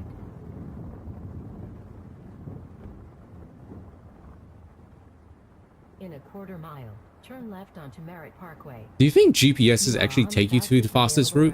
Or do you think GPSs are made to take you to the longest route? That way you have to spend money on gas.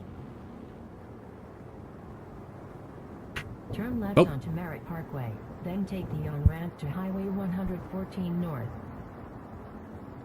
Rating ass alarms. Traffic ahead, rerouting. In 10 miles, take exit 17, then turn right onto Quarry Utility Road South. Nope. Rapture? You are on the fastest route. Over the course of the next few hours, we'll cut to various parts of this person's drive. As it turns out, they were doing this for the better part of the night, all guided by some sort of GPS. Oddly, this navigation system doesn't take this person to any sort of legitimate destination. Game theory, GT, Instead, or it takes us government to the theory? ass-crack middle of nowhere in some dark wooded area. I'm not entirely sure that this would be a spot that you could specifically route to, but hey, the GPS is always right, isn't it? Just like TV.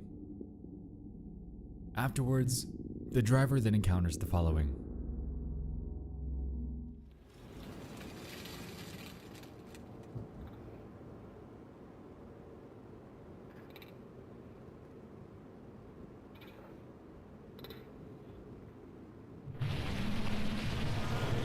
Rerouting. Make a U-turn. Your destination is behind you. Rerouting. In 500 feet. Your destination will be on in 300 feet. Your destination in 250 feet. Rerouting. Your destination will be in 50 feet. You will arrive at your destination.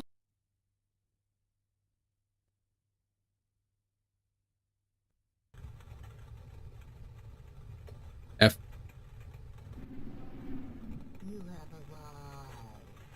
That's pretty cool.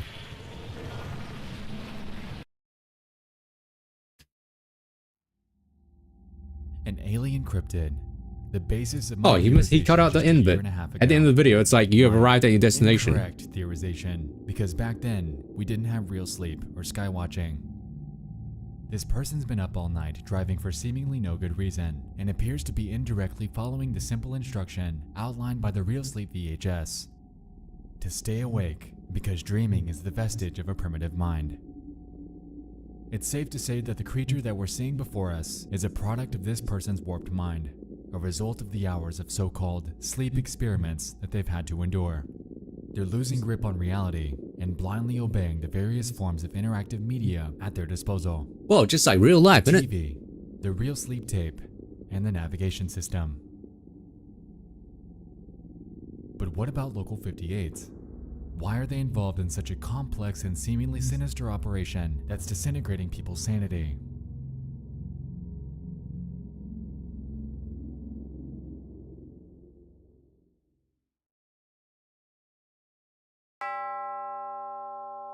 Ding dong.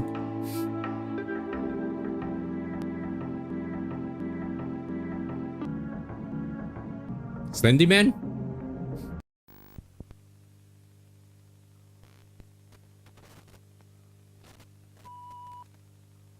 Investigation.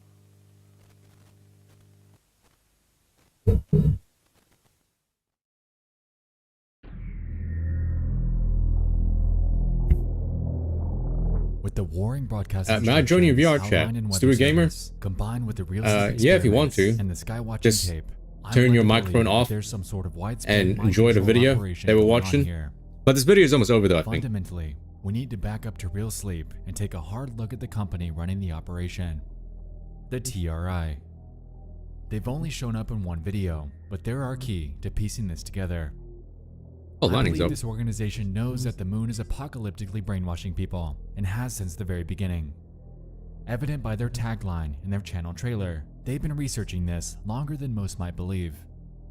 Local 58 isn't Possible. Oh, it's invite only, so you can drop your name. Of the channel trailer opening, I'm drop your name and then hard-pressed to I'll believe invite you. that they discovered the ill effects of moonlight on humans sometime in the 1930s and began research on this because they wanted to utilize it for their own gain, for population control, and for power. Think Umbrella Corporation. These people are random Resident Evil 2 remake. And barricaded, Okay. while they use the world's population as subjects for their deranged science experiments. To subtly condition you about the early That's really stages of their out research, of they nowhere. broadcast a Okay. contingency, a way to see how you'd react to on-screen media. Surely if it's on TV, it has to be real, right? Then comes Surely. the children. The kids need conditioning too.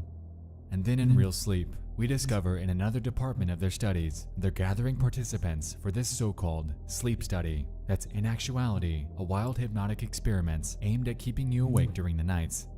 If you're up past dawn, then maybe you just might go outside and catch a glimpse of the moon. God, this goddamn face. In It's so skywatching, goofy. we witness this firsthand. The moon's alive, almost like it's some sort of eldritch abomination, which, if you're unaware, is a creature defined by its disregard TV for the tropes. natural laws of the universe as we understand them.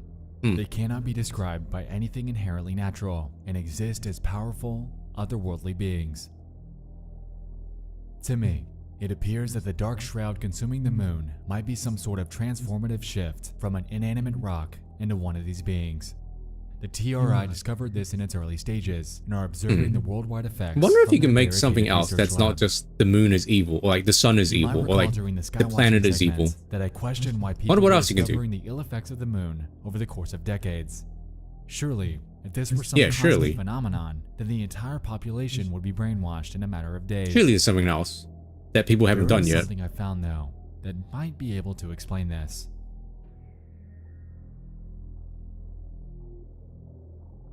I'm Space. sure most of you have heard of Tempest Films. Ad? No? Channel 7? Analog Archives? Oh. Anyway, Wait, the more? creator's name is Aiden Chick, and he submitted Oh. a post on May 14th of 2019 in the Pretty Local sick. 58 subreddits outlining a theory that holds some considerable weights. It reads the following. Evil water? The amoeba. The amoeba. The Brainwashing story of amoeba Local water, 58 right? has been right in front of us the whole time. Hmm. By far the most popular theory about the story of Local 58 is the alien theory, which basically states that an alien race is hijacking the television signals and I sending see. eerie messages. Some say that the being in "you are on the fastest available routes" is basically confirmation that we're dealing with aliens here. Oh. Although this theory makes sense on the surface, I don't think this is actually what Chris was going for, and personally I don't find it very scary. But we've never really That's stopped just to the consider plot Chris to A Rock's Mad other Father. works, aside from Candle Cove. We'll get into Candle Cove in a bit though. The first thing I want to point out is the interconnected universe. The major works we'll be discussing are Itchor Falls, Marvel Fruit Hollow, Hornets. and Candle Cove. all of which Yo! take place New in Marvel Mason movies County, dropping Virginia. out. A Slender Man And in that's it. right. Local 58 takes place there as well. Marvel So what can we Slender pull out Man. of this? Well, it means that Local 58's another story in the Mason County Tales, and a lot of the events in this series are pulled from others. Take Itchor Falls, for example, a town that's been abandoned for years after a chemical accident. When real estate companies try to repopulate the place, they're met with fearsome creatures that look incredibly similar to the creature from You're on the Fastest Available Route. In addition, the event in which they appear in is referred to the Blood Harvest, which very well may be the same event mentioned in Weather Service. And what about real sleep? Well, in the Candle Cove book, there's a story about an ancient creature that can enter people's dreams. All things considered, the moon's probably the latest addition to Chris Straub's ever-growing collection. With this in mind, I fully believe it. Local 58 seems to exist in an interconnected universe, and this has been right under our nose this entire time. Miku Vinny Vine The sauce? reason the entire world isn't brainwashed is likely because this phenomenon happens during the aforementioned blood harvest, which could either be an annual event or something that occurs on extremely rare occasion. I liken it to something similar to a full moon on a Friday the 13th. As we can see in the attached image, people that are brainwashed become transformed into ravaged monsters that they've named Savagers. Going offhand here, and I could be wrong, but this image could be taking place during a time frame that postdates the events playing out during the Local 58 era. In our current timeline, we could merely be observing the very early psychological shift of these various people, and their endgame just might be a full transformation into one of these experimental abominations. With this in mind, all of this seems to be heavily catalyzed by the Thought Research Initiative to not only control the world's population, but also observe what might happen when they undergo their conversion. The thing is, we've learned through years of zombie apocalypse media that this never ends up good. They'll get what's coming, and it's only a matter of time. Oh yeah, see ya, Doc. Thanks for joining, man. Have a good appointment.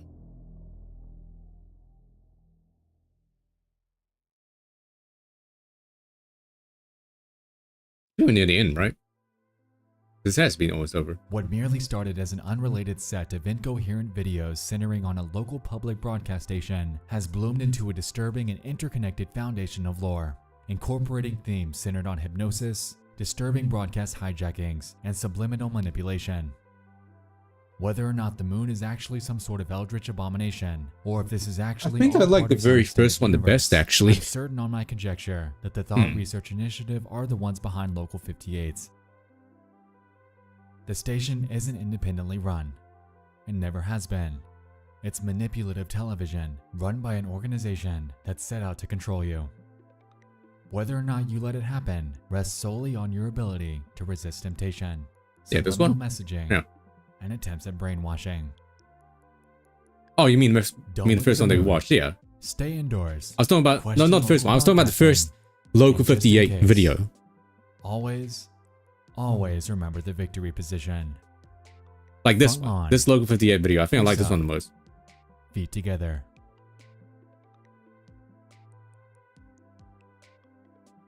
Is that the Undertale Thanks heart? so much for tuning in. Hey, we made it. Next one. I love you all.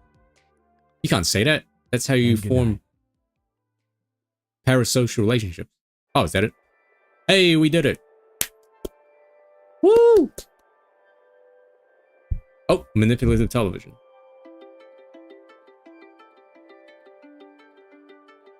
Let me turn the lights on.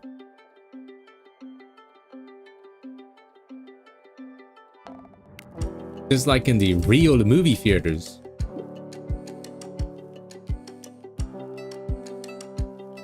Hello.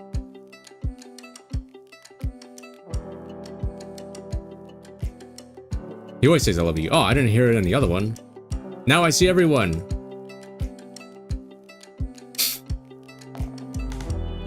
Like how you're stuck in the chair. Whoa, is that a Sly Cooper reference? Oh, alright, well, we made it, chat. That was pretty... Oh god, there's so much popcorn on the ground. Jeez. Holy moly. That was insane. Okay, well, yeah, we did it, chat. We made it through 2 very long videos. I think this is the perfect time to call it here, actually. So... I'll say, yeah, thank you guys very much for joining and watching us. Kyre, Duck, Autarky, and Rollmax over here. Thank you for joining us. Hopefully you enjoyed this. It's actually pretty fun. Maybe we'll do like more of these like in the future as well. More reaction content or something, if you can call it reaction content. But yeah, we'll do that. As for what's happening now, I'm gonna go out for a run. And hopefully my GPS won't be like, you're on the fastest route available, and then I end up running somewhere like in the woods or something, and then you never hear from me again. Yeah, Potter, I mean, I don't know if you use Discord a lot. You know, you just chuck some in the Discord. That's always the easiest one to do. But that's always the easiest way to do anything. As for what's happening next, what's happening next is tomorrow I'm going out for acupuncture and physiotherapy. On Friday, so the day after tomorrow though, that is when Power World is out, by the way. Yeah, you can just drop some now, Potter, or you can just DM me. You can just DM me on Discord and just drop like a bunch of links if you want. Yeah, so Power World comes out on Friday, I believe, for everyone that's not doing early access. So, yeah, we'll do that. Should be on Friday. If it's not on Friday, then we'll do it on Saturday, I guess. If I don't have anything on Saturday. Then in that case, on Friday, it'll just be Gotcha Day. Woo, woo, woo, woo, woo. So that's the plan. And then we'll see what we'll do next week, I guess. Maybe more Power. Power World actually ends up being, like, fun to both, like, play and watch. I guess we'll do more of it. But, I don't know. I have a feeling it's going to be, like, kind of, I have a feeling it's going to be like one of those games that people play because it's like, you know, lol, funny Pokemon with gun game, and then it gets like really boring and stale. Like at the end or after the second session. You missed it, Nicole! I'm literally ending the stream right now, then, actually. But you missed like 3-4 hours of spooky movies. Yeah. Spooky analog horror movies. Oh yeah, by the way, look at this. Look at this, I did the thing.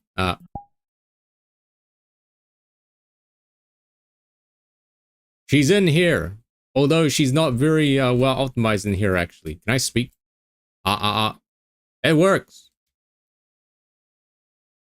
She's in here. And we have other people as well. Here's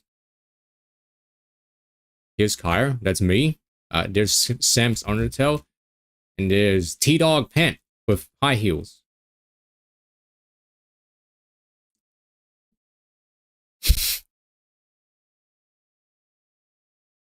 Yeah, so what you need to do is you need to input your model. You need to import your model into Unity, and you need to download like VRChat's official like SDK that you put into Unity. And then you have to log into Unity, and then you export it, basically. But before that, you have to be a like verified user in order to upload avatars and worlds. So like, what you can do, right, is you can link your Steam account to your VRChat account. That way, you have access to actually like upload stuff. Yeah. No eye tracking though, unfortunately. So she looks kind of like dead. Yeah, we don't have eye tracking. No expressions as well.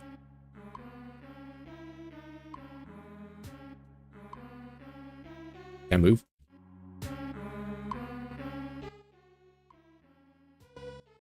God. Like, what do I look like when I sit down? Oh, whoops. That may sit. Yeah, I can sit. Maybe I can't sit because I have the selfie stick on.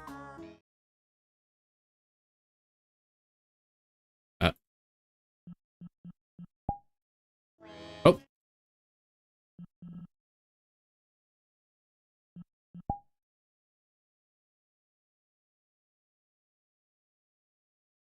It's kind of working. Legs are in the ground. Ass is kind of inside the seat. It's kind of like jiggling a little bit.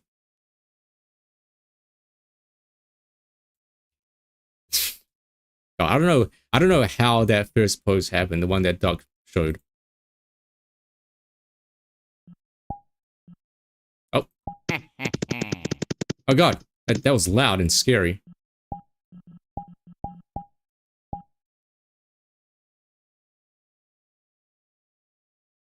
Yeah, that was pretty nice. Found it on Booth as well. I just recolored it. Jesus criminy.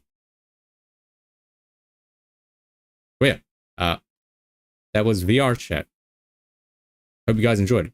We'll do this like more probably like next week or something. But this more like next week, I think. So more spooky stuff. Okay, Duck's not here, but I would have taken like a group picture, but maybe I'll take a group picture next week.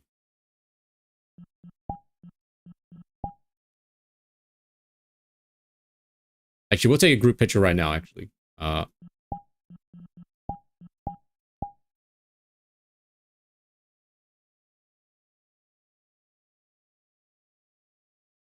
Everybody gather around.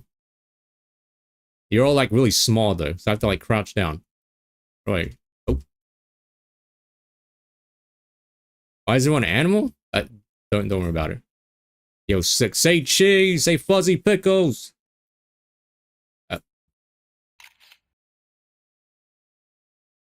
Yeah, there we go. Yeah, me and the boys.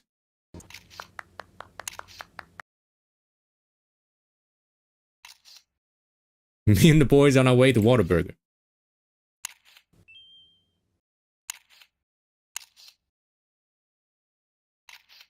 All right, sick. Nice. All right. Well, thank you, fellas, for joining me. We'll do this again. Next week, maybe. Get lost. No, I'm kidding. Also, look at this portrait. Look at this portrait, Nicole. Isn't it such a cute portrait? That's a pretty cool one. That's a pretty cute one. All right. So I'll see you guys on Friday. Thanks, Jordan. I guess we're all furries. That's why. We're all furries, all of us. But you know what? It's okay. If you want to be a furry, that's fine. We don't judge here. Okay, see you guys later. Thanks for watching.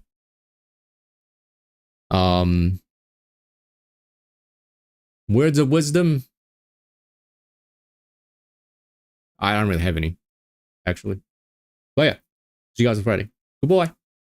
What does it explain? What does it explain, Nicole? You can't. Okay, what does that explain? What does it explain? Please, please tell us. What does that explain?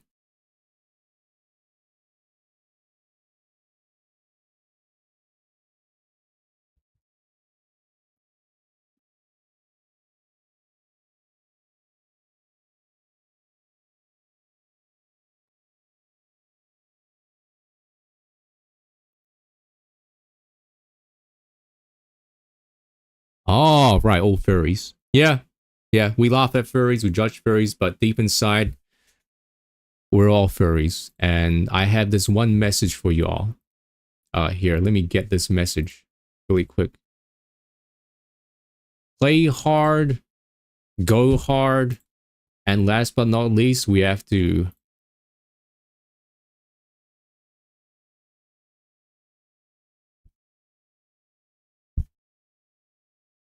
Okay, goodbye.